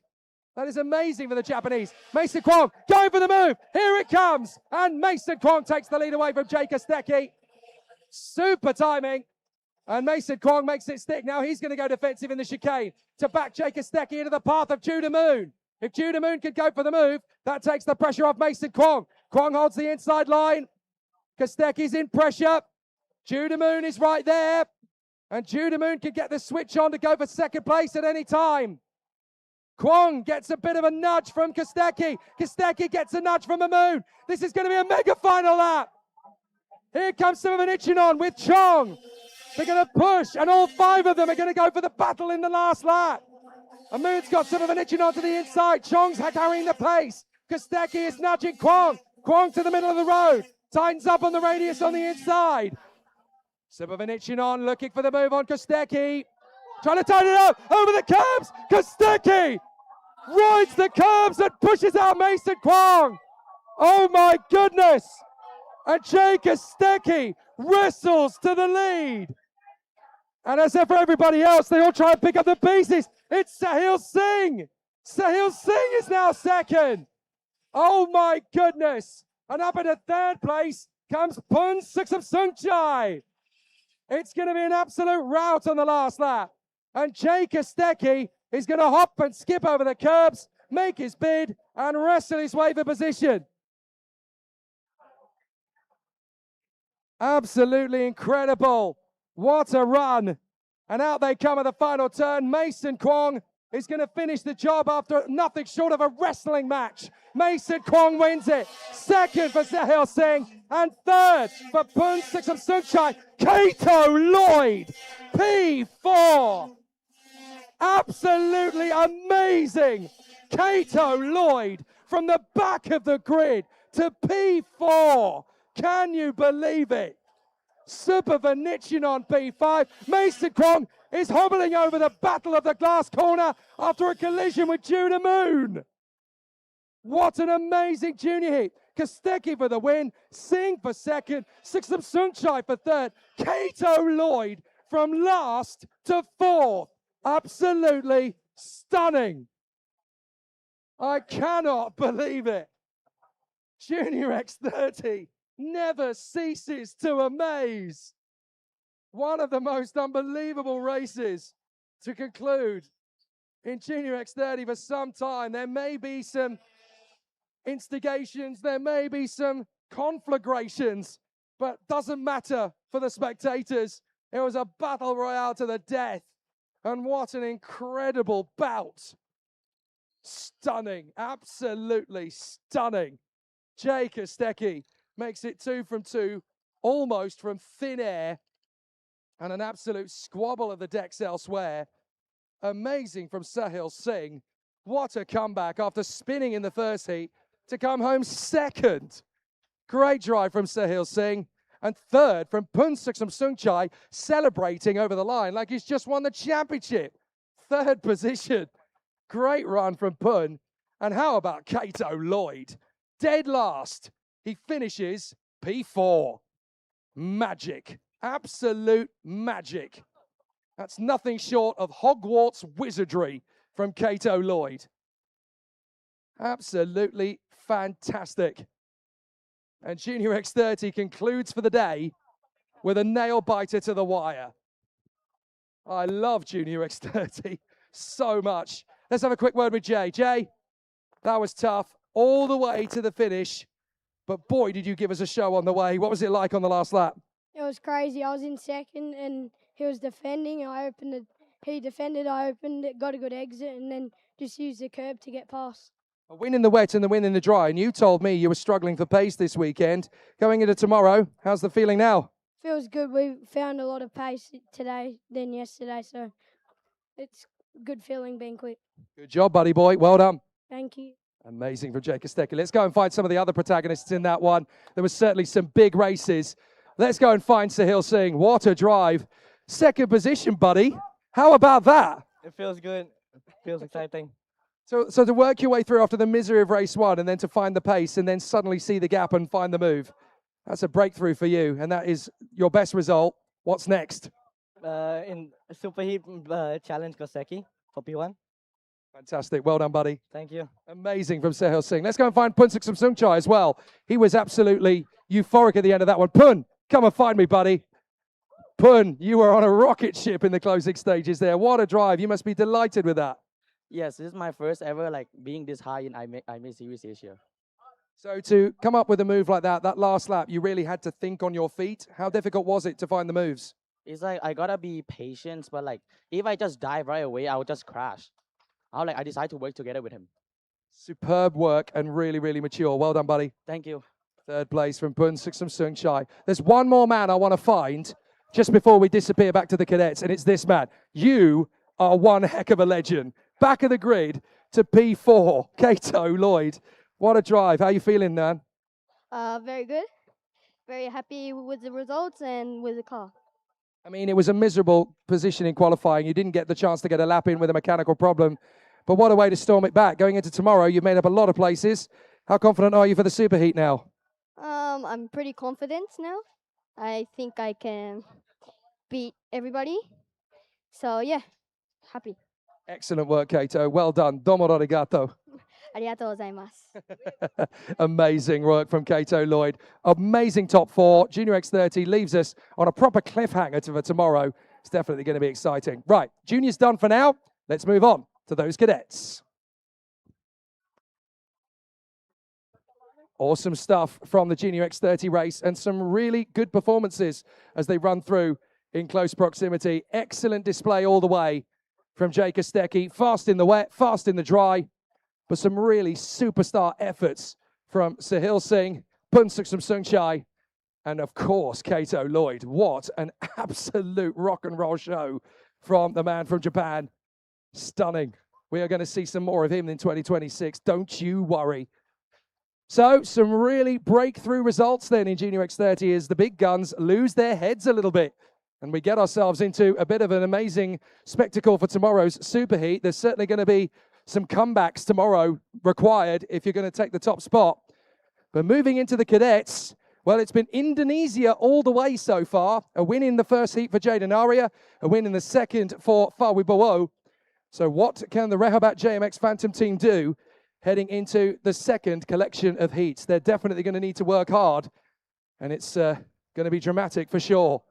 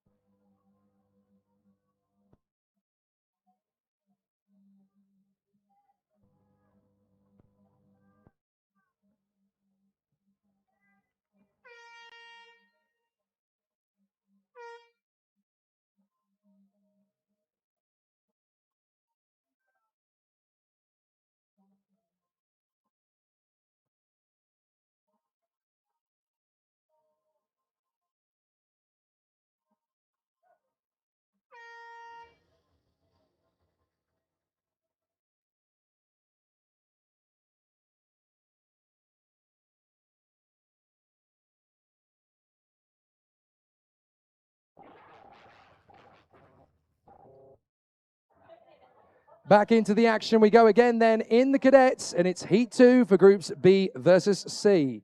This will be their penultimate race of the day. They'll get another heat straight after it, of course.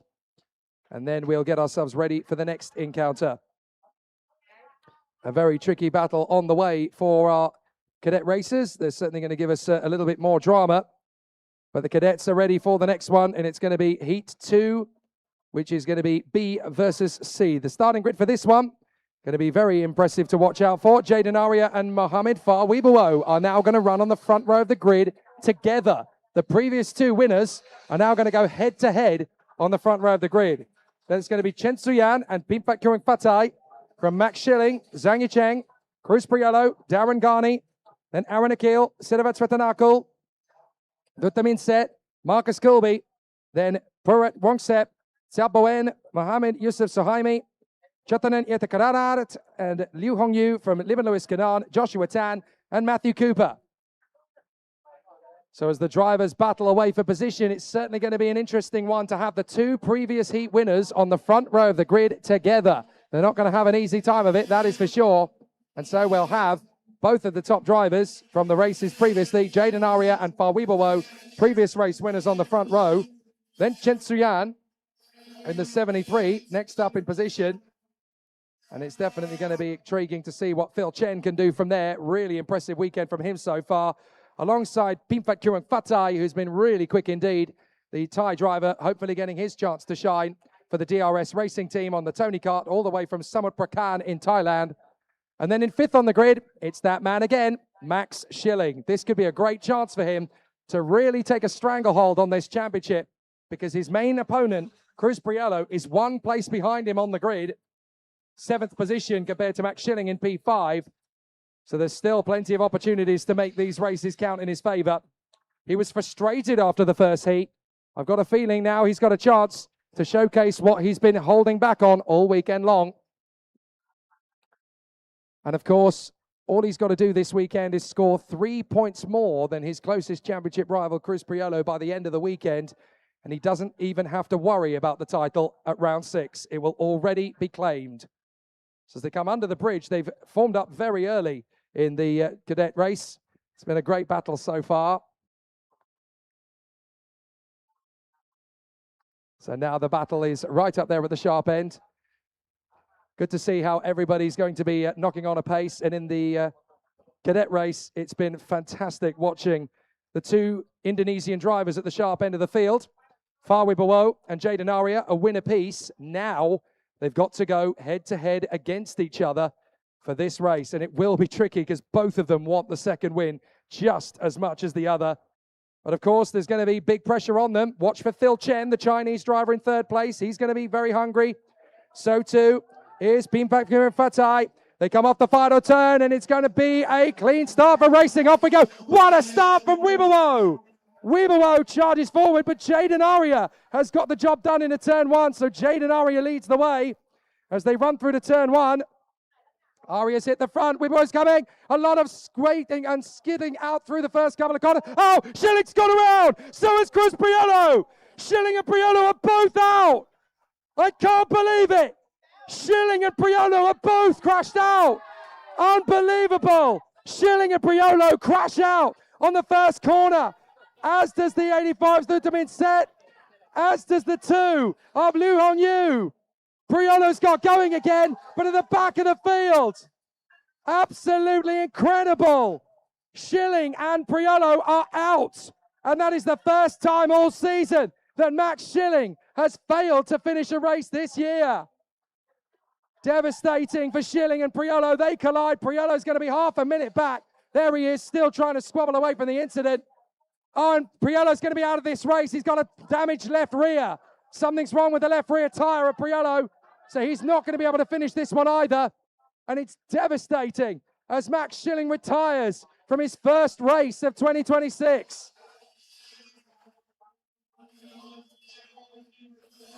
So Wibawo leads the way. Jaden Aria is now 2nd. And in 3rd position is Siddharth Swetanakul. Pimpat Kuring Fatai is 4th. And then Darren Artagani P5th from Aaron Akil, Purat Wongpun. And then it's Xiaoboen, Chen Suyan, and Marcus Kilby. So Phil Chen is all the way down to 9th position in front of Marcus Colby. Chris Priello goes through in 17th place, 22 seconds back from the pack after a devastating problem on the opening tour, as the Indonesian pair are squabbling amongst themselves. 3rd place is Sretanakul, 4th is Kurang Fatai, and 5th place Darren Garney.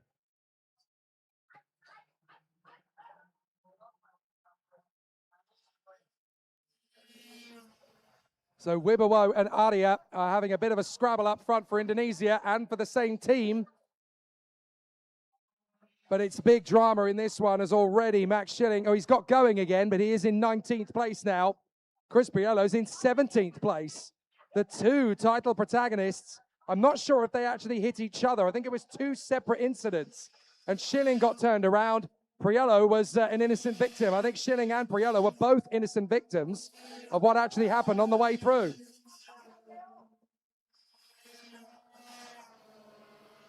And so now both drivers are struggling just to finish this race the way things currently stand. Priello looks like he's definitely got some damage to the left rear of the car, but it just looks to me like it's raceable. Thutamin Set recovers from the incident. So too has Max Schilling and Lu Hongyu. Here's the move up the inside from Darren Garney. Garney gets the overtake for 4th, and there goes Aaron Akil. Oh, he can't quite squeeze in the gap. Very tricky. So the battles are raging up front. Here comes the move on the inside from the 5 of Liban Luis Canaan. He gets a nice overtake. And this is going to be a very tricky day at the office for several drivers in the mix. So, Fawi Bawo and Jaden Aria pulling clear of the rest of the field. They'll only start squabbling in the penultimate lap, I reckon. As there goes the move on the inside of Artagani. That is a move from Aaron Akil, I think, to finally get the job done and move his way forward. No, that's Sidovic Sretanakul. So Sretanakul being caught by Darren Garney and almost lost the place to him. Jaden Aria closing up on Fawibawo. And then we've got the man in 3rd place. That's Pimpak Kurang Fatai. So Pimpak Kurang Fatai is going to run in 3rd position all the way through. Sretanakul from Garney, Xiaobowen, Aaron Akil. And then it is Zhang Yicheng in 3rd position in front of Liban Luis Canaan and Puarit Wongpun, who is in 6th position. So Puarat Wongsup now running in 10th place in front of Colby, Phil Chen, and Chotanin Yatakararat. So some big gains already there. The two Indonesians still 1 and 2. 3rd place, it's going to be a tough one as here comes Kurang Fatai. But the CS55 chassis driver is under big pressure from his countryman, Sretanakul, going for the move in 4th position, looking for top 3. In through the S's. And Sretanakul really fancies a move to top 3 here. Looking for the chance to come forward, but Darren Garney is in the mix there as well.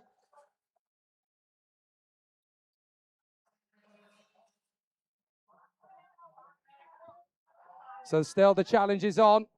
Kurang Fatai trying to get this move done away from Sretanakul if he can. But the two ties are racing each other all the way. Some good battles throughout, and there's a lot of pressure as the drivers are cooking on a pace in the top few positions. And still they close on the charge. A very good run as they run up to the inside broke. Cable 23 going well. Very tricky as they continue to make good work of it. Not easy to see how things are going to balance out. Here comes the move on the inside from Liban Luis Canaan. Sorry, that's from his teammate. That's from the other Paralympian. Sorry. Oh, up in the air goes Kurang Fatai. He lands it, but round the outside comes Garney. Oh, Kurang Fatai's got a problem. That landing was a bad one, and it looks like his race may be over. Certainly he's slow out of the turn. Maybe he can get back up to pace again. But that was a big one for Kurang Fatai. He was in 3rd place, and now it's Sirovic Sretanakul is in 3rd. Garney's in 4th. Xiaobowen and Aaron Akil both got ahead. And I wouldn't be too shocked to see the number 3 now running in front of that pack as well. Very tricky situations out there for the contenders. They've obviously given us a lot of drama thus far. But it's only going to continue if these squabbles are going to keep us on the edge of our seat. 4 laps to go becomes 3 laps to go as Fawibawo and Jaden Aria are just 700ths of a second apart, but they're not going to squabble with each other until the last couple of laps. Then they can race each other as much as they like to their heart's content. but far below in front of Jaden Aria. And those two well clear. Siavit Sitanakul in third place from Ghani, then Sia, Chang, Akil, Kuing Fatai, Colby, and Warupsung. So there are the two leaders, and they are still pushing away from the rest. They're playing the team game at the moment, just disappearing away from the rest of the pack. There's Sviatanakul in front of his teammate, Darren Artagani. And then a dive on the inside. That's a lovely move from Aaron Akil. Aaron Akil making the overtake, and he gets through past the 55 of Tiap Bowen. So that's a nice bit of racecraft there. Still the drivers dive their way through, out through the hairpin. And the 70, Aaron Akil, trying to keep back Kuang Fatai, who's got himself back together again after that little bit of an airborne moment. So as they still race for supremacy, out of the final turn comes Fawibowo and Jaden Aria, the two Indonesians, battling for the victory. And now we've got 2 laps to go, so surely those two are going to start racing before too long. And here comes Darren Arthagani. He fancies a shot at third place. Here he goes. Darren Arthagani. He knows that the victory's pretty much gone, but Siravit Sriathanakul is his only competition, and now he's going to get onto the back bumper of his Paralin teammate. So Siravit Sriathanakul working hard here with Darren Arthagani. And they are putting on a bit of a show. There's the two Indonesians. There's the two DRM Paralins. So Darren Arthagani still trying to get the move on the tie. Siravit Sriathanakul. Still they squabble for position. Still they look for an angle. And still they look for a big squabble as they come up through the turns into the chicane again. A very tough race battle could be coming from these two, because both Fawibowo and Jaden Aria want to win their second race of the competition. They both took a win earlier on. Now this is the race where they have to duel each other. And only one of them can come through with a victory. The other one will have to settle for second place. So who's it going to be? Fawibowo leads into the final bend. Jaden Aria in second. It's time for these two to squabble for the victory. 1 lap to go, and they are going to kick on for the race win. Jaden Aria closing up on Fawibowo. Here they go through turn 1. Darren Artagani and Sidovic Sviatanakul are having a similar battle for third place. Here comes Jaden Aria. Slides out through 2. Tucks it in for 3. Up towards 4. Keeps it tidy as they run through to the hairpin. Is there going to be a move from Jaden Aria? Not into turn 6, there isn't. Still looking for a decent move, and they battle away for position. But it is going to be quite tricky to know who's going to get the best of it as they come through. Max Schilling has finally come in and parked it. Big problems for him and mechanical issues. He couldn't continue. Big shame for the championship leader. But Fawibowo and Jaden Aria are going to battle for the win for the last couple of corners of the lap. Jaden Aria is trying to find something here to close back up on his teammate. Fawibowo looking a little ragged. Jaden Aria is only going to have one chance, I think, and it's going to be into the final corner. Up the hill, over the blind crest. And Jaden Aria with absolutely one chance. Fawibowo tries to defend. They bang wheels. And Jaden Aria trying to go the long way round. It's going to be Fawibowo out of the final turn. It will be Fawibowo. 2 out of 2 for the Indonesian. Second is Jaden Aria. And third is going to be Sidovic Sriathanakul.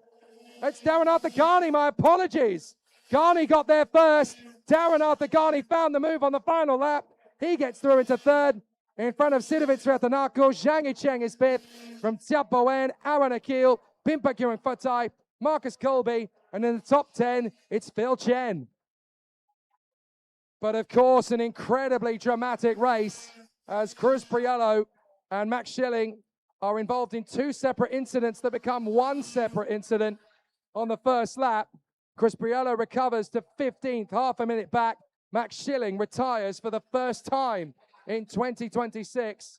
And it's Fawibowo who comes up with the goods for his second win of the weekend. This is suddenly turning into a very dramatic weekend indeed. But neither Schilling or Priello are going to be very happy at the end of this one. Very tough races for both of them. And so now it's a case of go away tonight, have a think about it, dig deep, find the resolve again, and reset and go again on Sunday morning. It's never easy to lose a race like that, especially when both drivers have a championship title to win. But of course, Motorsport giveth, motorsport taketh away, but motorsport cometh back. As long as you sleep on it and refresh. Just forget it, just ignore it, and go back in tomorrow. It's a very tough race battle for them all at the moment. And I tell you what, Cadet is definitely going to be a battle of the Indonesians if this race is anything to go by. And the teammates, they had a bit of a squabble on the last lap. But I think both will be relatively content with their lot after the day's activities as Fawibowo comes up with the goods twice. And it's a second place finish for his teammate, Jaden Aria. Far, let's have a chat with you. Very good race. That was an even stronger one than the first earlier. Dry tyres, so you didn't have to worry about it. Only your teammate to worry about. What was that battle like on the last lap? And last year I just focused for the win, but I didn't focus for like to defend on the last lap. I just focused to stay on the normal line, and yeah. So you've got one more heat tomorrow morning before the super heat. How are you feeling going into that now that you've got two under your belt? Yeah, I feel pretty confident. And tomorrow, hopefully in the heat 3, super heat and final, I win. Your first two wins ever, and you do them back to back. Well done. Thank you. Great start for Mofar Wibowo. Very impressive indeed. Now, where is Jaden Aria? I wonder if he's already disappeared and made his exit. He may well have done. Well, let's see if we can find a couple of the other protagonists in the mix. Aaron Akil got a very good race out of it in the end. A fantastic performance from the Peak Racing team in this one. They had a good job. Here's Jaden Aria. See if we can find him. In fact, it's Fari's brought him over. Jaden, tough final lap there, but an amazing race for the two of you. You disappeared away from everybody else. And a win in a second. You couldn't be much more better than that going into tomorrow. Yeah. So tell us about what the race was like on the tyres now that they were dry tyres. No issues, no problems there. You were pretty quick all the way through. My tires in the end were kind of like running out. And of course, you two are both trying to win for Indonesia, but no love lost between you after that race? No. That's good. Well done, buddy. Thank you. Good stuff. Nice to see that even though there was a squabble at the end there, they were perfectly fine with the battle. It's racing. They know they're going to do a good job. They know they're going to find it tough. But that's motorsport. Let's move on to the second cadet group and find out what happens this time.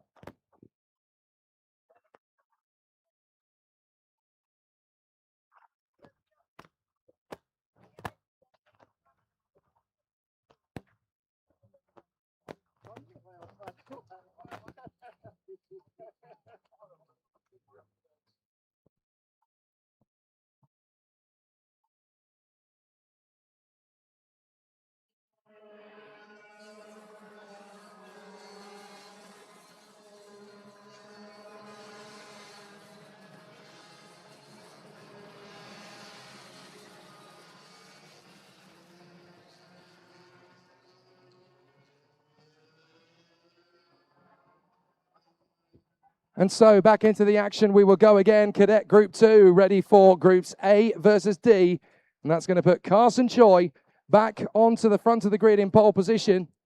He's definitely going to have a tricky race of it trying to hold on for his first win in the cadet category. But he's certainly excited about the prospect and he certainly deserves a crack at the cherry from the front end of the grid. But with a big chance ahead of him, he knows that there's pressure that comes with it. But Carson Choi is ready. He's been very quick all week.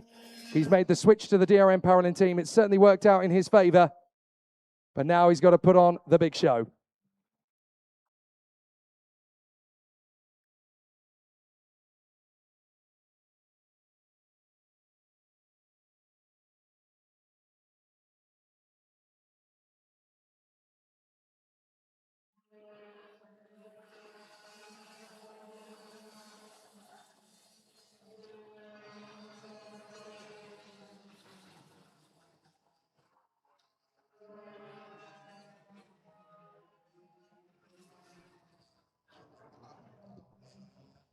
So how about this for pressure? The front row of the grid is going to see Carson Choi and Kaylin Delsey on the front row of the starting grid.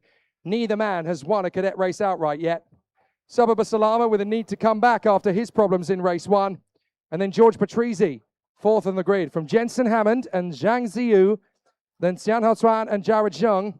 From Felix Fariz and Alice Lowe, who had a great run in the first race. Austin Lowe.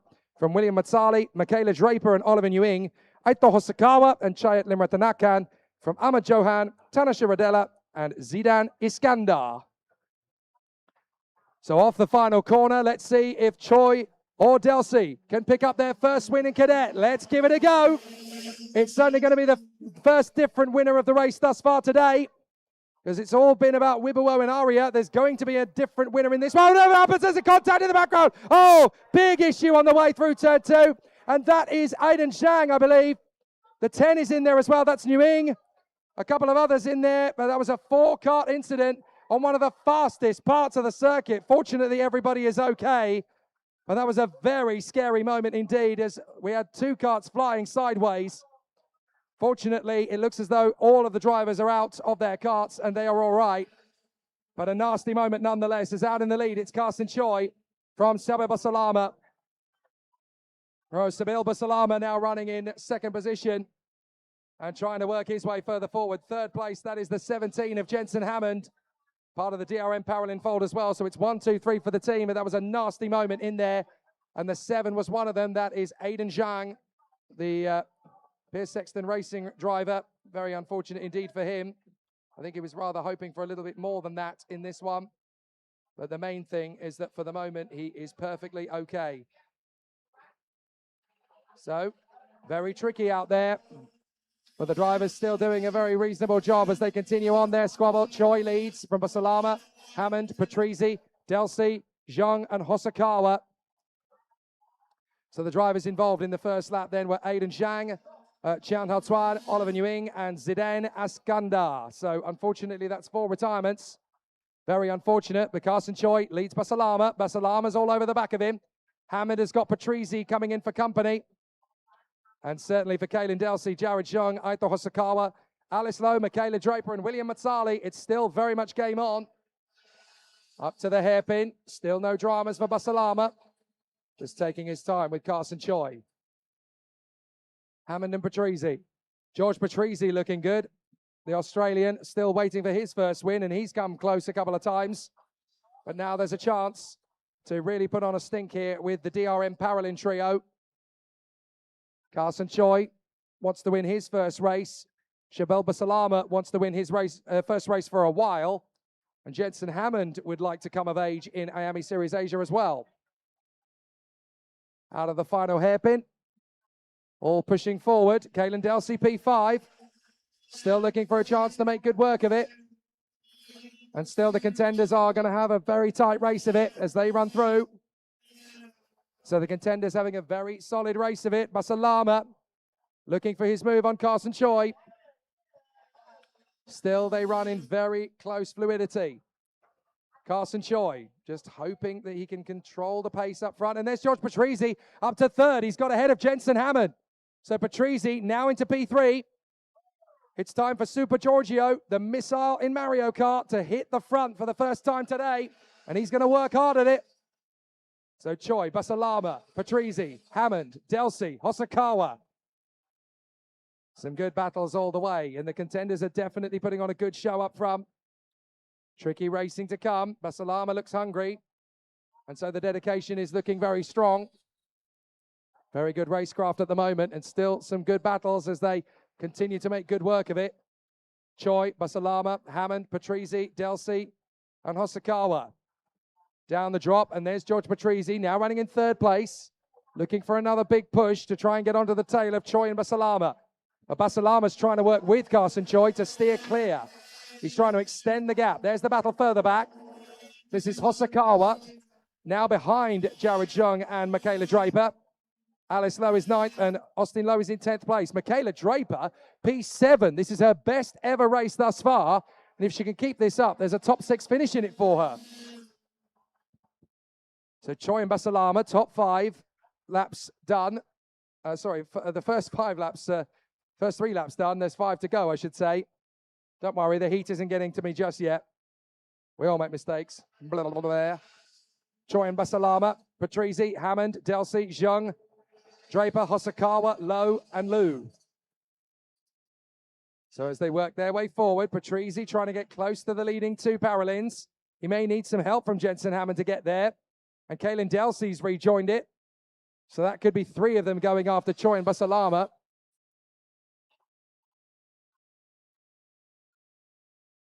Carson Choi and Sybil Basalama Stoll going at it 1 and 2. George Patrizi third.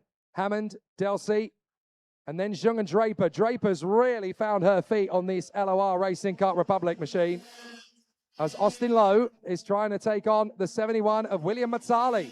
William Matsali from the UAE has worked his way forward. Here comes Matsali again, storming up the inside of Eto Hosokawa. Great drive from Matsali. Matsali is looking very confident. And now we've got the 3-4-5 battle here. Patrizi, Hammond, Delsey. Delsey looking for a move on the inside of Hammond. Hammond is going to hold it. Jensen Hammond going well this weekend. Looking very quick indeed. Looking for a big charge forward. But Choi and Basalama, 1 and 2. Then it's Patrizi on the Birolard Asia kart. A top 3 finish would be his best so far. And round LYL, this is the circuit he cut his teeth on, don't forget. His debut was around this place. And so this is the kart circuit he knows in Asia, probably more than all the others. And certainly the one he feels the most confident. And he's actually pulling clear of Hammond and Delsey. That's great news for Patrizi. If he can start to get onto the tail of Shebel Basalama, then suddenly a win is on. But there's going to be 3 laps to go at the end of this one. And clearly all 3 drivers at the front end are going to want a decent run. There's Delsey. Delsey gets the run on Hammond. Kaylin Delsey into P4. Come on, Jensen, work with me. Let's go after the top 3. But will Jensen Hammond respond favorably? As up to P6 comes Michaela Draper. Michaela Draper into the top 6. The Australian going full guns. As up the inside, Delsey taking on Patrizi. And he's there. Kaylin Delsey into 3rd position. And now the 2 Paralympians up front are squabbling. So Delsey through into 3rd. Patrizi down to 4th. And down to 5th is Jensen Hammond. But Choi and Basalama are having their squabble now for the lead. Basalama still trying to pull clear with Carson Choi. But they may need a hurry up because here comes Kaylin Delsey. 3rd position. It's going to be a tricky one as they continue to make their way forward. But Kaylin Delsey, now that he's into 3rd position, he can sense the win is on. And so Choi, Basalama and Delsey are going to have a fantastic battle over the last 2 laps. It could be very tricky for them. 4th place for Patrizi, then Hammond and Michaela Draper in P6, the Australian, really having a great race. And it looks as though she may well come up with the goods here in the last race of her day. The 10-year-old from Perth looking very confident. Choi, Basalama, Delsey, Patrizi, Hammond and Draper. 1.2 seconds covers the top 5, and Jared Jung has lost out to Michaela Draper. Here goes Basalama. Basalama makes the move and gets ahead of Carson Choi. A lap and a half to go. And Basalama has built himself into the leading position. Now Delsey's got a gap on the inside. He goes for 2nd and gets it. Kaylin Delsey into P2. Carson Choi suddenly dropping back to 3rd. And George Patrizi may fancy his chances of getting into that 3rd place now. Down the straight, Delsey communicating to Basalama. Communicating to Carson Choi. Come on, go and work with me. We could still get Basalama. But Sibyl Basalama has made a perfect move at a perfect time. He's got himself into the lead. But Delsey and Choi are working through the air very quickly here. And so Basalama may get some pressure from Delsey. Bit of a run wide from Basalama. And they go over the top of the rise. And Kaylin Delsey with a chance to move forward here. Basalama holds the lead out of the final turn. He will go on to the leading position into the last lap, and it's going to be Basalama, Delsey, Choi, Patrizi, Hammond.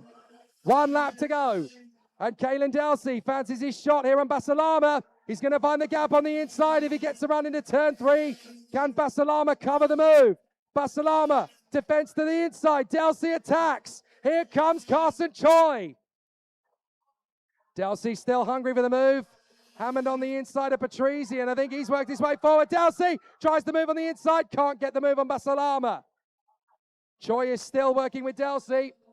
Good effort thus far, and it's still going to be tight to the wire. But Basalama's got a bit of daylight between himself, Delsey and Choi. Delsey protects from Choi. Nearly goes for the move on Basalama, Kaylin Delsey. So Patrizi has hung back to 5th position in behind Jensen Hammond. Delsey still protecting the inside line. Hammond's through into 3rd. Jensen Hammond's made the move and got into 3rd place on the last lap. So now Delsey looks for the inside line. Basalama's gone wide and it looks to be working for him. He's got a good run off the turn, up over the crest, and I do not see how Delsey can have another chance to crack the whip. Out of the final turn, and Shaba Basalama has timed it to perfection. Out of the final turn, it's Basalama! Shaba Basalama wins it from Delsey. Third position is Jensen Hammond from Carson Choi and George Patrizzi, a second between them.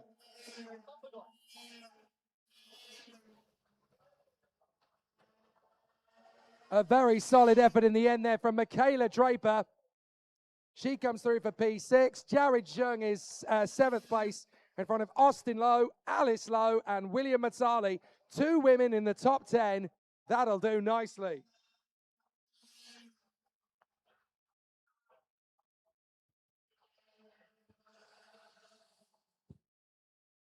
Fabulous, fabulous work in the cadet race. And a fabulous performance from the competitors at the moment. Really good racing.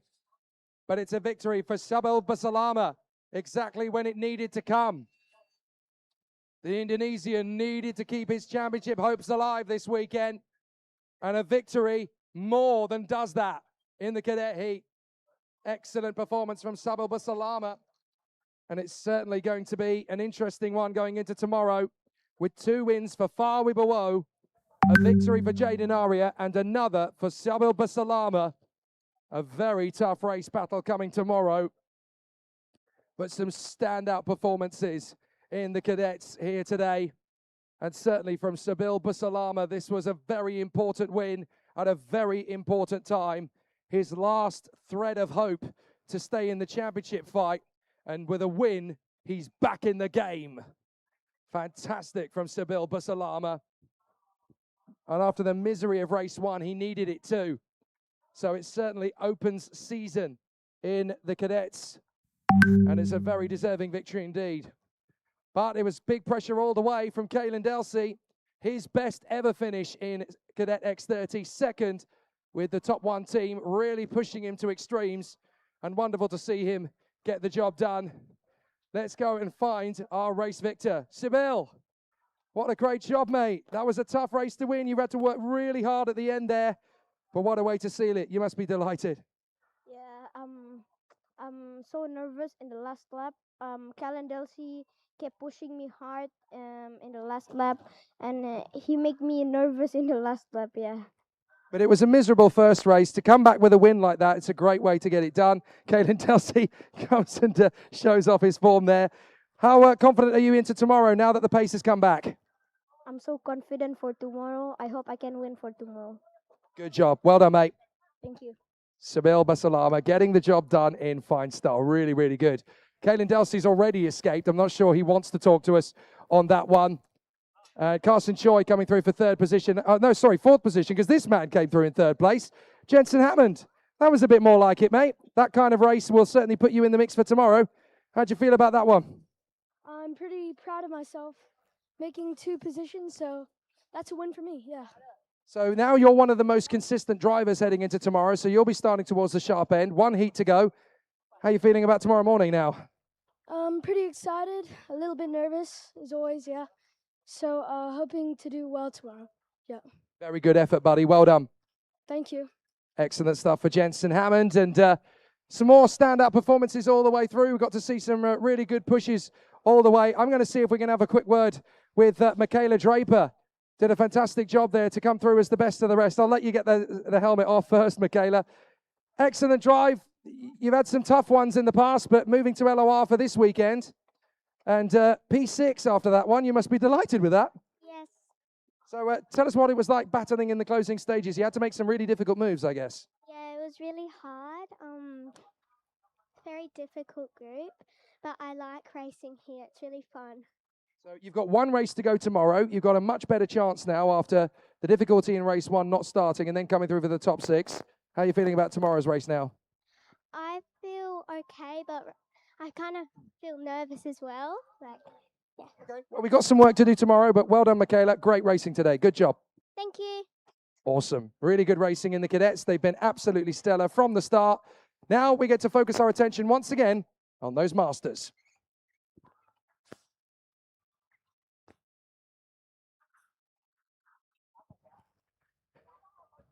And the 10 Masters ready for another big job. In the first heat, it was Weirdesak Yamchan in very difficult circumstances taking the win. Wet tyres on a drying track that became a bone-dry track halfway through. But now they go back to slick tyres. And Luke Armstrong goes back to pole position. Has Weirdesak Yamchan got anything to hold to him on the run to turn one? He managed to get the jump on him in fantastic style at the beginning of the first heat. But I'm not sure on slick tyres, even if he does get the jump on him, he's going to have that same ability to hold off Luke Armstrong in quite the same way. So it's certainly going to be a bit of a nail-biter for Weirdesak Yamchan. He's got to make a great start on the run to the first corner, first of all. And then he's got to have a very tricky battle with Luke Armstrong if he gets ahead of him. And that's a very big if.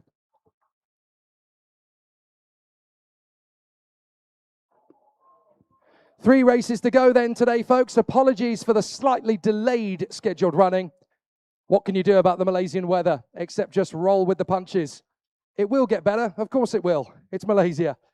And the sun is out for the last three races of the day.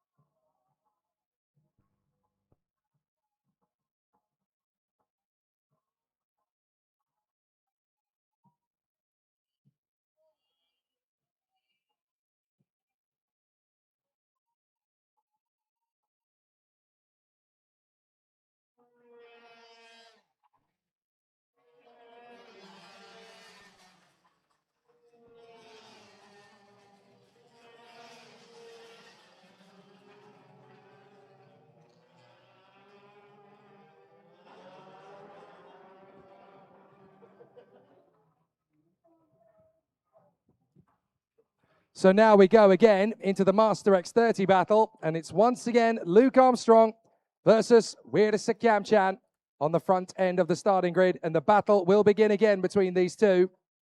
Third position will be Tiru Kumaran, with Peter Chua in the mix from Ian Willock and Darren Formosa, Howard Zarilo, Luke Purser, and then Zaid Zulkarnain and Tamiko will round out the grid. Last time out, it was a victory all the way for Weirdesak Yamchan in front of Luke Armstrong and Peter Chua. Not a single loose front fairing in their first race earlier on, as they were all very skilled, very, very mature, kept themselves clean, despite the fact they were all on wet tyres on a drying and then eventually dry track. So very good work indeed from the Masters. Now we go back onto slick tyres, and I've got a feeling that there's a bit of a race on coming. And after the first heat, Weirasek Yamchan knows that the only way he's going to beat Luke Armstrong in a straight fight is if he gets to the first corner, or at least turn 3 in first position. That's the only way to get in the head of Luke Armstrong. And once you've got there, you've got to defend like crazy for the entirety of the 10 laps that this racetrack's going to give them for the heat. So it is not going to be easy. And then, of course, there is the veteran squabble that is going to be absolutely lightning between Peter Chua, Darren Formosa, and Luke Purser. They're definitely going to give us a great battle in veteran at the same time as Master X30 is going on. So we're going to get an absolutely sensational duel in both categories within one race. So Luke Armstrong has got to beat Yamchan to the first corner. For the tie, it's now or never. He's got to make that bid on Armstrong before he disappears into the distance. So let's see what's going to happen. Off the final turn, Armstrong, Yamchan, Kumaran, and Chua. Here we go. And again, Yamchan with an amazing start. What a rocket ship from Yamchan. This time he's into the lead again. And this time Armstrong is absolutely resolute. He's not going to be beaten a second time in a row. So Weirasek Yamchan with another rocket ship of a launch. He leads the race, and Armstrong is doing his best to get back in on him. Chua is third. Fourth is Kumaran. Fifth is Formosa. And now this is all about Luke Armstrong, trying to get himself back into position in front of Weirasek Yamchan. Yamchan knows that Armstrong's going to be on him. Armstrong's going to have to go for it. He slides around behind the top one, Kart Republic. And Simon Racing's superstar, Luke Armstrong, will find the move on the inside. He'll come in, and he's there. Luke Armstrong hops over the curbs, and he gets the move on Weirasek Yamchan. You will not crush Armstrong. Ian Willock refers to Luke Armstrong as the Terminator, and you can see why. Come with me if you want to win. That's the message from Luke Armstrong. And up the inside comes Peter Chua now. He's going to try and take on Weirasek Yamchan. But now that Luke Armstrong is in the lead, it's see you later, alligator. Hasta la vista, baby. Luke Armstrong is gone. Weirasek Yamchan now trying to get away from Tudu Kumaran, who's come up into third place. Peter Chua is fourth, Darren Formosa in fifth. And in sixth position, that's Howard Zaralo. Then Purser, Willock, Tamiko, and Jaidi Julkanine. And so they battle away in close proximity to each other. But Armstrong has already found 0.6 of a second on the first lap. Make that a second by the time they come around this time. It's unbelievable. Here comes Kumaran. He dives in on Yamchan, and he's into second position. Yamchan goes, oh, contact. Chua goes wide. Formosa picks up the pieces. Darren Formosa in a fourth position. Yamchan struggling. Formosa over the top. And Purser has to take avoiding action. Oh, big issue for Formosa. And Formosa drops to the back. Purser's dropped to 8th place. Goodness me, Luke Purser had to make a heart-stopping moment there to get out of the way. That was nearly a horrendous accident. But fortunately, Formosa and Purser get out of it without too much melee. But Armstrong's well clear. Yamchan points to Peter Chua. Peter Chua holds on to the move on third position in front of Weirasek Yamchan. And Peter Chua is actually pointing at Weirasek Yamchan as he races on through. So Peter Chua now leads veteran by virtue of the fact that he's the only one standing at the front end of the field. The other four are Tamiko in second, Luke Purser in third, Jaidi Julkanine in fourth, and Darren Formosa back down to fifth and in 10th overall. So Armstrong is disappearing away with the fairies. Tiro Kumaran in second. Third is Peter Chua. And fourth place is going to be Howard Zarilo. And Ian Willock through to fifth. Oh, Yamchan's got a problem. Yamchan's got a broken bumper. The bumper is running on the back tyre. And Yamchan is limping. Weirasek Yamchan is limping. Surely he's going to be out of this race. Big problems for the Kart Republic as he is struggling to get this kart round. I've got a feeling that Weirasek Yamchan is going to be putting into the pits. We need to look back. Because Weirasek Yamchan and one behind, I think he's going to be limping into the pits with a broken kart. Yamchan continues on. There he is. But he's got damage to the kart for sure. Here's Formosa. Formosa's going to take on Julkanine. There's Ian Willock. He's going to try and get into the fourth place past Arith Jairalo. So Willock going for the move on Jairalo. Behind him is Weirasek Yamchan, and he's got a broken kart for sure. So Ian Willock, the Singaporean, trying to get through into the position. Dives on the inside of Arith Jairalo. That'll do. Lovely move. Ian Willock into P4. Zyrolo into 5th. And Weirasek Yamchan in some pressure now, down in P6. And I think he's got a problem. The cart, the bumper of the back of the cart in dire straits, and it's rubbing on the wheel. That cannot be good for Weirasek Yamchan as Tamiko runs in second in veteran behind him. Then it is going to be Luke Purser from Jadi Julkanine. Oh no, Darren Formosa's got ahead of him. So Formosa's now come through. But Luke Armstrong is 3 seconds to the good on Tidu Kumaran. The Terminator is disappearing out front. And Luke Armstrong is just dominating proceedings. Second place, Tidu Kumaran getting clear of Peter Chua. And then 4th position, it is Willock from Harid Cyrilo. And Weirasek Yamchan, who is very lucky that he's still going.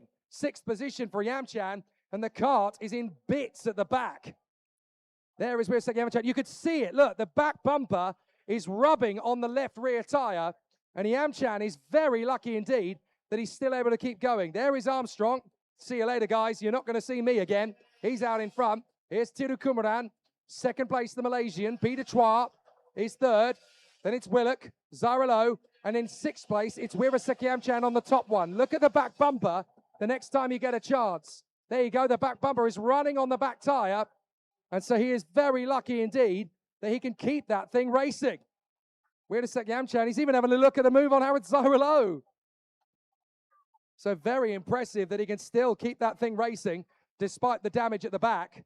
I wonder if that was when Darren Formosa went up in the air. I wonder if he just clouted the back of Weirasek Yamchan's car, because the Yamchan had been very slow indeed in that chicane. He had tried to get out of the draft of Peter Chua and then damaged the car indefinitely. So that was where it all happened. Armstrong, 4 seconds to the good. There's Kumaran, there's Chua, and here comes Ian Willock. Good recovery from him in 4th place.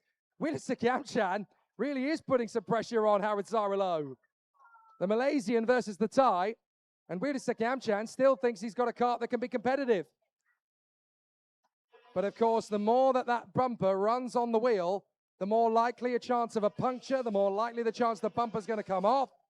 All sorts of problems, but Weirasek Yamchan's doing his best. And the thing, of course, is that the bumper is not causing a hazard at the moment. It's staying in position, but it's not a mechanical flag offense. It's not loose, and it's not going to fall off anytime soon. So Weirasek Yamchan just very lucky that the car can keep going despite the difficulties and clearly despite the big damage to the back of the car. So Tamiko is 7th, Luke Purser is 8th, 9th is Darren Formosa, and 10th is Zaidi Julkanine, with Peter Chua looking to be very good for the win in veteran here this weekend. Running in 3rd place at the moment behind Tidu Kumaran. You can't say that P didn't fight for the win. He really fought to keep Luke Armstrong at bay on the first lap. Now he's going to try and fight his way past Harid Cyrilo. Can he work his way back past the Malaysian? We switch to Peter Chua. And the battles are raging as they get themselves ready for another go at it. Weirasek Yamchan versus Harid Cyrilo. The Thai in P6 trying to get past the Malaysian, Harid Cyrilo, in the hope that there's going to be room at the end, but there certainly hasn't been for the last couple of laps. And Weirasek Yamchan, very lucky that that car is still going. He's got 3 wheels on the deck and 1 in the air as he brakes for the hairpin. Very tricky at the moment. So Weirasek Yamchan doing his best to try and get the moves on Harid Cyrilo. He's struggling even to keep 4 wheels on the deck at the moment. When he brakes for that hairpin, he's got 3 on the deck and 1 in the air. Such is the displacement of the rear. But Armstrong cannons through again. 3 laps to go. It's a pretty easy run as far as he's concerned. Tidu Kumaran in 2nd place, 5.5 seconds back. Peter Chua is 3rd. And then it's Willock, Harid Cyrilo, and Weirasek Yamchan. Here comes the bid from Yamchan. He's going to try and put his move on the inside of Harid Cyrilo, but he can't commit to the inside line. He'll try again in just a short while more. But it's certainly looking pretty tricky out there for the moment. Still, the battles are going strong. But Weirasek Yamchan still fancies a move to get by on the inside. It's not going to be easy to find the gap. But he's got to try and find a position to make the move stick. And I'm not sure he's going to find it too easy to make that overtake. He's certainly thinking about the move, but it's not been easy to come up with the goods to get it done. And so Weirasek Yamchan may have to cope with the fact it might only be 6th position on this occasion. Having taken the win in Heat 1, it may only be P6 this time. So Luke Armstrong comes across the line again with 2 laps to go, and he's got a full 6 seconds gap on Tiru Kumaran. Absolutely incredible. Armstrong with just so much pace compared to everybody else. Peter Chua in third, Willock Zyrolo and Wirisa Kamchan from Tamiko. Darren Formosa's got ahead of Luke Purser for third in the veterans, and then it's Heidi Julkanine at the back. Still incredible that there's only 20 seconds between the field with just 2 laps to go. Very tough racing in Master X30. It always was, and it always will be. Armstrong, 6.2 clear of Kumaran, who's finally got some pace on that Birilat and finally got some reliability as well. Here's Howard Saralo. He's going to make the bid on Ian Willock. He gets through, up into 4th place, and here comes Wirisa Kamchan. He wants to go as well past the Singaporean. Who cares that I've got bits flapping on my car? I'm going to go for you anyway. Out of the final corner of that particular sector, under the bridge, and round to the triple left-hander. But here comes the leader onto the last lap. Luke Armstrong is just dancing away up front. No worries at all for the Terminator. 2nd place, Tiru Kumaran. 3rd place for Peter Chua. And then it's Howard Saralo battling away with Ian Willock and Wirisa Kamchan as they battle into turn 1. Is Wirisa Kamchan in front of Ian Willock? Yes, he's got by. He's got ahead of the Singaporean. So Wirisa Kamchan now up into P5. So he's got the move on Ian Willock, but I'm not sure he's quite going to have the legs on Howard Saralo before the end, but he thinks he has. He might have another go at it for P4. But here is the dominant force of Master X30. It's a question of when he seals the title now, rather than if. And so Luke Armstrong on the Simon Racing Tony car, out through the left-handers, up the crest of the rise. And in this kind of pace, it's looking good for Luke Armstrong to become the new Master X30 champion as early as tomorrow. Never mind September. Out of the final turn comes the Terminator. Luke Armstrong is the victorious force he always is in Master X30. A great drive from Tiru Kumaran. He comes through for 2nd. A very solid salute at the end of the race there. Peter Chua, 3rd position as the first of the veterans. There goes Howard Saralo in front of Wirisa Kamchan, Ian Willock, Tamiko, Darren Formosa, then Luke Purser. And in his debut weekend at the back of the field, it will be Heidi Julkanine. But a fabulous performance from Luke Armstrong. From Tiru Kumaran, it's another solid race drive as well for him. He'll be satisfied with his lot in that one. A 2nd place finish after the difficulties earlier. I think he'll be pleasantly surprised with a 2nd place finish. But certainly the Masters have given us plenty of quality today. The quantity is going up all the time. We have 10 here in Malaysia, and hopefully we're going to get a few more come the last weekend in September. But the Masters are definitely proving that there's great racing to be had over the age of 30. And a really solid racecraft battle out there with some good performances. A very solid effort from the drivers. And they've certainly given us some very smooth moves. So a great race then from Luke Armstrong. 'Twas ever thus in Master X30. He's certainly been very, very confident over the course of the day. And a win like that should put him in a very good mindset indeed going into tomorrow.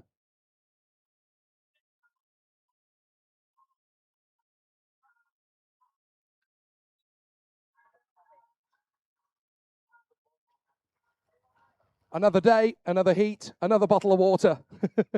You've got to get through them here in Malaysia. If I told you that the humidity was enough to almost make you shiver because of how hot it is, it's pretty tricky, but thank goodness for the immense amount of bottles of water that are around here to keep me going. I think everybody's started to play the Sahil Singh card now. What do you want? What do you want? What are you after? No, it's very, very kind of everybody to keep the hydration going, especially in this immense heat up here. You've got to remember that this isn't just Malaysian heat. It's Malaysian heat 120 feet above sea level, so it's very humid up here.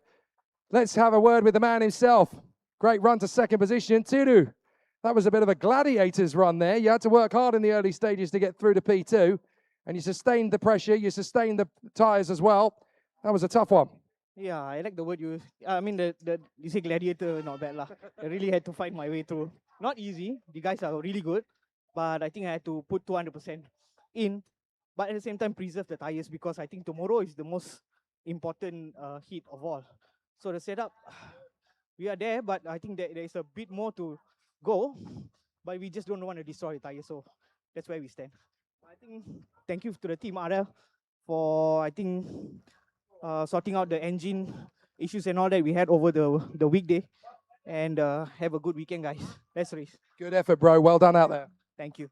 Thierry Kumaran putting on a good show. Let's go and find Luke Armstrong. Deep in conversation with Jimmy McLaren, but he's a lot smoother after this one. Race 1 was tough on wet tyres. Nobody had any grip out there, so it was always going to be tricky. But back on slicks, back to what you do best. Yeah, we made a meal out of heat 1, so now we know what not to do next time it rains. But that's fine. We'll learn from that. But that was good. It was a bit interesting at the start, and I'm like, we're not going to white line this the whole time. So coming through. Sorry. That's the race. There's a super heat coming tomorrow as well as a final, and that could be the race that decides the X30 title in Masters for you. Thinking about it yet, or just taking it off one race at a time? I would just try to win everything. That's all I care about. The championship, that'll sort itself out. So, yeah, I just want to win every heat, everything. So, pace is very good then. But they're trying a few tricks to get ahead of us at the start with bigger sprockets and stuff. So, we've got to watch out for that tomorrow. What I love is your motivation. After Heat 1, you were just completely unsatisfied. You are so hungry for these wins. You dig deep and you find something special in yourself every time you go out there. And it's the same as the team. The team put in such a hard work. So when I do a rubbish job like that, we want to do better next time. So, you know, learn from it. But yeah, I mean, for me, if you're P2, you may as well be last. It's horrible. Well, hopefully there's some better races today and tomorrow. Good job, buddy. Well done. No, they will. They won't just let me win. So I have to try. Thanks, mate. Indeed, nobody will let Luke Armstrong win easy. They'll give it everything they've got. Right, 2 races to go, both in Senior X30, both unpredictable, both at LYL in the heat haze that we're currently going for.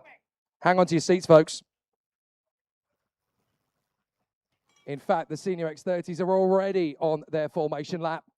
So it's obviously going to be a big push now from the front end of the field. And the man on pole position this time is going to be Aaron Garcia. He's already taken 1 heat victory after a very tough race battle earlier on.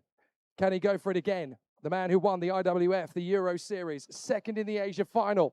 This man has got win written all over him. And certainly he had to fight big time for the win earlier on. Now he's got to do it all over again. And he's got a very big challenge from the drivers around him. So for Aaron Garcia, it really is game on as the Spaniard tries to go for the top spot for the LOR Racing team, who have already had some very stunning performances today, including, of course, the win for Aaron earlier. He's already got 1 win in his pocket. He would dearly love to make it 2. I think he feels he's got unfinished business here at LYL. He really wants to put on a good show on this circuit. He knows it's one of the premier circuits in the world now, never mind just Asia, and he wants a big result.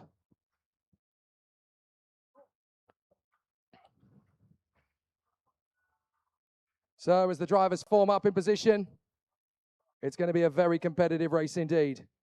In Heat 2, B versus C, it's going to be Garcia, who lines up on the front of the grid with big pressure from Shun Sakaguchi. Then Jonas Tan, Dylan Tan, Yamchan, Setyavan, Uy, Gale, Burke, and Ratcliffe. Here we go. A fabulous start up front from Garcia. He's going to get big pressure as they go through the first corner. A big slide in the middle of the first turn, but there's already a big push from the far side as we're going to see a big opportunity from Jonas Tan. He wants to try and break through at the top end. And everyone's trying to cut their way through on the first couple of corners without too much issue. It's looking a little bit racy up there. And certainly a couple of drivers trying to pick up their moments as we got 2 karts off in the background. And one of the Car Republics has got a broken stub axle, I think. Couldn't turn. So that's a big issue for Panush Steenmankong. Panush Steenmankong is out again. A miserable race weekend for him so far. He got a front fairing penalty. Oh, problems elsewhere. That's Conrad Garrow gone around. Conrad Garrow spun out. And he's in the wars there with a 207. He's also gone around. So that's big problems then on the 207. And so the dramas are all over the place then for the Tony kart, I think it is, that's gone around of Ethan Singer. The Stratos Tony kart's gone round, so big problems then for Garrow and Singer. So hopefully they'll be able to resurrect their form a little bit, but it's certainly looking pretty tough out there. As at the end of the first lap, it is Aaron Garcia that leads the way. Certainly looking strong, second position. That is the top one motorsport machine of Wadapong Yamchan, I think, who is in second place in front of Dylan Tan, the Japanese star Shun Sekaguchi, and then it's Burke, Setivon, Ratcliffe, Kojima, Gale, and Jonas Tan. This is already a very tough race and already a disgusting one for Panu Steenmankong. He just wants Saturday to be put in the bin. He'll have a chance to go at it again tomorrow, but this couldn't have gone worse for Panu Steenmankong. But the battle really is raging up front as Dylan Tan is trying to shake off the Japanese Shun Sekaguchi. Big issues, going for the move. Up on the inside. Wadapong Yamchan gets his boxing gloves out to try and get past Aaron Garcia. But Garcia is not going to give you any inches you don't have to. And now it's Dylan Tan right on his tail. The LOR Racing teammates, 1 and 2. Aaron Garcia and Dylan Tan. Up the inside goes Tan. He's through. Dylan Tan makes the move and gets through on the inside line. So Tan leads Garcia. Then it's Yamchan. Sekaguchi, P4. Garcia looking for the move now to try and work with Dylan Tan. Garcia back on the inside and retakes the lead. Yamchan comes in a second. That is not in the LOR Racing script. So Garcia gets back to the front. I thought he was supposed to be a team player. He goes rogue against Dylan Tan, gets into the lead and takes Wadapong Yamchan with him. Yamchan has been getting close to the front all the way through his Senior X30 career. Now he's going to push on with Aaron Garcia. Garcia defending. Here comes the move again. Putter is going to try and make his bid on the inside line. Dive as well coming in from the 250. Shun Sekaguchi trying to get into the top 3. Oh, this is getting a little bit racy between the LOR Racing boys, especially now that Wadapong Yamchan wants to ruin their party. Over the crest of the rise, out through the left-hander and up to the final turn. They're flat on the throttle from now until turn 3. 16 seconds on the throttle. So Garcia leads the way. Second is Yamchan. Third is Tan. Fourth is Sekaguchi. Then it's Burke, Setivon, Gale, Ratcliffe, Kojima, and Jonas Tan. Dylan Lowe is in 11th from Ashton Yong. Then it's Ryan Gunavordena, Arman Sahu, Panga Yamchan, Amir Danish, Caleb Tan, Conrad Garen Freeman on the inside. Beautiful move from Shun Sekaguchi. Into third place goes the Japanese as he finds the space on Dylan Tan, gets the undercut for the move and holds his nerve as well. Kai Burke is in there for P5. Burke is going to try and make his bid on Dylan Tan. Up the inside. The gap is there. Tan is going to fight, but Kai Burke's going to take it. Beautiful from the Australian. Finds the move. Lovely job. And now Setivon finds the move on Dylan Tan as well. Dylan Tan hustled all the way back to P6. Not good news for Dylan Tan at all. So now Toby Gale's going to try and make a move or two. P6 up over the crest of the rise for Dylan Tan.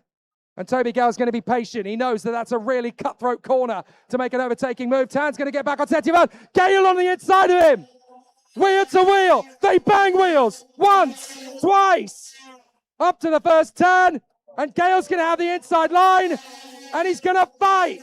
He makes his way through. Toby Gale gets the move. Tan is nearly sideways. Dylan Tan to the back of the queue behind Sonny Ratcliffe and Seara Kojima. Dylan Tan must be enraged. And now Kojima gets through on the inside of Ratcliffe. What a comeback from Seara Kojima. She was out for 3 months with injury after an accident back home. And now she has worked her way back into the paddock, back into the top 10. And Seara Kojima is back to the front. So now it's Garcia leading Yamchan, Sekaguchi, Burke, Setivon, and Tan. And up on the inside again, Sonny Ratcliffe bounces back on Seara Kojima. Lovely bit of racecraft from Ratcliffe. But now the 272's coming in. That's Jonas Tan. He wants a little bit of play-by-play.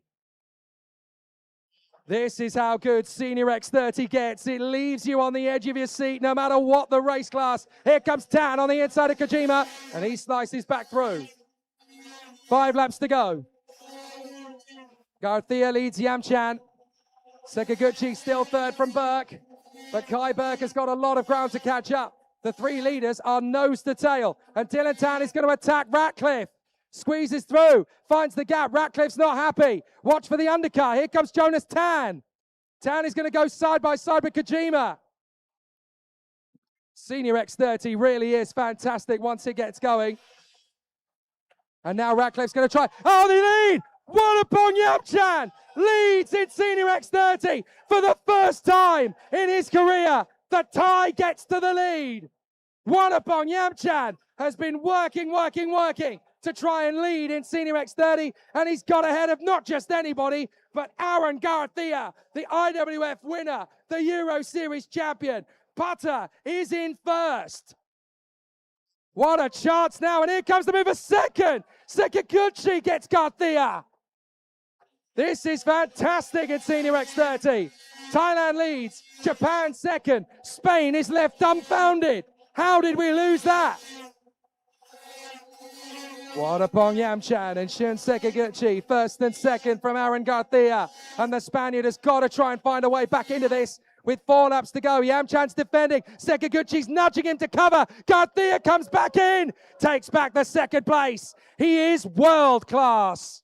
Garcia makes his move on Sekiguchi.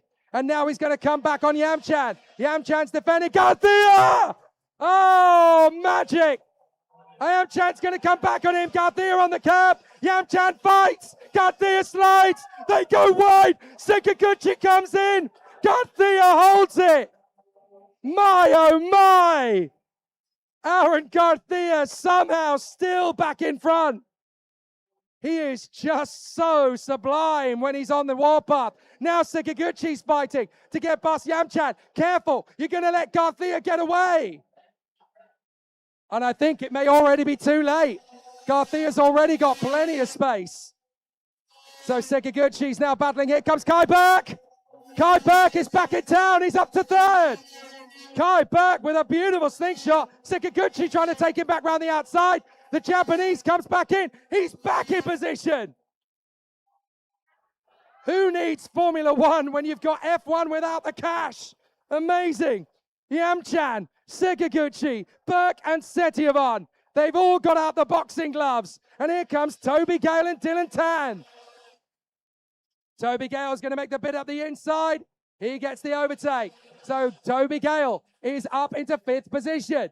Another great recovery drive from the Thai. This is magnificent. Senior X30, absolutely nail-biting. Garcia up the hill and well clear now of Wonapong Yamchan, who sadly, that little bit of a tussle with him and Sekiguchi has just given Garcia enough oxygen to be comfortable up front. So Garcia leads the way again. Putter, Sekiguchi, Gale now up ahead of Kai Burke into 4th position from Setiavan, Tan, Kojima, Ratcliffe, Tan, Yong and Low. Amazing racing all the way here. And with a lap and a half to go, I wonder how much time Toby Gale's got to close up on Shun Sekiguchi. Sekiguchi's trying to take on Putter, who yet again will have to settle for 2nd place. He's had a couple of those now. He came so close to winning his first heat, but I think he just went a little too early on the move on Aaron Garcia. He could have waited just that little bit longer, and maybe the win could have come back to him. But Aaron Garcia has timed it to perfection and let them all scamper away and battle amongst themselves, and that's given him the little bit of clearance he needs.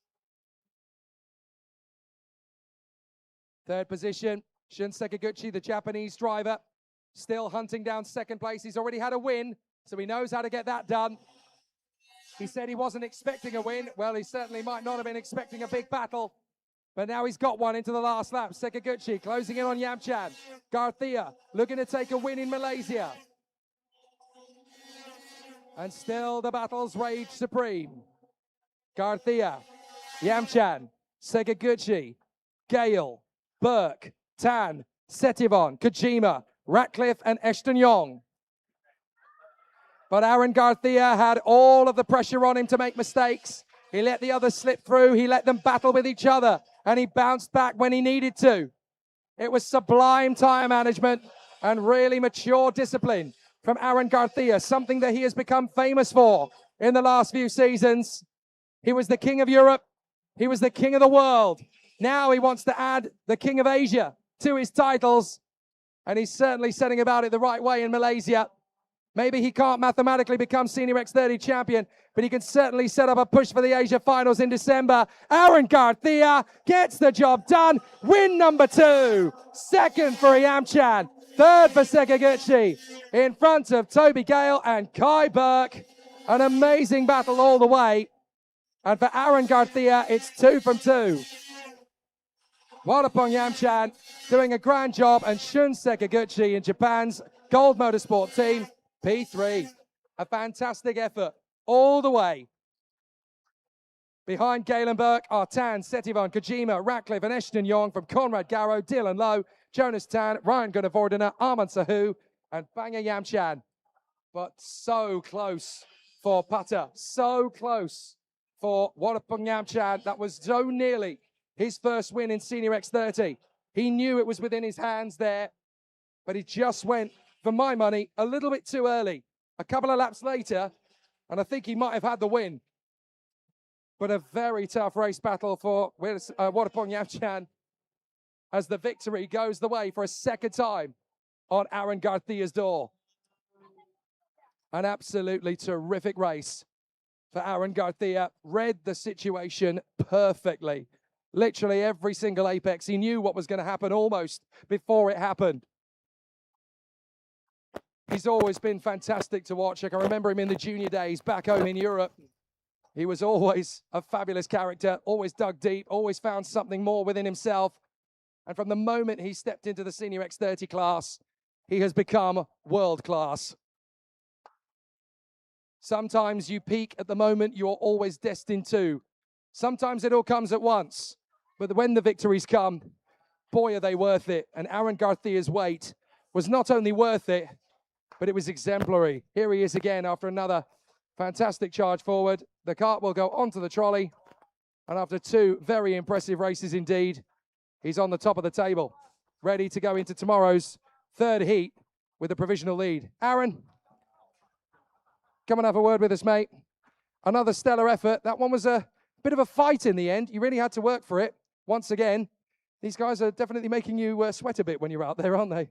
Yeah, I mean, we struggled a bit at the beginning. Yeah, I think we missed something on the tires. So, yeah, I mean, the end was quite good. We fight a bit. We take the gap. So, yeah, the later was to manage the tires. So, yeah, I think we need to be happy with today. Good lessons learned going into tomorrow's 3rd heat and super heat, perhaps? Yeah, I think we learned a lot today. I think we know what we need to change. So, yeah, I think it will be a good day. Well, we certainly enjoyed it, mate. Gracias, amigo. Thank you. Fantastic work from Aaron Garcia, who got the job done. Putter getting his second position almost in a row there. Shun Sekiguchi coming up with the goods in the top 3. And a fight back from the likes of Toby Gale and Kai Burke. We didn't speak to Kai earlier, but we get a chance to now. Kai, good to see you back in the top 5. Recovery drives needed and a little bit of discipline on the tyre management. How was the second heat from your side? Yeah, we got away to a good start. But just seeing the kart really isn't there, and I made a few mistakes, so we'll improve on those tomorrow and go again and see where we get. Has this been a day more for lessons than speed, or have you been able to sort of transform things as the days progressed? Yesterday we had speed, just the quali kind of stuffed us up a little bit with the raining during the session, so it is what it is, and we can only learn from it now, so just keep pushing. You're never out of the fight until you give up, and you never do that, so we're excited to see what you'll do tomorrow. Good job. Thank you. Kai Burke always giving us plenty of satisfaction out on the course. Right, so that's one done. Now we've got another one to go, and then we'll wrap up this Saturday shindig. We're all in preparation for tomorrow's crescendo.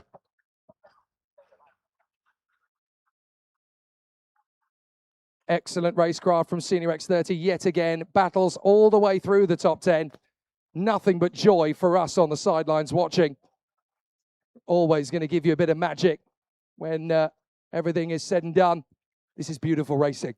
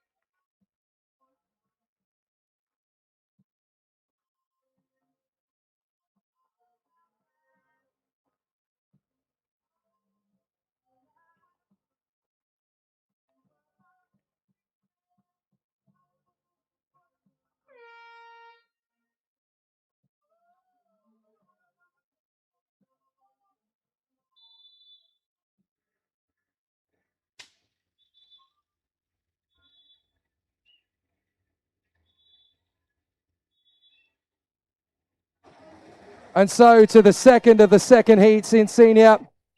It will be a very tough one, this one, especially when we put Andrea Galimberti back on the pole position.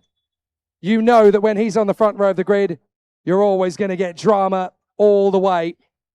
One of the most exciting racing drivers in karting to watch. Whether it's positive or negative, you know it's always going to be sizzling entertainment.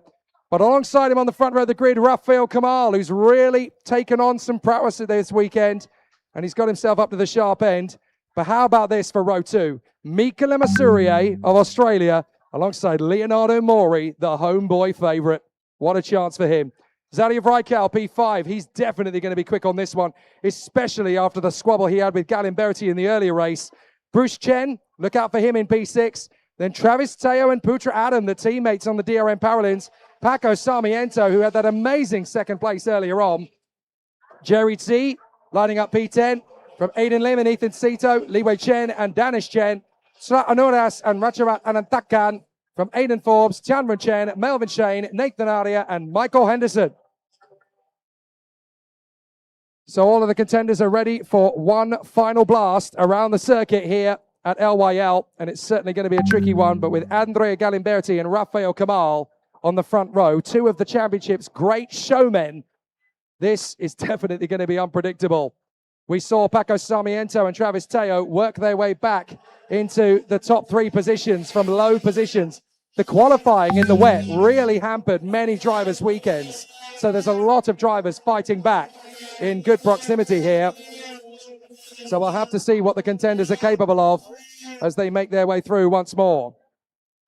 But Heat 2 for Senior A versus D, Galimberti versus Kamal. And then we've got Lemasurier versus Mori on the second row. Two drivers who want to make an impact in this one. But certainly, Senior X30 has already been a bit of a steal for Aaron Garcia. 2 wins out of 2 for him. Followed by an immense battle further round the course. As we knew, it was going to be a great one for Shunsei Kikuchi after his win earlier on. He's certainly been able to fight tooth and nail for every opportunity. And now we'll get to see who the new winner is going to be on this one, because we don't have either Shunsei Kikuchi or Aaron Garcia in this race. So whoever wins this one gets their first win of the weekend. There's not been a single winner in this grid over the course of today, because it's 2 wins for Garcia and 1 for Shunsei Kikuchi. Both of them have just finished their races for the day, which means whatever happens in this one, we get a new winner today. Galimberti and Kamal. Lemasurier, the New South Wales state champion last year in Australia, alongside Leonardo Mori. So many home favourite supporters here for the Malaysian. Not only his home country, but also his home track. The 7 Racing team are based opposite the start-finish line. So the competition is ready.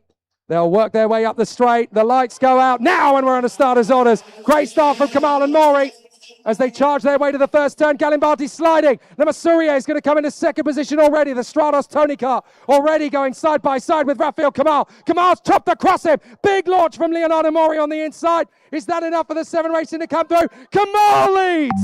Oh, my great aggression from Kamal. Galimberti's down a second as Rafael Kamal storms up, and there's big contact further back. We've got 5 karts involved in it. One of the Birolats, that's Svatanaras getting out of it.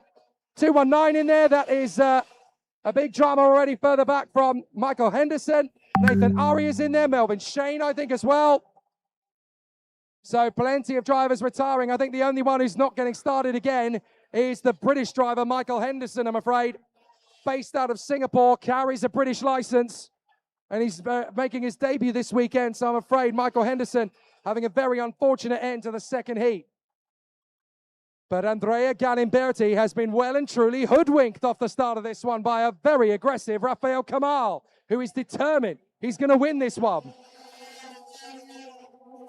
Leonardo Mori has come through in the 3rd position, and Michele Masurier is down to 7th. So Kamal leads, Galimberti, Mori, Raikal. And there is a big battle coming. Leonardo Mori fancies his chances on Galimberti. There is Raikal, 4th position from Putra Adam, Travis Teo, and Michele Masurier. Now this is going to be the trio to watch. We've got Raikal, Adam, and Teo, 1, 2, and 3 in their battle for fourth. All three of them are now going to work together and pursue the top three. Kamal having to defend against Galimberti. And this is what the Paralens want. They want to work together, let the top three squabble, and they will catch them, pursue them, and maybe vanquish them. Kamal, Galimberti, and Maury having an amazing tussle. But here come the Paralens. Raikal, Adam, and Teo, they're in tow, and they're going to work in unison.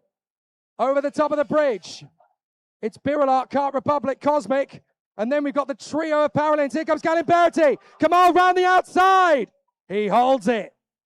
Beautifully done from Kamal. But Galimberti needs to hurry this up if he wants to get into the lead. He knows it. Oh, up and over the top. He nearly flies over the top rear of Kamal's kart. That was very aggressive defending from Kamal. But it was also decisive from Galimberti. He's got to be careful. Kamal is holding him. He's defending with 8 laps to go. Surely this cannot be sustained by Kamal. Galimberti is going to be fuming. Will you race me? Come on. He's defending all the way, is Rafael Kamal. Hugs the inside line. Here comes Zaddy of Raikal. Raikal's into third. And through comes Travis Teo with him. And these two are still defending. Raikal is loving this. Raikal on the curbs goes Galimberti. Raikal squeezes through. So does Putra Adam. Galimberti is furious. Rafael Kamal has got his lead intact. But now that Raikal and Putra Adam are through, they are going to work together and close up on Rafael Kamal, the DRM Paralens. The team game is working well. So Kamal leads the pair of Paralens, Raikal and Adam. Then Galimberti is fourth. Maury is in fifth place still. Here comes Raikal. Oh, he really is eating up the road as Maury gets on the inside of Galimberti and gets the place. So Leonardo Maury's into fourth. Galimberti's down to P6. Travis Teo's got him. And now Pacamugo Sarmiento fancies a go. Oh, Galimberti's really having a tough race now. He's got to try and fight his way back into it. Well, the top one, Kart Republic, is definitely on the back foot. He tries to go back in there on Travis Teo. The field works its way through. And so far, Kamal is your leader. But Galimberti is no longer in second place. Oh, contact! Contact! And we've got a kart over. It looks like someone's fallen out of the kart there in that issue. But they've managed to get back on their feet and out of harm's way. So it is an upside-down kart. It's the 279 that's gone over. It's Ethan Cito. Ethan Cito upside down, but he's already got out of the kart. He's okay. No panic. Ethan Cito is all right. And that is the 255 in trouble. That's Aidan Lim. So Cito and Lim were squabbling for position. Unfortunately, they've collided. Ethan Cito's kart rolled over, but he's got out of the kart. He's okay. So no major dramas. And now we've got an enraged Rafael Kamal. Raikal's got through. Adam's got through. And so too, on the far side, has one of the Cosmics. That is Leonardo Maury. Rafael Kamal is very angry indeed. Galimberti comes through. And Leonardo Maury is now hunting down Sarmiento. Galimberti to the inside of Kamal. Oh, 3 of them into one. Maury tangles with Sarmiento and Travis Teo. That was always going to end in tears for somebody. And unfortunately, it's 3 of them that have gone in together in one. Sarmiento, Teo, and Maury tangle, and their slowboards out. I am not at all surprised. The slowboards are out. The race director, Martin Bean, deciding that this needs to be calmed down. So the race is slowboarded. And that means that the leader now, Zariev Raikal, in front of his teammate Putra Adam. We go to slowboards. We've already had 1 kart go over, and now we've got 3 karts dueling together. So, very dramatic scenes indeed here. There is Aidan Lim. That's the reason we're under slowboards, because he can't get out of his kart. The Nassau panel is so crushed on his legs, he can't physically get out of the car. So, we've now got Zariev Raikal leading from Putra Adam. Galimberti's back to third in front of Kamal, Chen, Lemasurier, Ji, Chen, and Anathakan, and Melvin Shane. But it is dramatic indeed as Leonardo Maury has brought it into the pits to retire. Cito out, Lim out, Aria out, Henderson out. And of course, down at the back of the field and recovered after the incident is a very unhappy Paco Miguel Sarmiento and Travis Teo. They have rejoined in 13th and 14th.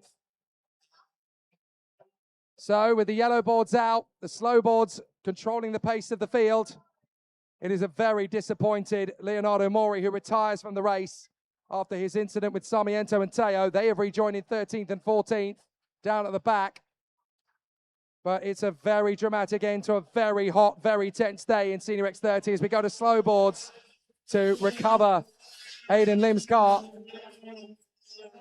And so they are going to continue the battle further back. But Aiden Lim is the one who is in trouble on the far side. And so the contenders are under slow board conditions while we assess the situation. The carts are now recovered as Ethan Cito and Aiden Lim's carts are removed. And the medical team have managed to clear Aiden Lim from the scene. So his cart is behind the barriers now, and they can work to get him back out of position. He's okay.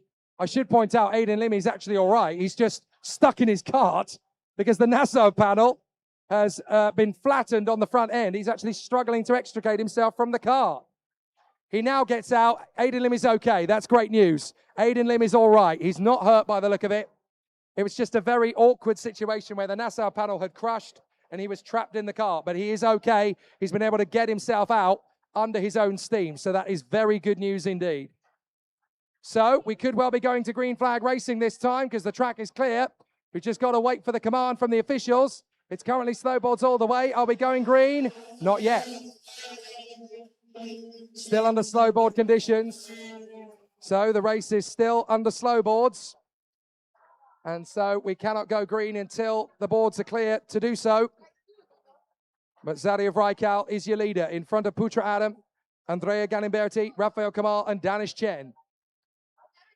So we're only going to get 2 laps of racing when this goes to green again. And that's going to be absolutely nail-biting between the contenders at the sharp end. 3 laps of racing will be remaining. And it will be Vrajkal, Adam, and a rather frustrated and angry Galimberti and Kamal in 3rd and 4th.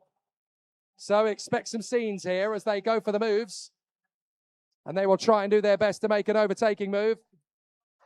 And these will be the last 2 laps of the day, of course, because this is this is Senior Heat A versus D Heat 2, the last race of the day.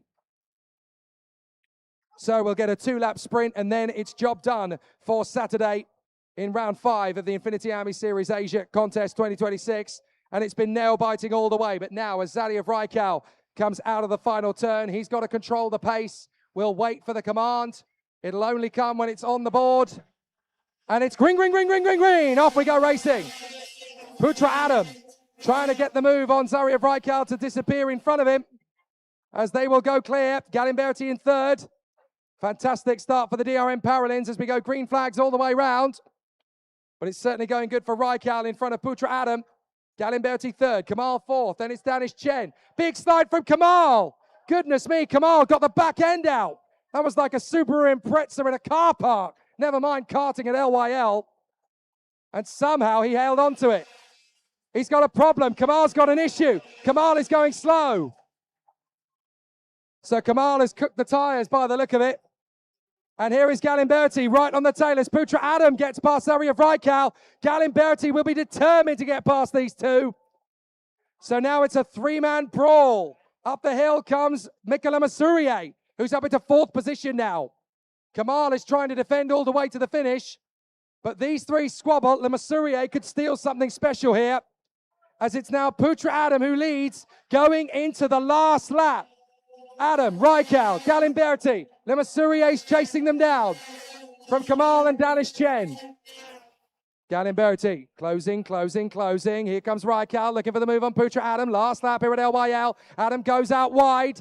Vrajkal is trying to get the move on the inside. Galimberti's not going to wait. Adam's moving to cover. Galimberti's getting annoyed between these 2. Here comes the chance to cook up around the outside section. And there's another chance. Here comes Galimberti onto the back straight. He'll get a chance to move for it. Galimberti gets level, parallel. Tucks in round the outside. Vrajkal protects the position. Putra Adam holding the lead for the moment. As there's problems for Danish Chen. He's going to lose a couple of places on the last lap, I think. But Putra Adam looks like he's got this one. Rijkaard is going to defend to Galimberti all the way up the hill. Putra Adam made the move on Rijkaard. And that should be enough for Putra Adam, the GT star who just can't get karting out of his system. He returns to IAME Asia, and he's here, a winner again at LYL. Putra Adam with the win. Rijkaard, Galimberti, and Mikael Masurier. Then it's Kamal who comes home in 5th place in front of Danish Chen, with the top 10 rounded out by Jerry G, Bakasamiento, Bruce Chen, and Sra Onoras. Oh, it looks like Danish Chen's got a post-race penalty. So Danish Chen is demoted to P10 at the end of it all. Well, very tough scenes down here as Putra Adam, Zariev Rijkaard, and Andrea Galimberti come away with the top 3. But Senior X30 is on the verge of warfare going into tomorrow. And they've still got a 3rd heat for every driver, the super heat and the final to come on Sunday. Big scenes, big battles, big brawls in Senior X30. Nothing short of exquisite for us in the booths and amazing for us in the spectators and in the stands. Absolutely wonderful racing. Every single time X30 comes out to play, you know you're not going to be disappointed. Just scintillating scenes here. I think the Instagram term is epic cinema. And Senior X30 has absolutely given us that today, with the promise of more tomorrow. Joyous racing at the front and a new winner this time. It's Putra Adam. Good to see the GT racer get back on top after a big fight. He really, really pushed for that. So we've got to try and unravel some of the scenes after this, because it's been a tough one out there. And certainly for the top 3, plenty to talk about, plenty to mull over before we close up for the night. Let's have a word, first of all, with the man in 2nd place, Zariev. Good work out there, buddy. Good to see you back in the top 3. It was a big pressure race out there for you, but 2nd place, what was it like in the closing scenes? Very chaotic, because we had the slow course yellow, and yeah, it was just very hot. So now you've got a chance going into tomorrow. Obviously a big win to come through in the top 3 at the end of tomorrow. Going into the 3rd heat, how confident are you the tyres will be quick? Hopefully the tires are okay. We're still okay for the heats, and yeah, we'll see how we do tomorrow. Amazing return to form. Well done, Zariev. Thank you. Right, let's see if we can find the man at the top spot. Where's Putra Adam? He seems to have already wandered out of the booth. Ah, he's behind me. That's why I can't find him.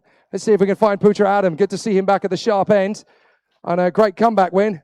Putra, well done, buddy. It's always nice when you come back into Senior X30. It's proof that you can take the driver out of karting, but you can't take karting out of the driver. Yeah, definitely. It's fun to be back. I've been out for quite a while. And yeah, we can prove that we're still able to fight in the front, and I'm really happy about it. So yeah, the team did a mega job to prepare me a good kart. So let's see what we can do tomorrow. As a driver who's really focused on the sports car program, is it fair to say that karting never keeps you out of breath? It's always, you're always learning. You're always still finding things to develop and improve within yourself. Yes, of course. Every single time I come back, these young kids teach me something new, and it's always nice to try and improve and try to better myself every single day. So yeah, it's really nice. So now we've obviously got a couple of decent results in the bag heading into tomorrow. Heat 3 and Super Heat are going to be very tough on the tyres. How do you think you can fare? I think our tyres look pretty good. Yeah, we'll see what we can do to try and adjust the setup to the tyre condition. And yeah, hopefully we'll be in the front tomorrow.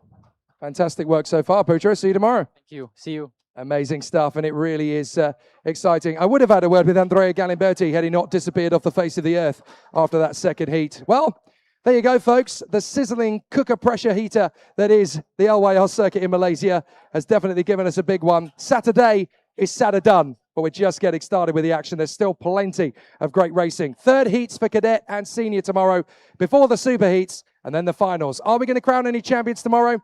You'll have to tune in, same place, same time, same racetrack tomorrow to find out. From me, Jake Sanson, and everybody here, we'll see you tomorrow, guys.